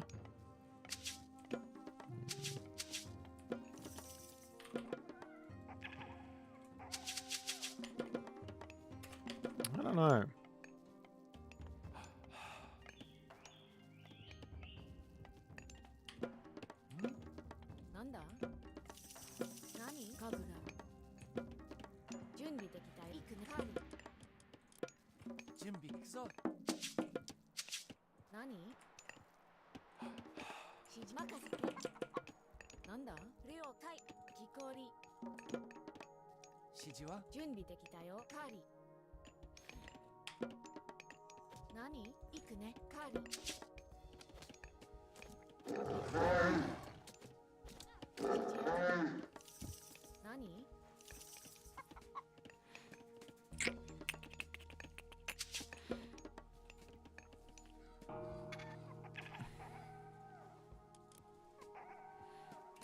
I don't know why that didn't show up there. It didn't tell me which god he went.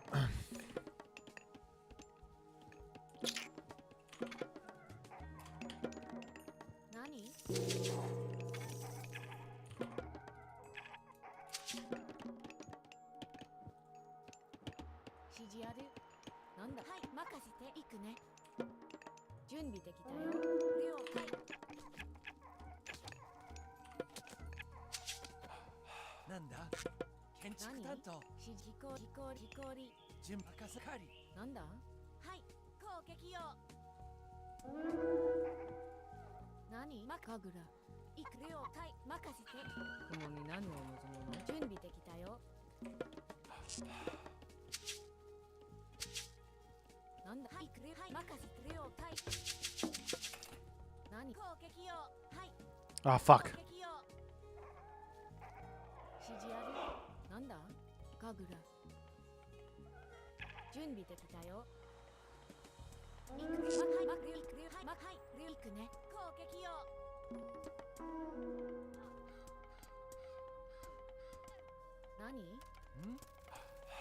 Alright, we're good.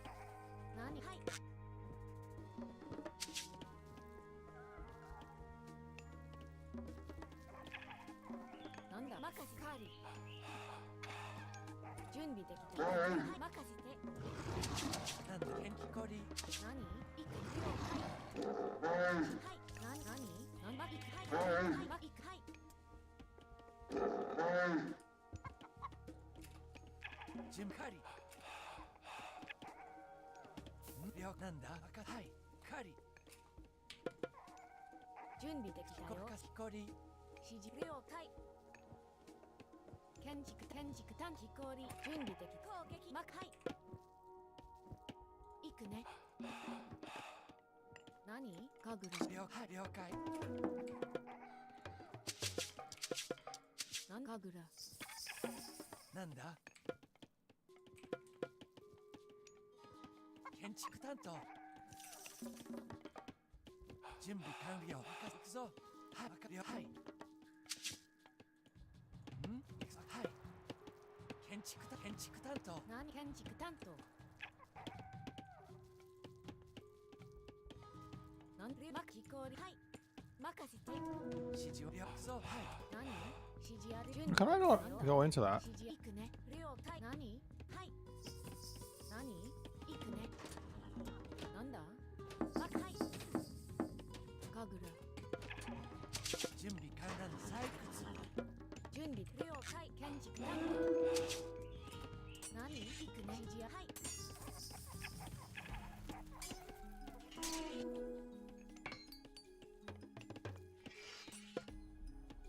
何建築担当。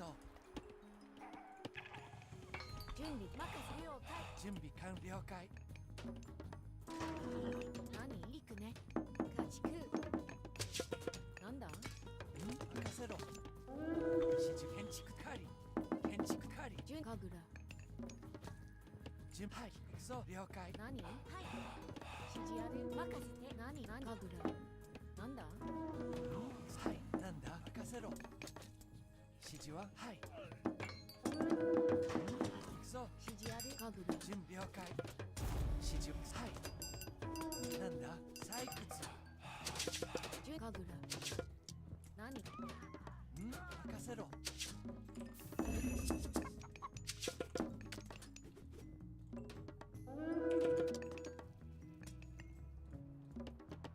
何指示了解。建築担当。なんだ指示ある。何を入る行くね。何建築担当。ま入るまいかいまくる行くね。建築担当。準かぐら。なんだ行くぞ。はい行くぞ。建築担当。準備を任せろ。はい了解。建築担当。何はいま行くね。指示は行くぞ。準備ではい指示ある。何指示了解。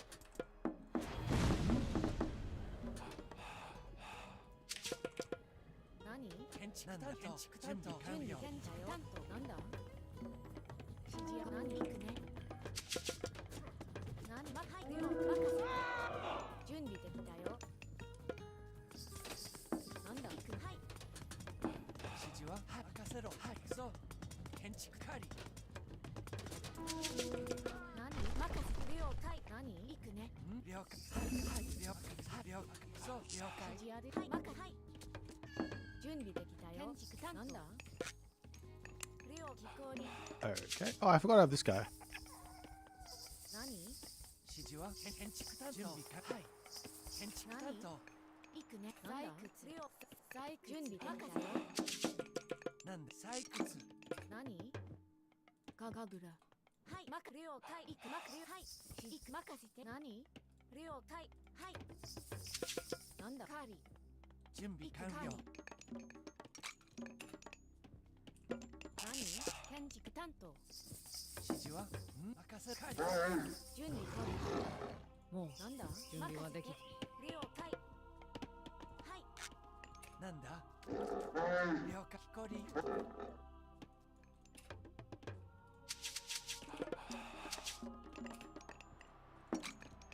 Alrighty. 何建築担当。はい了解任せて。指示行くね。建築担当。準備了解。建築担当。何建築担当。はい。建築担当。なんだ建築担当。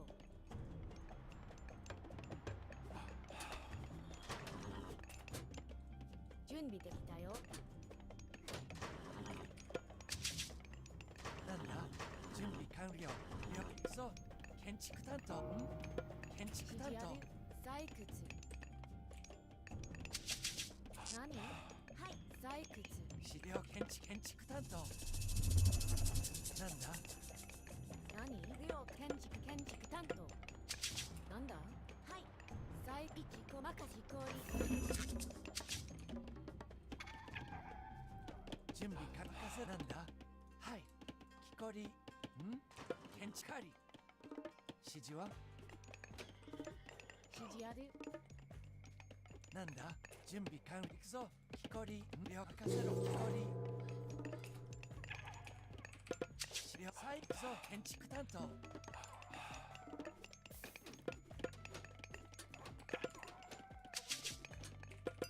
なんだはい了木こりさ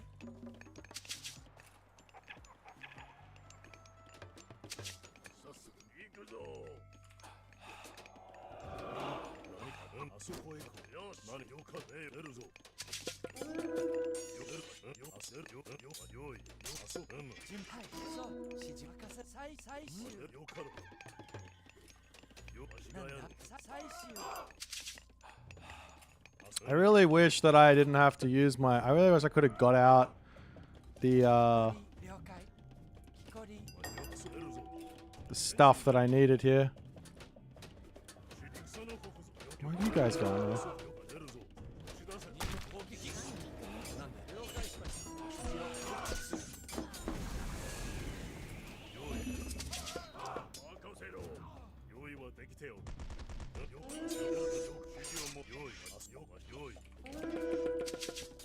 準備完了了解はい Well, it's not the right usage of that. 建築担当準備り建築担当建築担当建築担当何建築あり了解出了向かうはい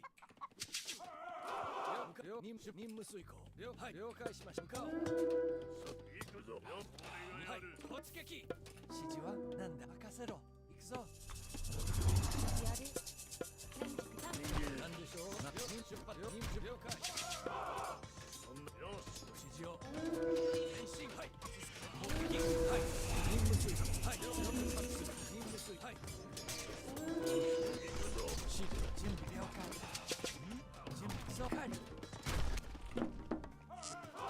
Uh oh. なんだ建築担当建築担当出発する向かう準備完了はい Shit, these guys are all dead. 了解しました準備できた採掘任せろはい進め指示はなんだカリ建築担当建築担当建築担当準備完建築担当そう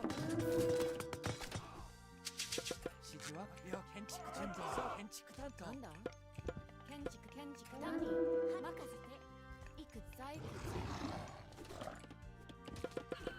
なんです準備か出発するよ前進任務に従う戦闘回了解指示はい出発する了解任せろ木こり了解任務了解了解任務了解何でしょう進め任務遂行出発する了解しました任務遂行指示出発するなんだご指示を了解向かう了解しました指示を出発する任務に従いますご指示突撃攻撃準備できた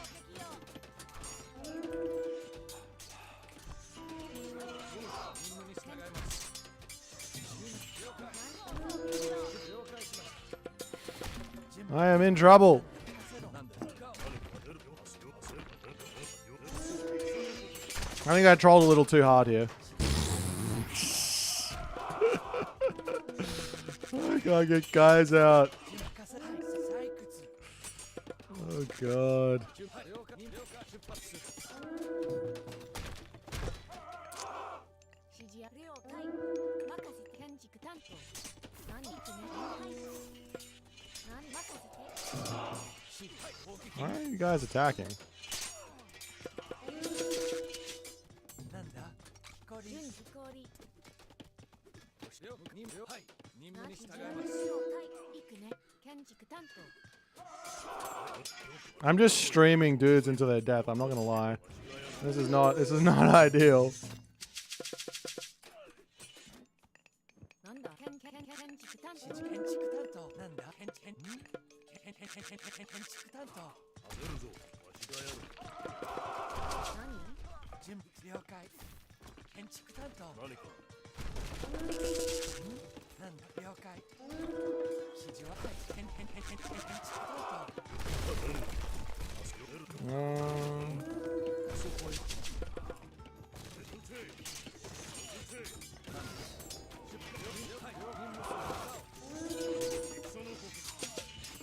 なんでしょう任務に準備し建築担当出るぞなんだ何任せ建築担なんだ当最高準備了解任務遂行指示を指示を任務に使って生よこそわしがやる用意はどうせよ準備完なんだ任せろ指示はどう準備完了はい建築担当何事出撃せよ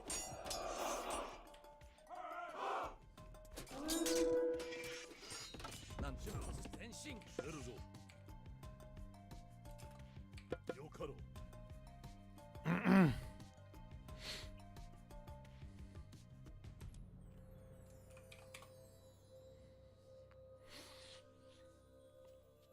Sec, please. I need to get a town center pretty quickly.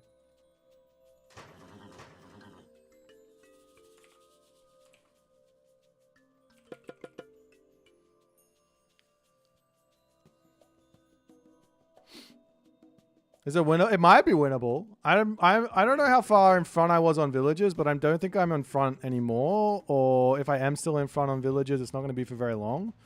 I'm just going to get a town center back up. I'm pretty sure he's still one town center full send. I mean, I got some favor. I can make another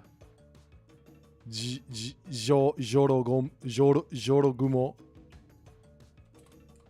But maybe not. 用意指示を Okay. 何事だよ指示はそう任せろ What's wrong?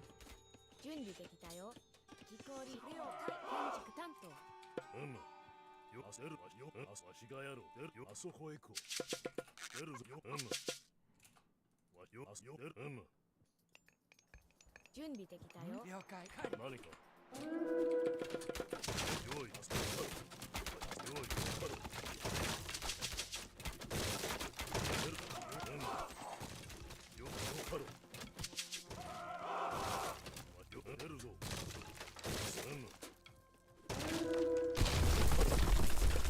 出る用意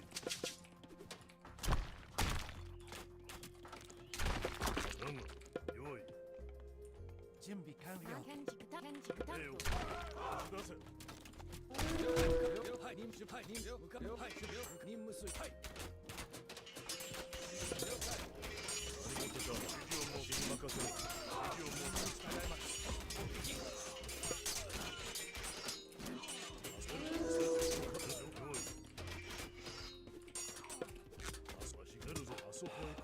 行くぞ建築担当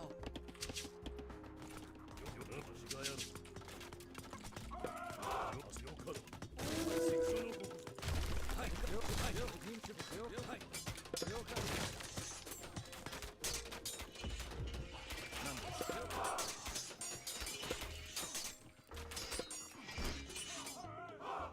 なんでも任務了解はい前進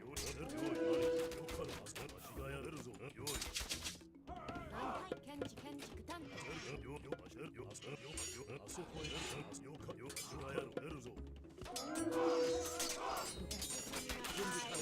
なんだ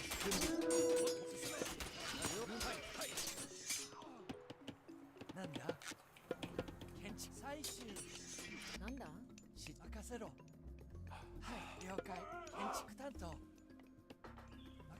あそこへ行く。用意。よかろ。あそこへよ。わしがやろ。出るぞ。何事じゃ。出発するよ。向かおう。おけ。よかろ。行くぞ。建築担当。任務に了解。砲付け砲撃。出るね。わしがやろ。その撃せよ。なんです。用意はできてよ。準備完了。了解しました。用意出る。よか出る。そう。建築担当よかろ。何か前進じゃ。指示を突撃せよ。出るぞ。何か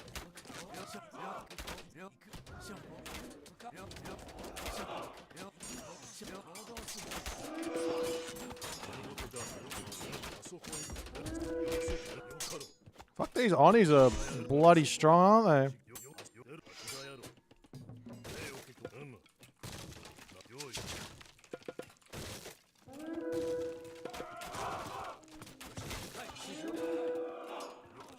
準備完了。何区ね建なんだ築担当準備任せろ。了解。はい。採掘。出るぞ。あそこへ行く。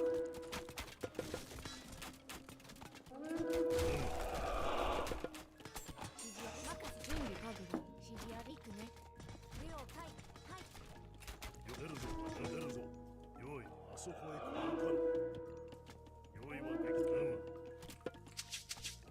何建築担建築担当。当なんだ建築採掘建築担当。わしに任せよ。指示をも出るぞ。何か撃て。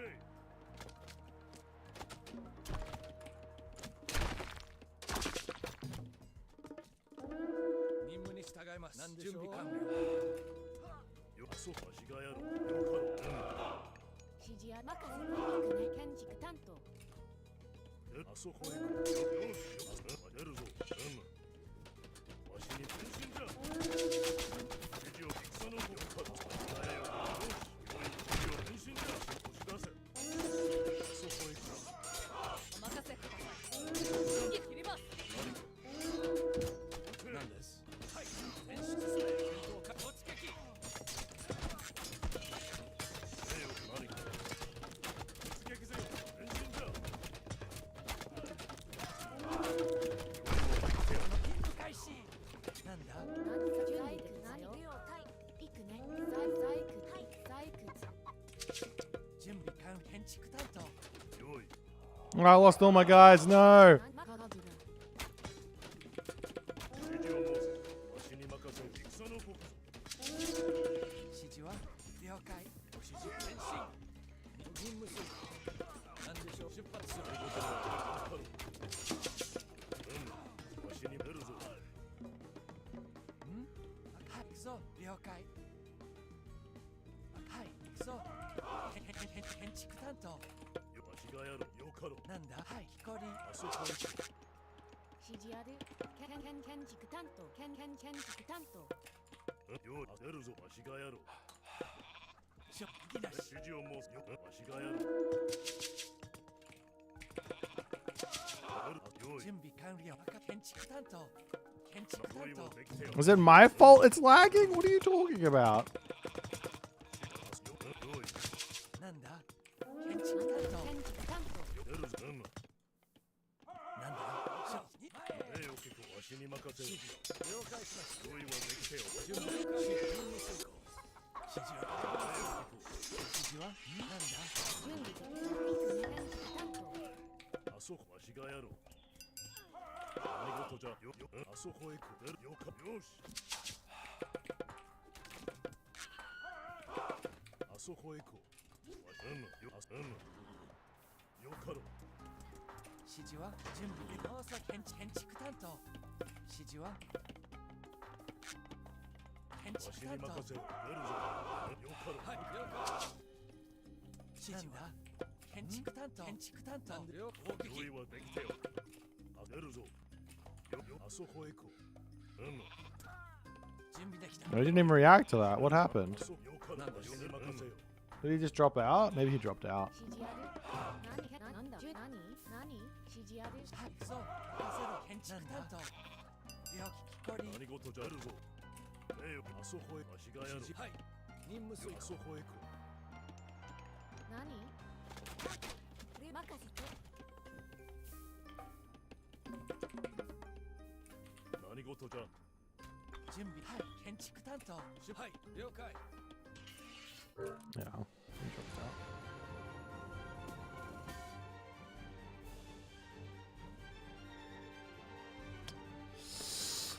Well, victory! These guys are insanely strong. I couldn't quite kill them. I think that's the first time I've seen them like getting like really made. He had meatballs everywhere. Look at him go. Crazy.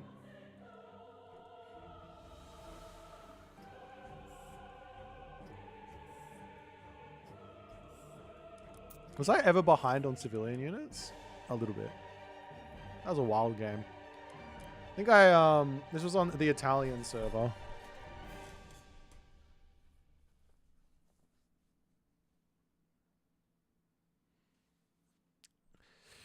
Insanity stayed 1, 2, 4. Yeah, I trolled pretty hard. It wasn't even just the towers. It was like I just didn't build units, and I saw him making full cav, and I was like, I'm gonna go horse archer. I wanna horse archer OP. I wanna make horse archer, and I couldn't kill off the Oni.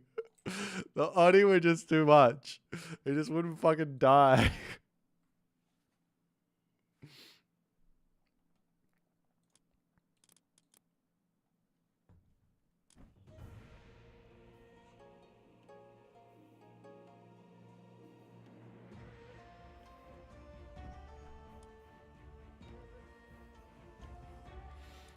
All right, let's play another game.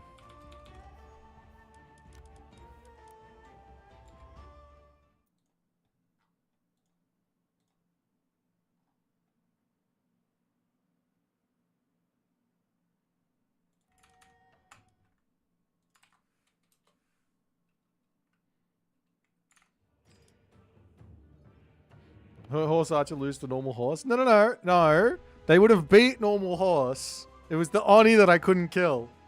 But the horse archer would have beat the horse. I guarantee you. It's broken. It's busted.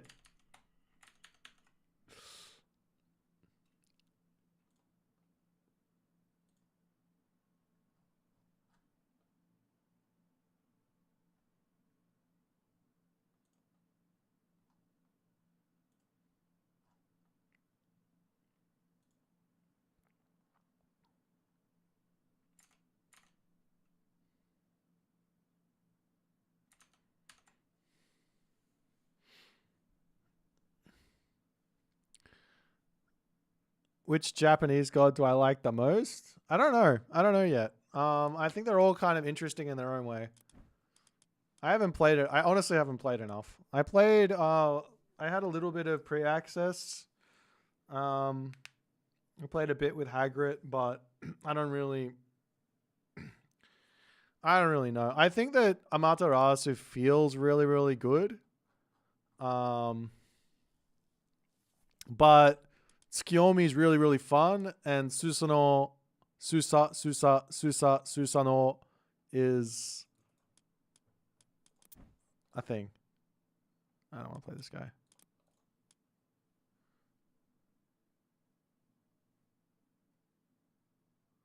I like to go with the horse archer. Yeah, I wanted to 2TC fast like horse archer spam. That's all I got. That's what I wanted to do. And my opponent wouldn't let me. He was like, I'm gonna spam horses at you. I'm like, okay.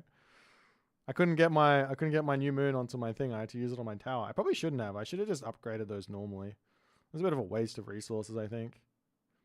Because I didn't get the guard towers. If I got to the heroic age first and then dropped it and got guard towers, that would have been alright, but... 「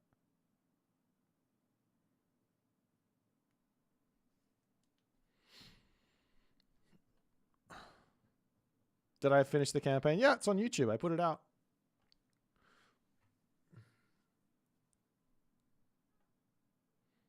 I don't know if you guys are like talking politics right now, but like maybe don't.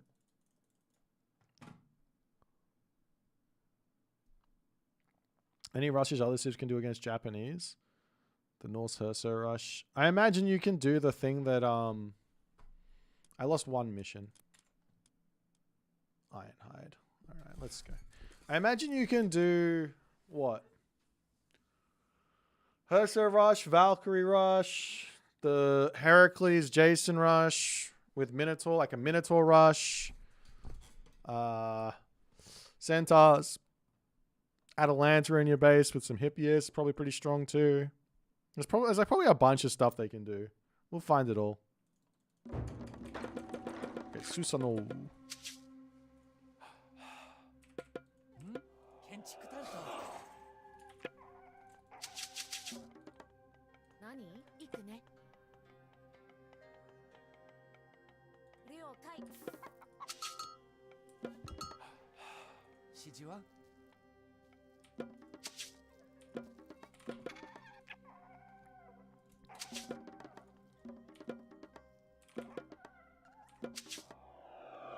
なんはい任せて行くね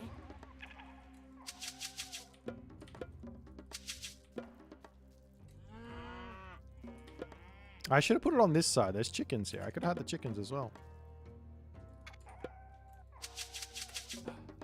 準備できた建築担当木こり建築担木こり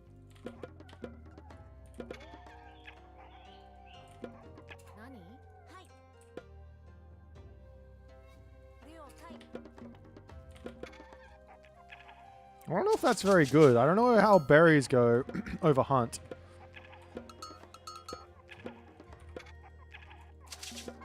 なんだなんだ狩り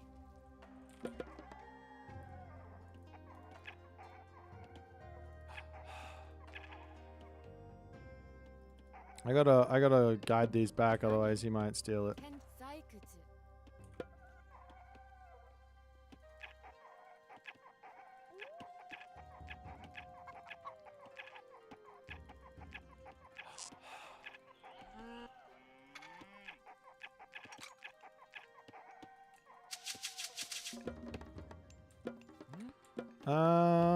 What are we gonna go for? I will need a house, but I think I should build that with a villager like this. 建築管理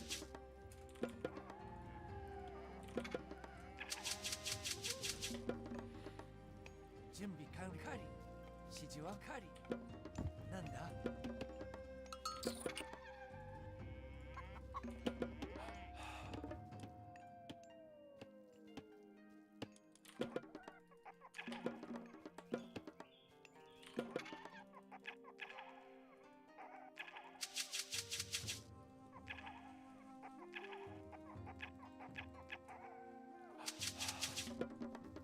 何狩り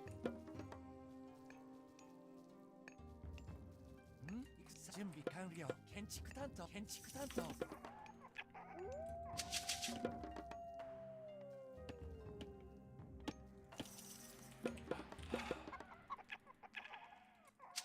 So I'll get another Miko out. Oh, hello there. You aren't working. Why aren't you working?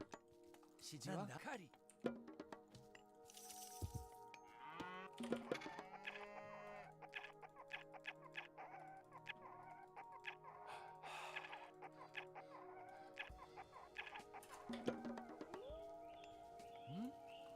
了解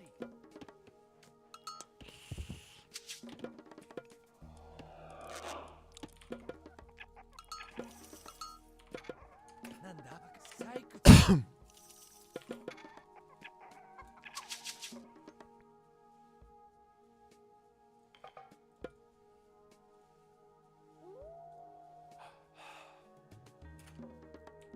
何任せくれ任せてはい了解 Ah, screw it. 攻撃よ行くねなんだ準備できたよ任せて行くねはい準備完了。建築担当建築担当。ん？了解。任せていくね。木こり。なんだカリ。ん？指示や何？はい。建築カリ。何？建築木こり。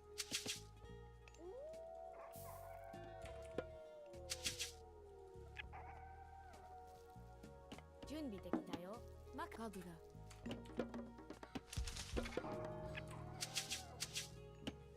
指示ある？命令してみて。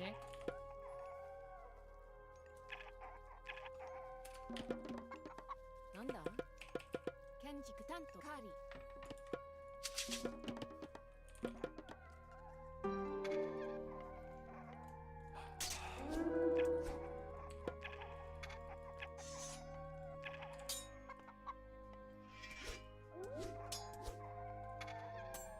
またその通り。お前。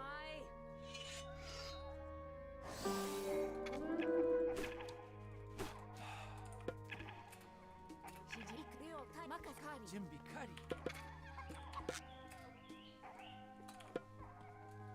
準備ではいカーリー。何？任せて。建築担当。命令した人をたどってってよ。雲に何がたそ糸をまたその通り。仮の時間よ。あら、何のこと？もう時私がやるわ。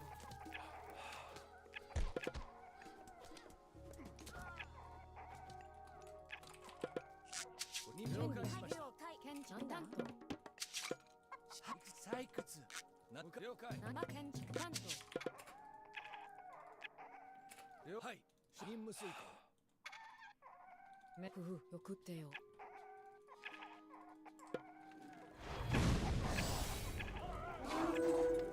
なんです。はい。突撃。指示を。指示ありかい。なんだ？いくね建築担当。出荷を。砲撃。ご指示を前進。進め。指示を。任務にした出突撃。なんです。戦闘各前進。なんでしょう。砲撃。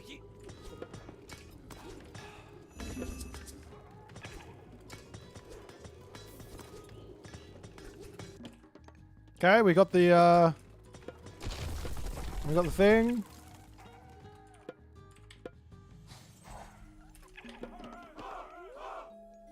ご指示を任務に従います。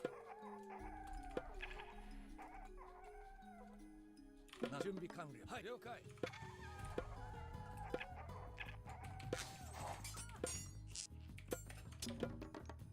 何？建築氷。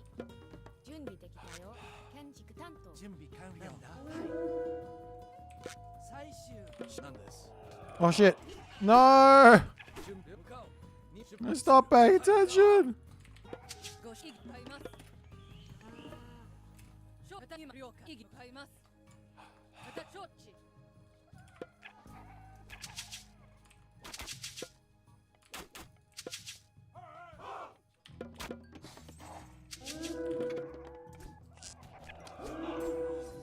今参ります。私が参ります。何？了解。意義了承。意義承。今参ります。了解買います。意義承。今参ります。任せ。行くね。最終。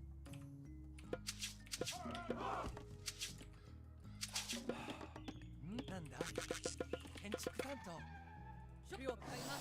任せた意義了承。突撃し任ます。務に従い戦闘進め。指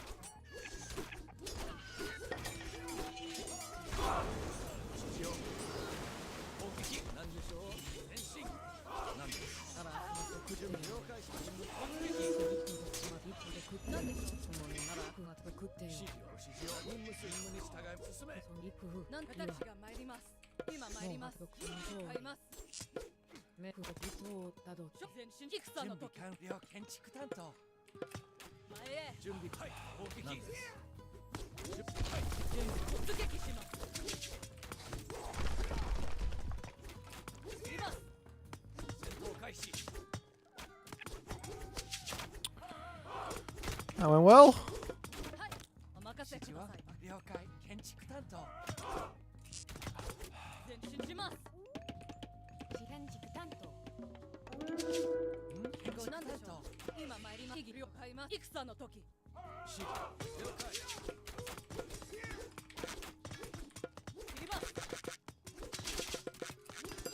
何ですはい何でしょう準備完はい行くぞ建築担当任務に任せ従います何でしょう準備指示をくださいはい任せて任せください意義了解何です意義な承知私が参りますご了解準備今参りますご任せください買いますなんだ了解建築担当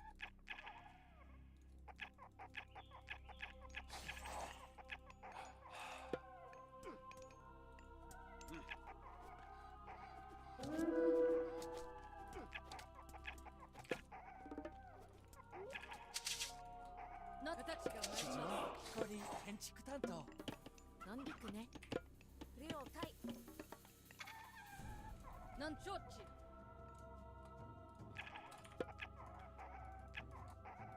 主に何をご所買います今参りお任せください準備了解今参ります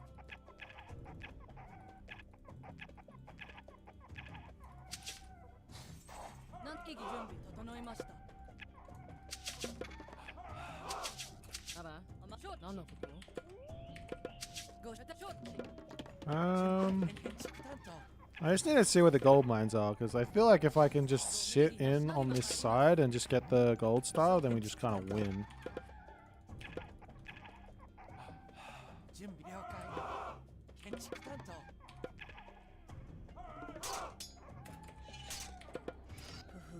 準備何かし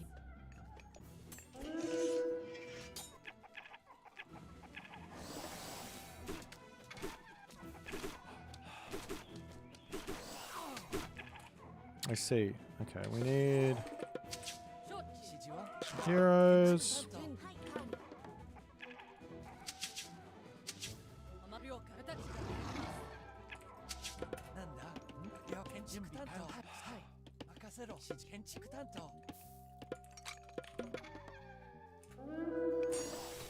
意義承知今了私が参ります意義承知買いますなんだ了解そう了解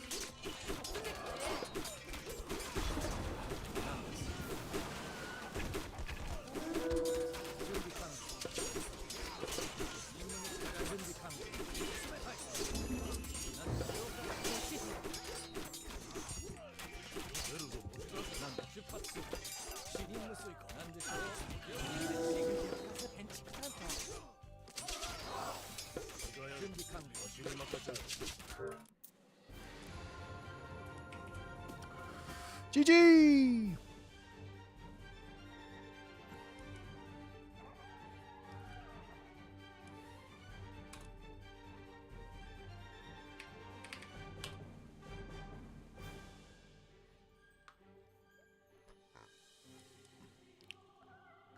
These kitsune did what work?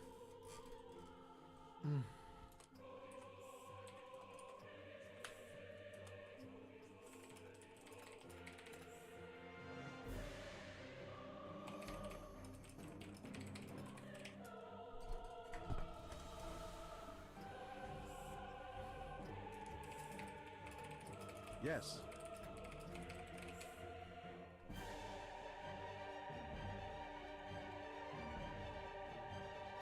Is Kitsune spam the move? I don't know. Like, it gives me so much map pressure. They're so quick.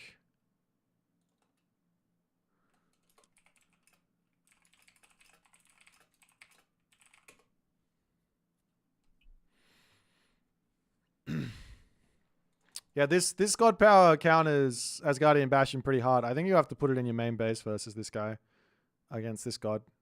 Just plop it in your main base and just call it a day, because otherwise they're just going to drop it on the Asgardian Bastion and kill it. Kind of like Undermine or something like that.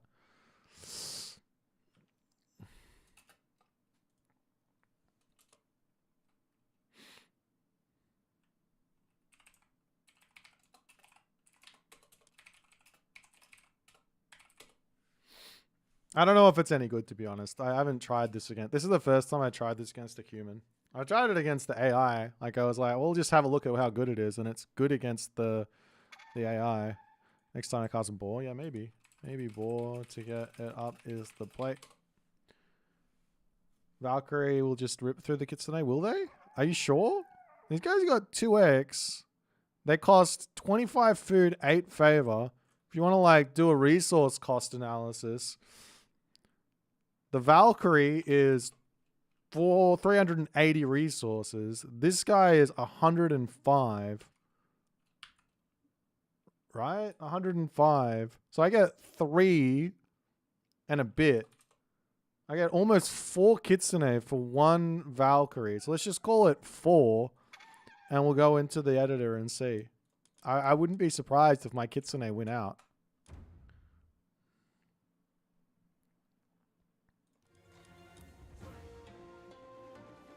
And the Valkyrie also can't catch the Kitsune as well. You're absolutely right. Let's have a little look-see.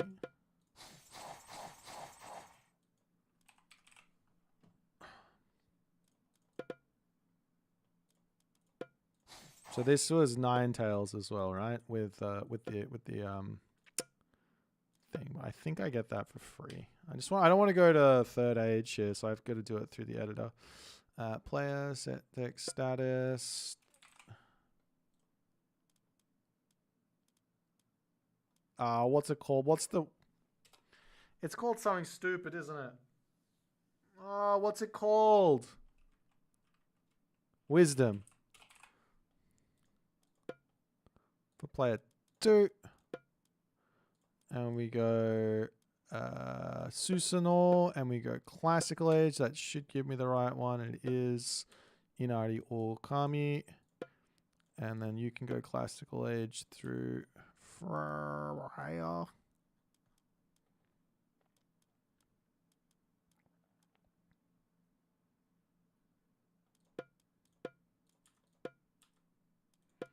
I think that's right.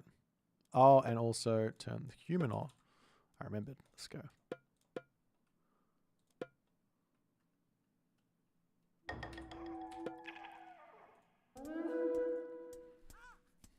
I think it'll be close. No, I don't think it's going to be close. My guy's just absolutely own. Okay,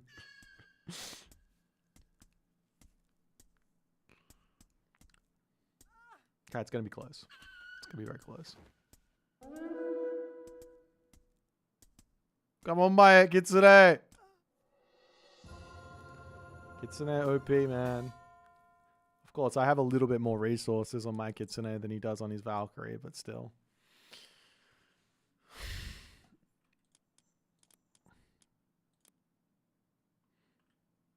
Get upgrades for both?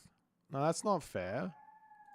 That's not fair. My Kitsune are out way before the Valkyrie has their upgrades. That's not a fair assessment. Can one Hersa win 4 Kitsune? Yeah. I think so.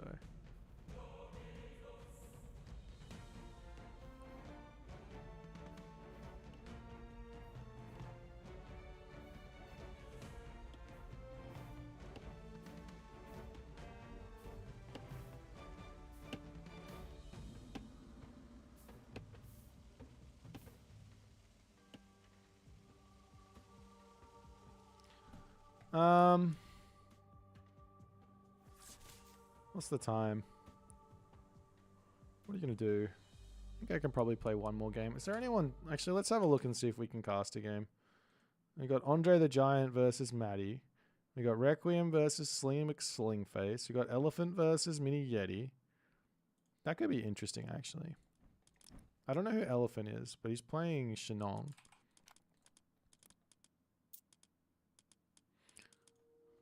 Let's have a little watch.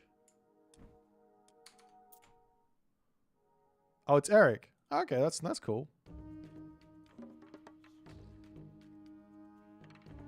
The Smurf has been uncovered.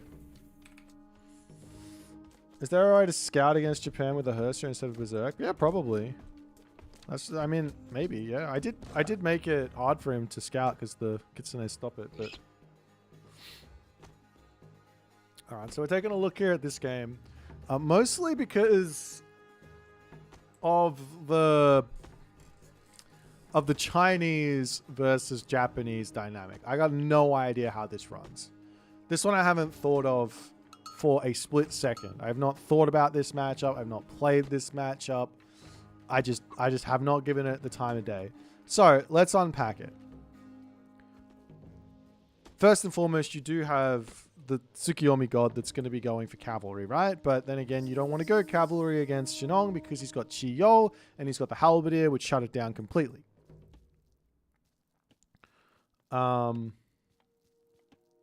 So if you can't go cavalry, what are the other options here with this god? Well, option number one would probably actually be to go in for some sort of favor rush. So these are the other sort of random strategies you can throw at. If it's not going to be cavalry, you can go in for myth units early on. So some Jorogumo.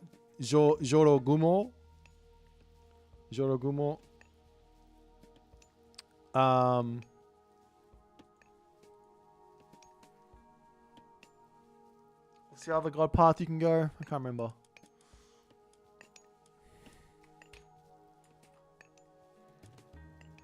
Or you can go for Kamaitachi. So I think that it's probably better to go in for the Kamaitachi, just on the fact that we don't really want to go for cavalry here, at least not to open up with. And that's going to then get you some stronger infantry as well, though it's just this is the only infantry upgrade you can grab. And then you might also want to go through Hachiman so you have access to the stronger heroes against what Shinong is going to be making. So that kind of makes sense to kick the game off. So a little bit of column A, a little bit of column B. Maybe make some Kamaitachi to go raiding. Your opponent's going to be forced to have to play some defense with the pioneers, which is really difficult. So you got the advantages there. See the Kitsune getting some scouting in. So that does make the most sense to me. So we'll see which way Mini Yeti's going to go. Eric, on the other hand, he's going for Hull 2, which does actually make sense. He wants to make sure that his base is going to be as safe as possible so he doesn't have to deal with those weasels, which now changes the dynamic a little bit more. And you almost have to just go for a fast town center type idea versus this, or try and break through the earth wall with your Kamaitachi, which is very, very tricky when they have the Deuterinos, right?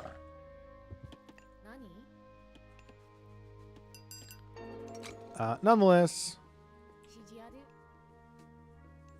Tawara Toda's last arrow. Okay, a little bit of divine damage on the ranged soldiers is going to be really nice. That's like not a small amount of damage. It's kind of close to 0.4-ish bonus pierce damage, or like extra pierce damage on your archers, which is not nothing. And we are actually seeing Inari Okami. So, I mean, the other idea here is to not actually go in for cavalry at all, but just drop the new moon down onto the temple. You can actually make Kitsune to run around and get some pressure on the map, and you can make the Jorogumo. I can't even say it. I give up. The spider bitches. You make the spider ladies and try and get some value out of those as well, especially because you're going to get the ivory, the gold income from those as well. But the other thing is you also need to be somewhat careful, because if the Shinong player just drops the thing down, then you're all good. However, that being said, now that there is no Chiyo, I can actually go for stables. I'm stupid. He went for Hal 2, so you can go for stables. So it's a little bit of a late advance from Mini Yeti. I think he'd already committed to it before he saw Hal 2. But if you see Hal 2, then sure, you can go straight in for the stable, straight in for a bunch of Deuterinos and live the dream.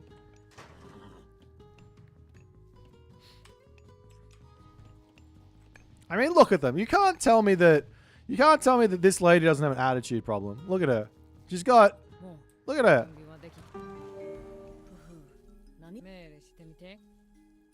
Like, she literally just says, "Try and command me." She's got some sass.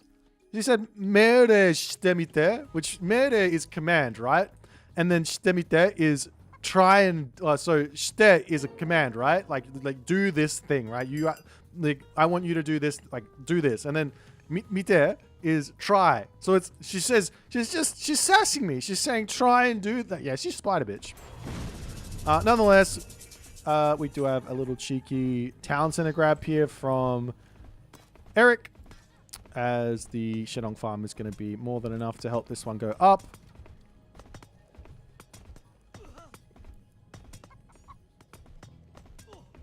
But it will take some damage, and more stuff's going to come in here and try and take this position out. But now the earth wall comes down, and you want to bail on this and just try and knock this wall down as fast as possible. This is generally not the wall you want to do. You want to more go for the wall super early. But yeah, this is going to be nice for Mini Yeti to get out of here. And now also the other problem here is for Eric is that his main base is going to be open to raids, and he doesn't have the Chiyo upgrades, so these Naginata riders are going to be a very, very big problem for him. But anyways, he's going to start knocking down the earth wall, and he's going to go after the main base. These guys are quick. 6.3 speed with the double kitsune. Does he have the upgrade? He doesn't have the upgrade. He does still have New Moon, so he can drop that down if he wants onto those, and then he can get that upgrade, and they can go up to 6.6 speed.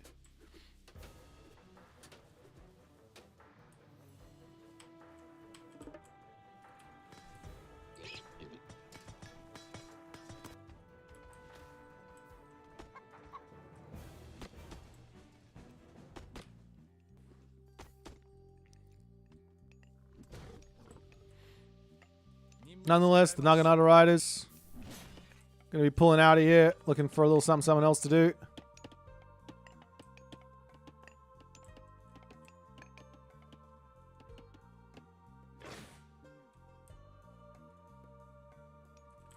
And we got a little cheeky meat call coming through as well from Mini Yeti. He's trying to get a little bit more favor income. He's already got 77 favor in the bank in this game.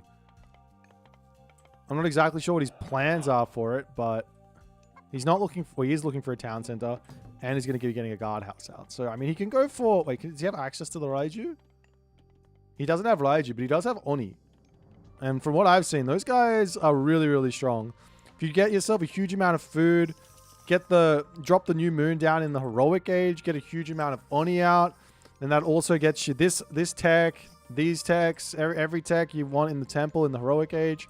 That seems like a stupid amount of value as well. So some sort of late 2-town center, heroic age sort of Oni like move with all the favor you're gaining up to. So that seems like a pretty interesting game plan to go for. Meanwhile, Wall's coming back up here for Eric. He's just getting some more Deuterinos out.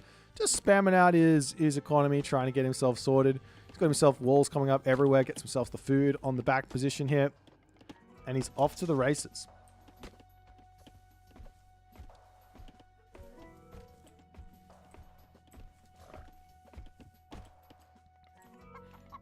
And on the other side here, Mini Yeti is also just getting his base sorted out. I love this building positioning where you're going to block in your own town center.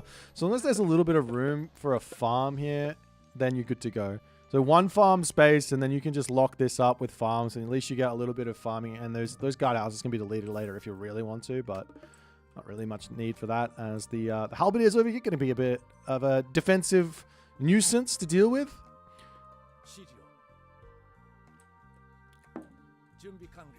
And Mini Yeti on the hunt. But there's not going to be much for him to actually attack here early on. Just as Mini has to aim for something else. Whereas Rushall is coming through here for Eric. The earth wall going to get knocked down.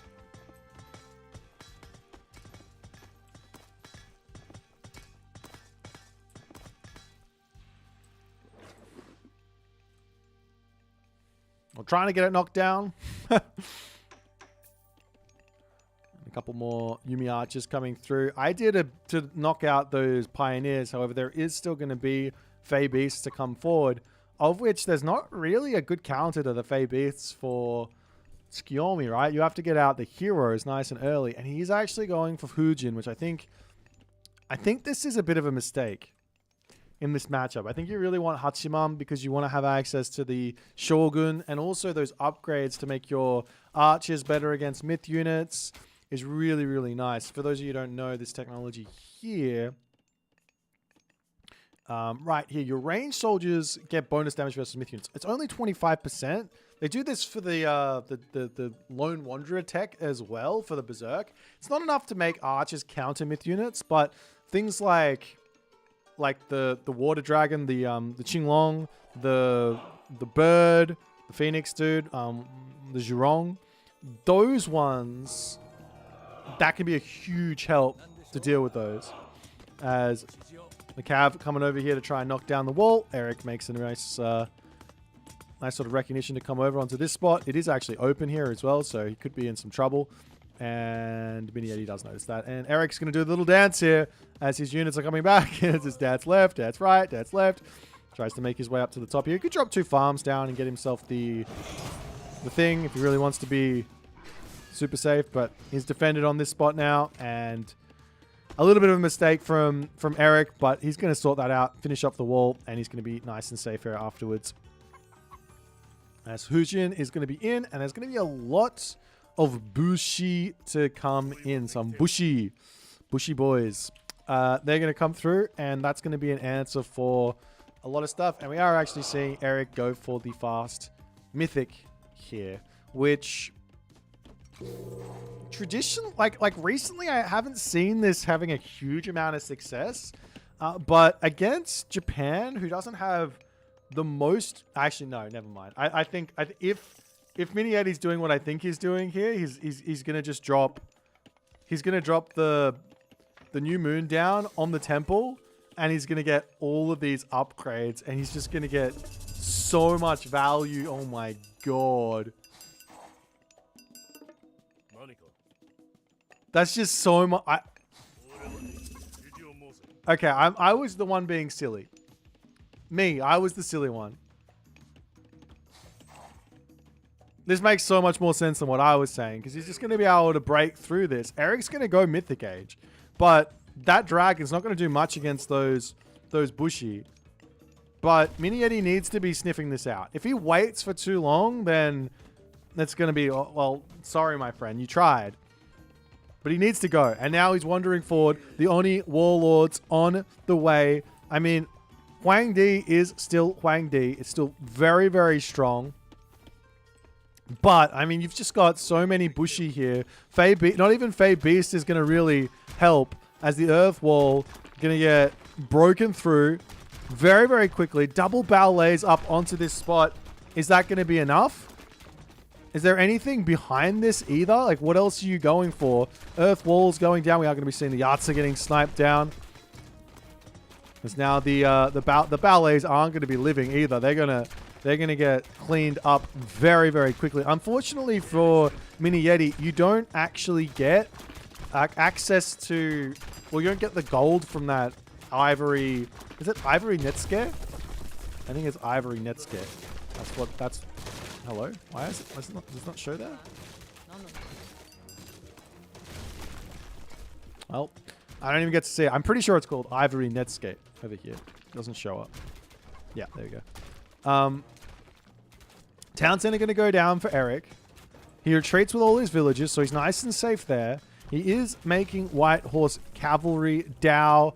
He's got the favor for his upgrades as well.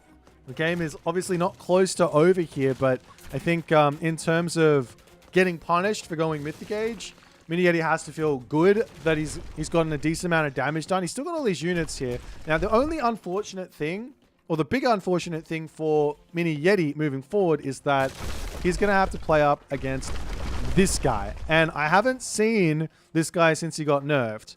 The Wenzhong. He used to be insane. He has been nerfed.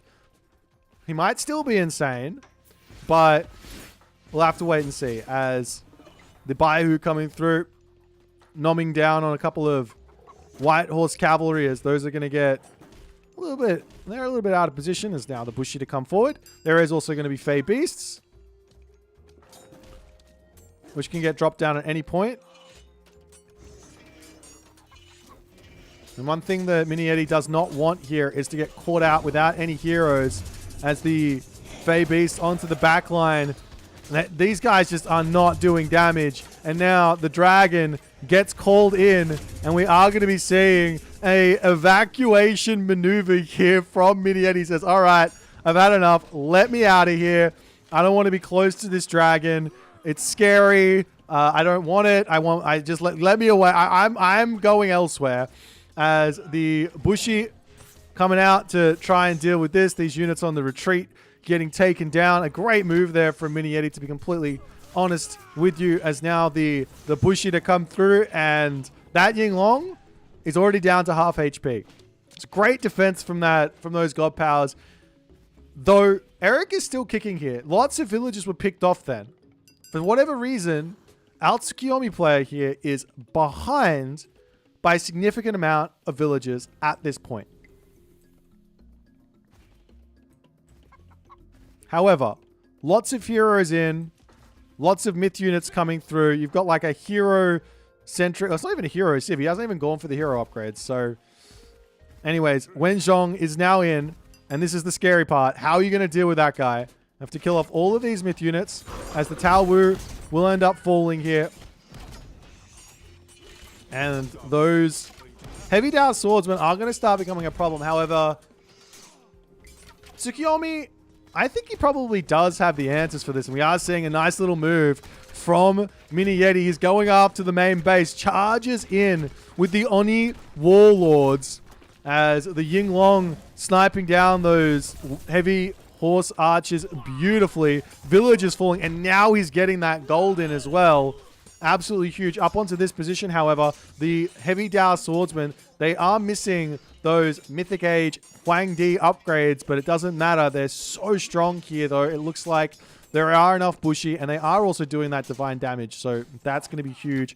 As the Oni in the main base going down, Wenzhong is here to clean house, and also he gets his own little Oni over here to help out, as all of those Oni warlords are now dealt with, and the game to continue along. It's 3 town centers versus 1 town center. It's 68 villages versus 69 villages. But this is a late game headed Shenong. Actually, it is now 1 town center versus 3. It was 0 town centers versus 0 town centers versus 3 town centers for a second there. As the samurai, Yumi horse archers coming through. Town center coming up now as well for Eric. And we also have a little cheeky castle on the top for Mini Yeti, as Leiju's Silk to come in.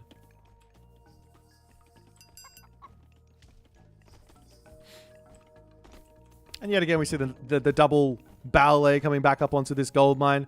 Realistically, I think he's got a strong enough army here. He just needs to get units out.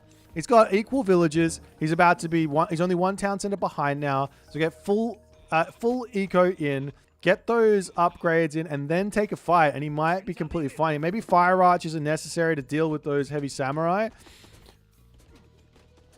But Mini Yeti has to be happy about his position. Up onto the top here. Do you see a couple of halberdiers ready to just defend over here? As the Yumi horse archers coming around onto the bottom side.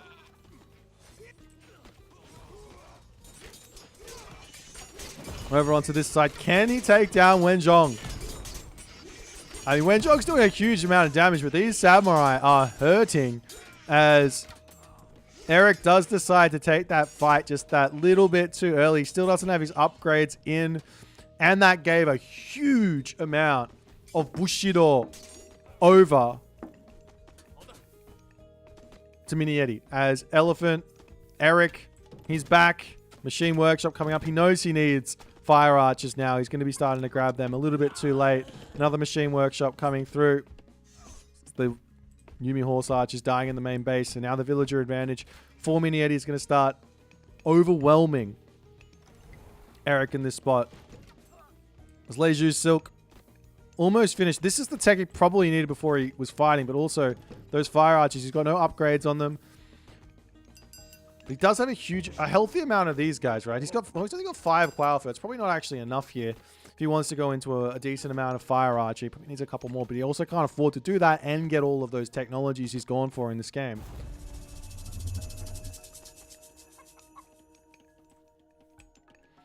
As we see another... What did he use it on, though?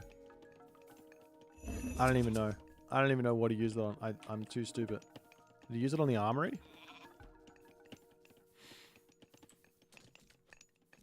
Anyways, Heroic Age or Mythic Age now coming in. And Okuni Nushi on the way. So he wants to use that second charge of... or third charge, excuse me, of New Moon on the armor to get full iron. So I think, yeah, he used it on the armor to get full bronze. And now he gets to use it again on the armory to get full iron. While his Bushido is coming in for full champion as well. So he's about to be fully upgraded, fully villagified. He's got 4 Miko out to get him favor. He'll also have another Swampland and another Smiting Gust, which can be absolutely huge as well. We see a little cheeky castle coming over here, but that does get caught by Eric. He's got that that dragon to come forward, going to snipe down those villages nicely there. So he puts a stop to that one beautifully. And the White Horse Cavalry also charging in to take down the Yumi Horse Archers. Only a couple of cavalry, but it's not quite going to be enough there. These guys do have bonus versus Cav, and they are 3 populations, so it's kind of like 9 pop of Cav charging at 18 pop of Archer. It's probably the Archer's going to win that one most of the time. It's Fire Archer's Dow coming in. There's the Tori Gate to come through. There's the immediacy onto the armory to get that to come through as well. And now he has the On Muraki in, as also grabbing himself both Divine Prefecture, which makes the work rate on buildings plus 60%, and getting Sakura Gardens in, which is going to be very, very nice for him there to get some more favor in. Much needed, as he doesn't have a lot of income there on that favor. Could get a whole bunch more Miko out now as well. When you get up to like 80, 90 villages, I start thinking it's just worth it to just pump them out. Just go into all of them, and then they'll go onto idle, go around, and then move them to the spots you want them in. No problems. But Eric, he's starting to get a pretty scary army here. That's the only thing. Fire Archers are out. We are going to be seeing the... Oop. The Bushi are coming in. They fly in. They fly in. He goes after this. He's also got the Swampland as well if he wants to drop this down. But it looks like he feels like he's going to be able to be okay in this fight. There he goes. Now dropping those Kappas in. And Eric going to lose a lot of units here as he has to pull back with the army of Mini Yeti. Just too strong, too powerful, too much for Eric in this one, as... I'm not sure exactly what else he can do. Up onto this side, the castle has been denied. He's still got the defense here. He does have some... Oh, there's a Naginata Riders. He might... I don't even know. He needs more fire. He just needs more units out, to be honest. He's going to be losing these ballets slowly over time. As well, does get himself a Zhu in. Zhu? Is it Q or Zhu? Oh, sorry, Q or Chu? Zhu? I think I should have known this, but I don't. Anyways, ballet is going to be going down.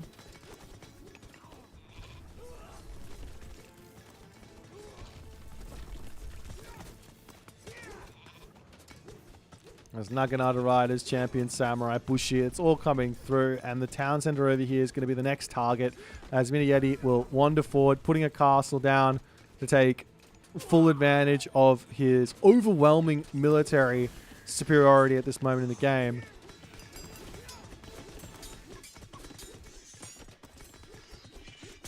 And the town center trying to get repaired back up, but there's just too many units here.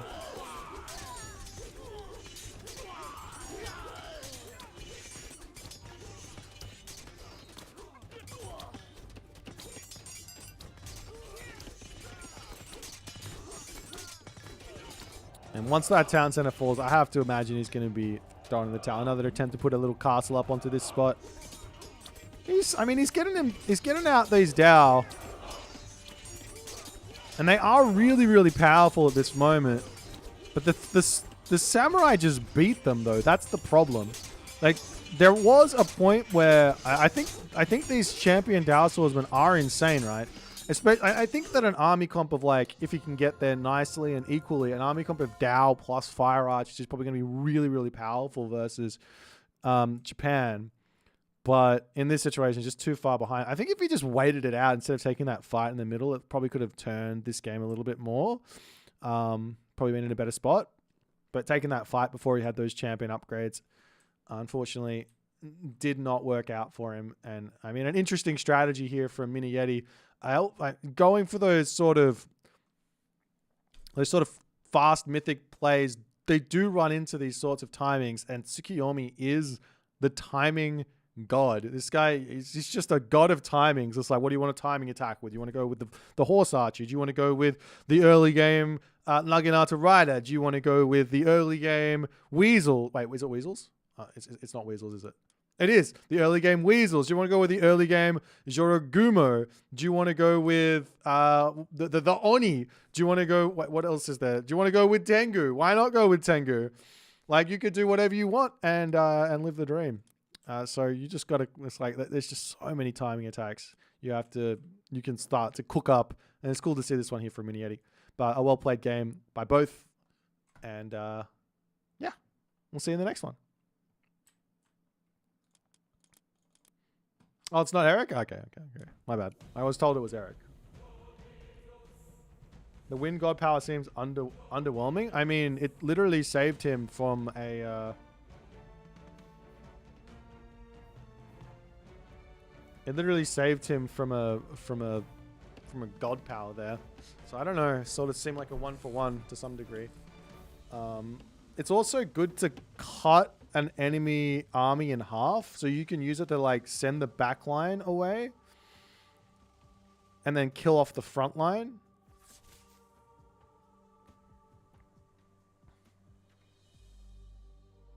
Play ranked with non-Japanese. I think I might just be done for today, guys. I want to play more, but I think tomorrow I've got a busy day as well, so I'll be on late tomorrow as well. I was on late tonight, unfortunately. Late. That's a lot of busy days. The one thing that I'm excited about is watching everyone playing and seeing everyone getting the stuff together. There's a lot of really cool ideas. I was having this one game that I played. I think this is a really cool idea going in with the Kitsune. They seem really, really good. They seem really, really good. Does the hunting shrine respawn hunt? Yeah, it does. It spawns hunt. Actually, you know what? Let's watch one more game. I want to see the Rapple playing. Everybody, the Rapple has put out his course on Japan. I got to see if it's any good. I'm gonna rag on him the entire game. I'm just kidding. But we'll watch the Rapple game, and then we'll call it a day, I think. So yeah, you can probably put something like 4-ish villages on the Shrine of the Hunt is my guess, because you're getting extra, like, was it 200 food every 50 seconds? So 200 food every 50 seconds gathering at 1 food a second per villager. So 200 seconds. So yeah, 4 villages. That's about right.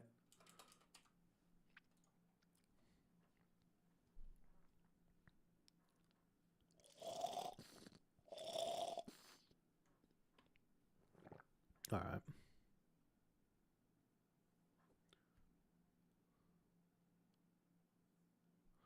Clicking new moon on armor immediately and mythic is 3250 Bushido XP. Yeah.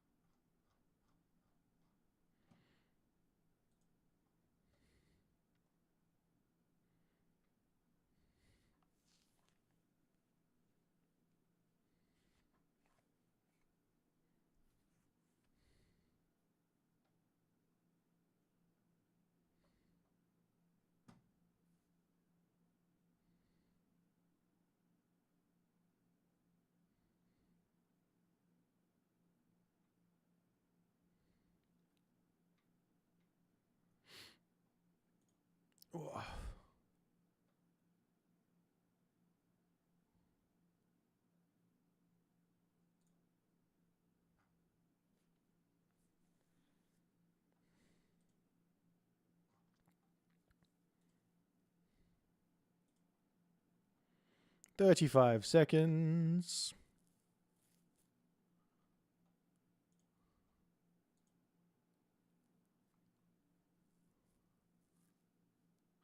Gust of Wind should get the value recost down though. I mean, you say that, but using it to half an enemy army, that's a huge amount of value. There are some low value casts, for sure, but if I half my enemy's army, send half of them across the map, he has to run.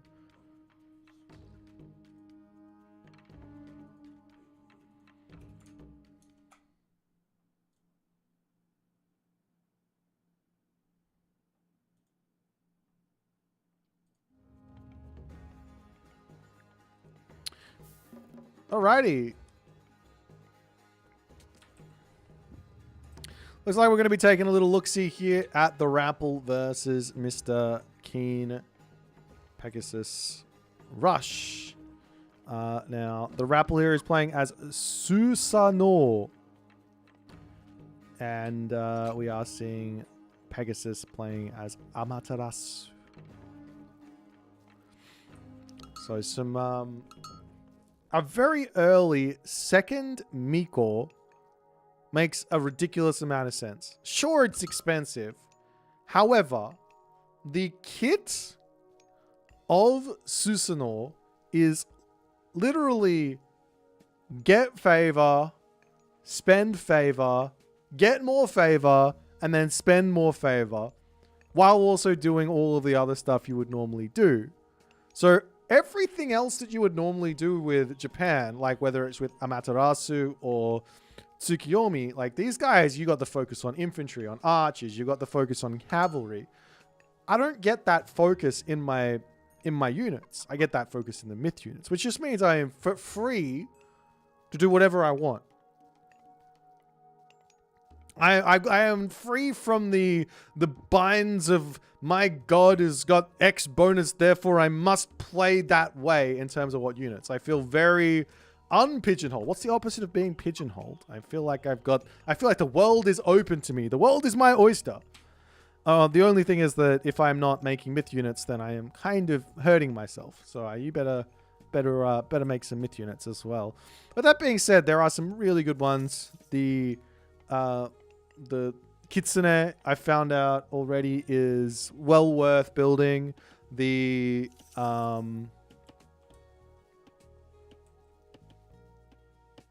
Kitsune is well worth building. The Juragumo is well worth making. The One Yudo is also situationally well worth building. And then you've got the Heroic Age myth units as well, which are amazing too. And finally, you've also got the whatchamajiggets. What are they called? In the Mythic Age, you got those guys, which are all really good. I don't know if he's got Asura. Does he have Asura? No. Yes, he's got Asura, and he's also got Shinigami. These are both amazing too. So you can just be spamming whatever you really want out throughout the entirety of the game. Did someone say you can Gust of Wind on enemy villas? You can't Gust of Wind the villas away, but you can Gust of Wind the defenses of the villas away. So say, for example, you're sitting here on, say, a gold mine with all of your army. I can run in with my army, and I can blow your army away and then kill all of their villages. And you can't blow your own villages either, I believe. Nonetheless, we got the Ame no Uzume to come through, and we do have Minakata Tomi over here for the Rapple. As it looks like he's just going to be going for some fairly stock standard defensive stuff. He's going for a second talent center. So this is sort of a simple idea, but the idea makes a lot of sense versus gods that don't have early heroes. So for example, versus Uranos, right? Oftentimes we see the Uranos player going in for a whole bunch of Murmilla when they can come forward and they can start denying a talent center. But in this case, they're not going to be able to do so because you're going to have those wolves there to defend this. Or obviously Japan as well is going to have some trouble punishing that, or at least stopping the town center. So they're going to have to play a little bit of a different way. Now, the only issue here, in my opinion, is that, well, if you're going to go for a fast second town center in a Japanese mirror, you are going to find yourself under a lot of pressure from these guys, from the spiders, and also one Udor are an amazing answer to fast second town center play because you're setting up for a siege. You're setting up to break through the town center. So you've got a lot of different options here, as the one Udor is just moving back and forth for the time being. With his tongue sticking out, he does not care. He's just going to say, I'm just going to go after the villagers. Let me pick this one off. That's one villager down. Going after a second one. Rappel does pull that one into the tower, but he will be almost losing the Kitsune, which is helping to boost up the Deuterinos here. Is this villager almost going down, and it does get slashed there, but I think it's going to live after all is done. So we've got the Kamatachi over here as well. So 2 weasels in. You could just sack this guy and just get him, or even use the God Power. Solar Shield getting back up to a decent amount of HP, coming up onto this side now. As, like I said, these raids, they're going to hurt, but he does lose one Kamatachi, and one Kitsune, which is a big deal because that goes directly into your Goshin Boku, which, oh no, it doesn't. Hello? I thought it did. Never mind. Anyways, the Solar Shield gets dropped down, and now the villagers basically all just have to bail for 10 seconds. Good healing there from the Rappel. Gets that one to safety. Utilizing that Miko to heal everyone is very, very smart there. You got to get them all back up to full HP. Great defense thus far. The second town center is up, and it is known about here for Pegasus, and Pegasus says, behind this, all right, I'll go for my own second town center. No need to needlessly fall behind here. However, after all is said and done, a slight villager lead for the Rappel, and he's got Hunt underneath this position, which is a big deal. He's going to charge under here. He's got Solar Shield, so he can just use that if he wants to and try and get some value, and he is going to be doing so. He gets a village pick there, but he's trapped, and he's going to try and get through these wolves at the moment. Coming over to pick off another villager onto this side, almost sniping those there, and he does manage to pick another one off, going for another villager before the Kama Itachi is going to go down, and now all of a sudden, villager differential is only 2. And here's the big deal. If you're the aggressor in this situation, you've got an idle time. But more importantly, you're out on the map. You're hunting. He's grabbing all of that. That's just awesome. That's going to be a huge help for him. On the other side, Rappel here. He's stuck in his base. He has to put walls up everywhere. He's terrified of these Kamaitachi. They're just going to keep on coming into his base. The only answer is to get fully walled up. However, he does have Hunt here. So it's not like he's not eating food. He's just only some of his villagers are. He's also getting cows and things. He's got berries. So while he is ahead on income by a tiny bit in terms of total villages, he is behind on income because he's not on those premium resources. That being said, Pegasus has done classic Pegasus things, and he's put some farms down. Generally, I don't particularly like the early farms here as anyone, unless they're ridiculously cheap or you're playing as Ra or something. But nonetheless, he's going for those, and that'll slow him down a little bit, but it'll keep his villages nice and safe. As the Kitsune coming through, trying to get a little bit of scouting knowledge in, wants to see what's happening over here. You can try and harass a villager. It does 5 damage, 6 damage in attack. It's not going to kill any of those, as the Pegasus villagers get angry and say, "Excuse me, you're just a little wolf. You've only got 3 tails as well. You're not even one of the strong wolves. So get out of here." As Rappel now on the other side, going to be losing that Kitsune there to the Onnamusha, as we do have Raijin as the god of choice for the Rappel to move forward. On the other side, we have Raijin as well. So both players going through the same heroic age god. And the wooden wall here going to get broken down.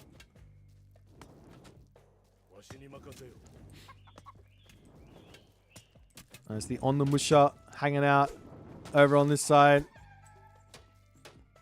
Tries to snipe that bad boy. But gonna have to pull back for the time being. And now the question is, what are you going to do with this? Obviously, you do have Hanya Mask, which means going into Samurai, right? You can make a ton of those. That's going to be really, really strong. He did go the god, which gives this upgrade here. Is it Katagi? He's gone for the Katagi, so he hasn't researched it yet, but he can. So it looks to me like Pegasus is going to be going down that route of Super Samurai, which is really, really strong. But there are counters. It is really, really strong, but there are counters. As the Hunter's Strength coming through for the Rapple, and this is one of the counters. You make your ranged soldiers, you get yourself a whole bunch of these bad boys that do have a little bonus against infantry, and then with the extra range and damage, they can be really good against samurai and things like that if you've got enough of them out of there, and if you micro well enough. Meanwhile, up to the top side here, we do have a little cheeky armory blocking this up. I love that little usage there. Normally, I just put a wall so that I can get through there, right? Like if I make sure that I got this tip from Moose, if I make sure this is a 21 gold wall, then I can pop that down over here, and that can be really, really good. As now we've got the Shinobi coming in to try and deal with those Bushi and those medium Yumi archers. As Rapple will need to pull back. Let's get a little bit of a stun in there, a little bit of a shockwave onto that one Udor who is left for dead here. As this ninja, he looks a little bit in the nude at the moment, I'm not going to lie. But he is coming in, punching away, and that rolling head is no longer going to be rolling. And it's just going to fade. It's dead. Yeah, it's had enough. That's my day being Genki. My day's been so fucking Genki.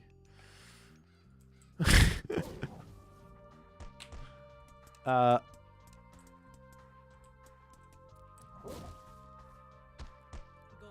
the Onamusha coming through. Gonna snipe down the Raiju here.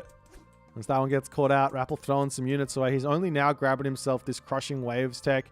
He's got himself 4 Miko out. On the other side, Pegasus has got 110 favor in the bank.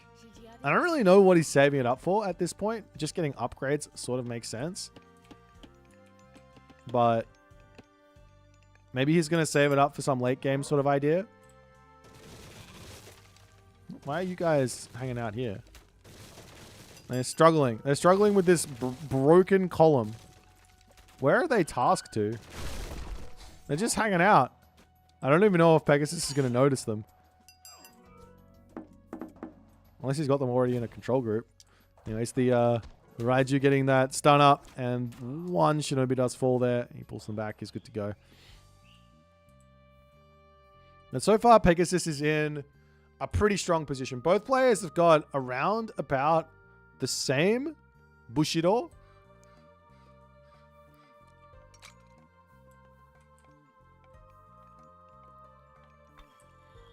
So obviously Rapple here has been getting a lot of value out of his myth units, and Pegasus has been getting a lot of value out of his samurai. As Pegasus is going to be getting himself a house over here as well.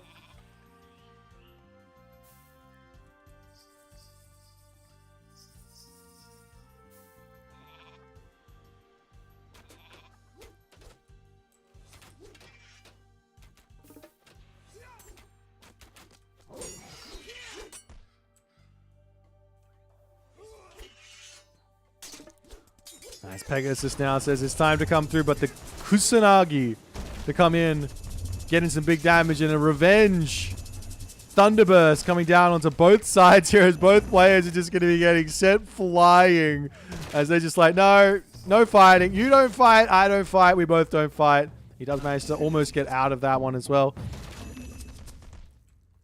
And Rapple just disengages.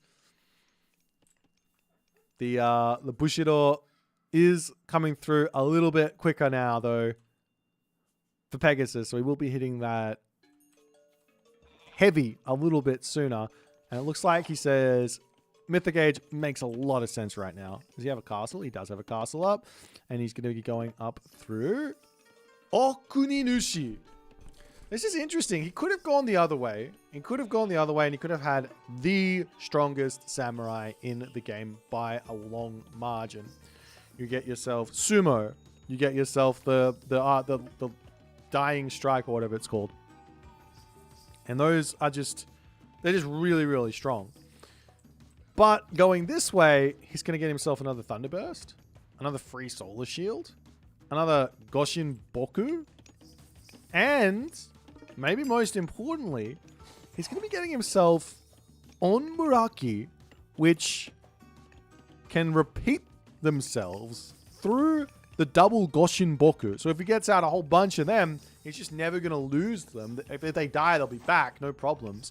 And he's got 172 favor in the bank, ready to start pumping those out. On the other hand, Rappel says Taka Mikazuchi, he wants Sumo. He wants 10-fist sword. He wants, or sword jitsu is probably not something he's going to want because there's no cavalry getting made by Pegasus in this game. But still.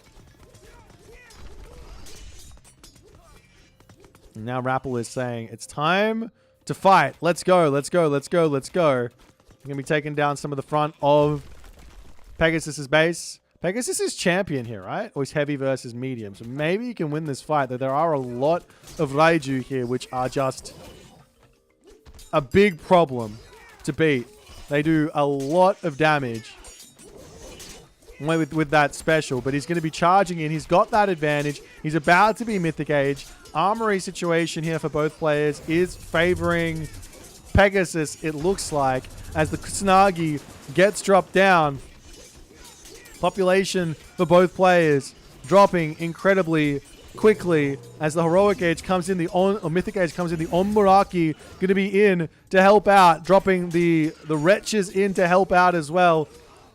So usage of the Sacred Gate here. You could use that to drop his things down, but there he goes as the second Goshin Boku gets dropped in, which means he should have access to now 4 dead myth units respawning, and he's still got 180 favor in the bank. What do you want? Onmyodo? Onmuraki? Looks like he's building Oyumi, which makes sense. He's got that technology here, which I can't remember what it is. Mechanical Artisans. What a boring name. Mechanical Artisans. He's got that one, which can be very, very strong if you can get set up. So yeah, seeing a castle coming up over here. Rappel he realizes he's been spotted, and he's just going to pull back. He's got the double walls. Got the chemo walls up. Because why not? It's now the Mythic Age to come through. And Pegasus is going to come over there and clean that one up. He could go 3x Goshin Boku, but I mean, that doesn't even make sense, right? I'm genuinely shocked that he's not making more Onmuraki. I know he doesn't have his town center up. He doesn't have the population just yet, but like, surely you just make those.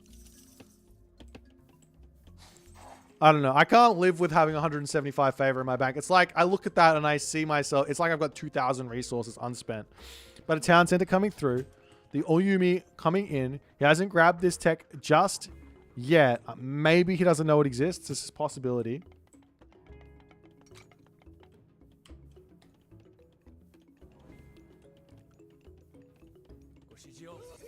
There's a samurai coming in. Going to clean up the wooden gate.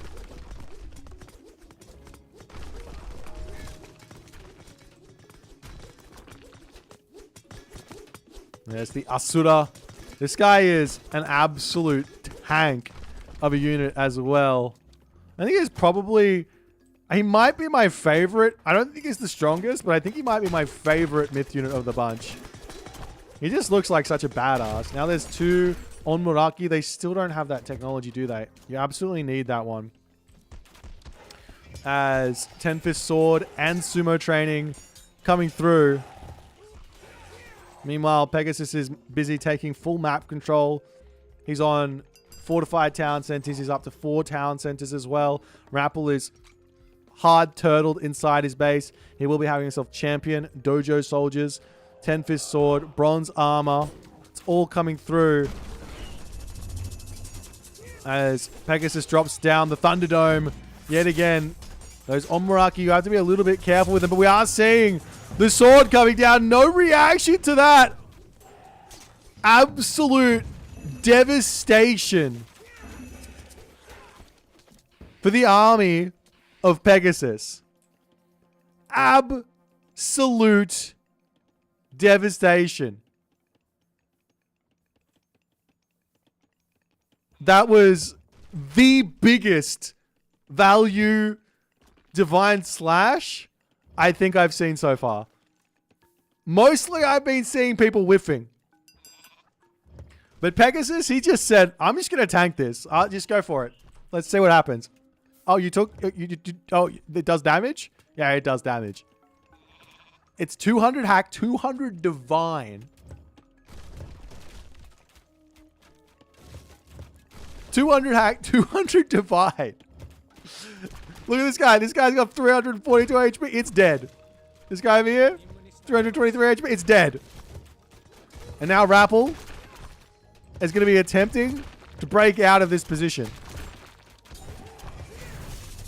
Divine Shield gets dropped down onto one Onimusha, another Kitsunagi to come through. A lot of favor in the bank. He could drop another Thunderburst if he wants to. Villagers to come over and attempt to repair this one back up. Pegasus trying to get himself back up to full population. He's got some more Onmuraki coming through from these Goshin Boku. Still doesn't have himself that upgrade. Just shed 191 favor in the bank. Is he saving up for another Tori Gate? Get another Sacred Gate and get another couple of charges of God Powers or something, another Goshin Boku? I don't think that makes any sense, to be honest. It's very expensive. But nonetheless, the Samurai getting sniped down. Asura here to take down the town center. Pegasus has found himself in a very, very tough position now. He's up against the super powerful Samurai. He's up. He doesn't have himself full population. He's barely got resources kicking. He's trying to get some damage done over. Oh, Rappel's pushing onto this side as the castle coming up for Pegasus as well. As Pegasus going to be attempting to dive into his castles and keep himself alive here.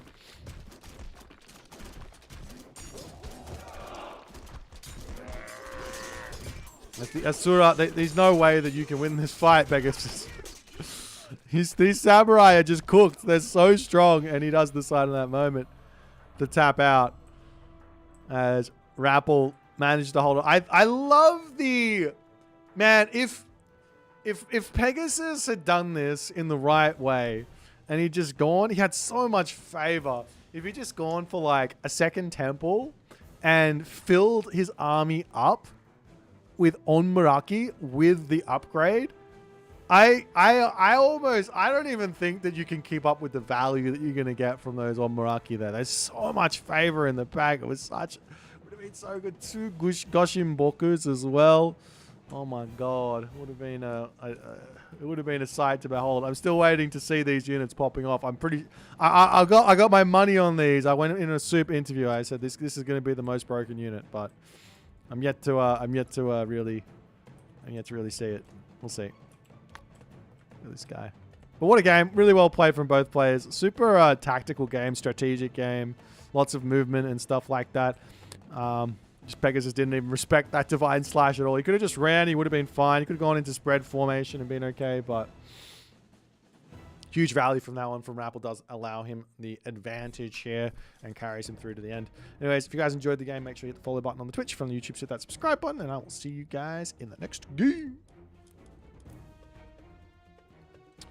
All right, guys, that is going to be me done for today. I hope you guys have a fantastic rest of the day, and I'll see you all tomorrow for some more shenanigans.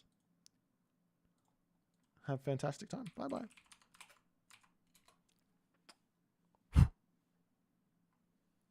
I'm sending you over to the Rappel as well. We were just watching him, so enjoy.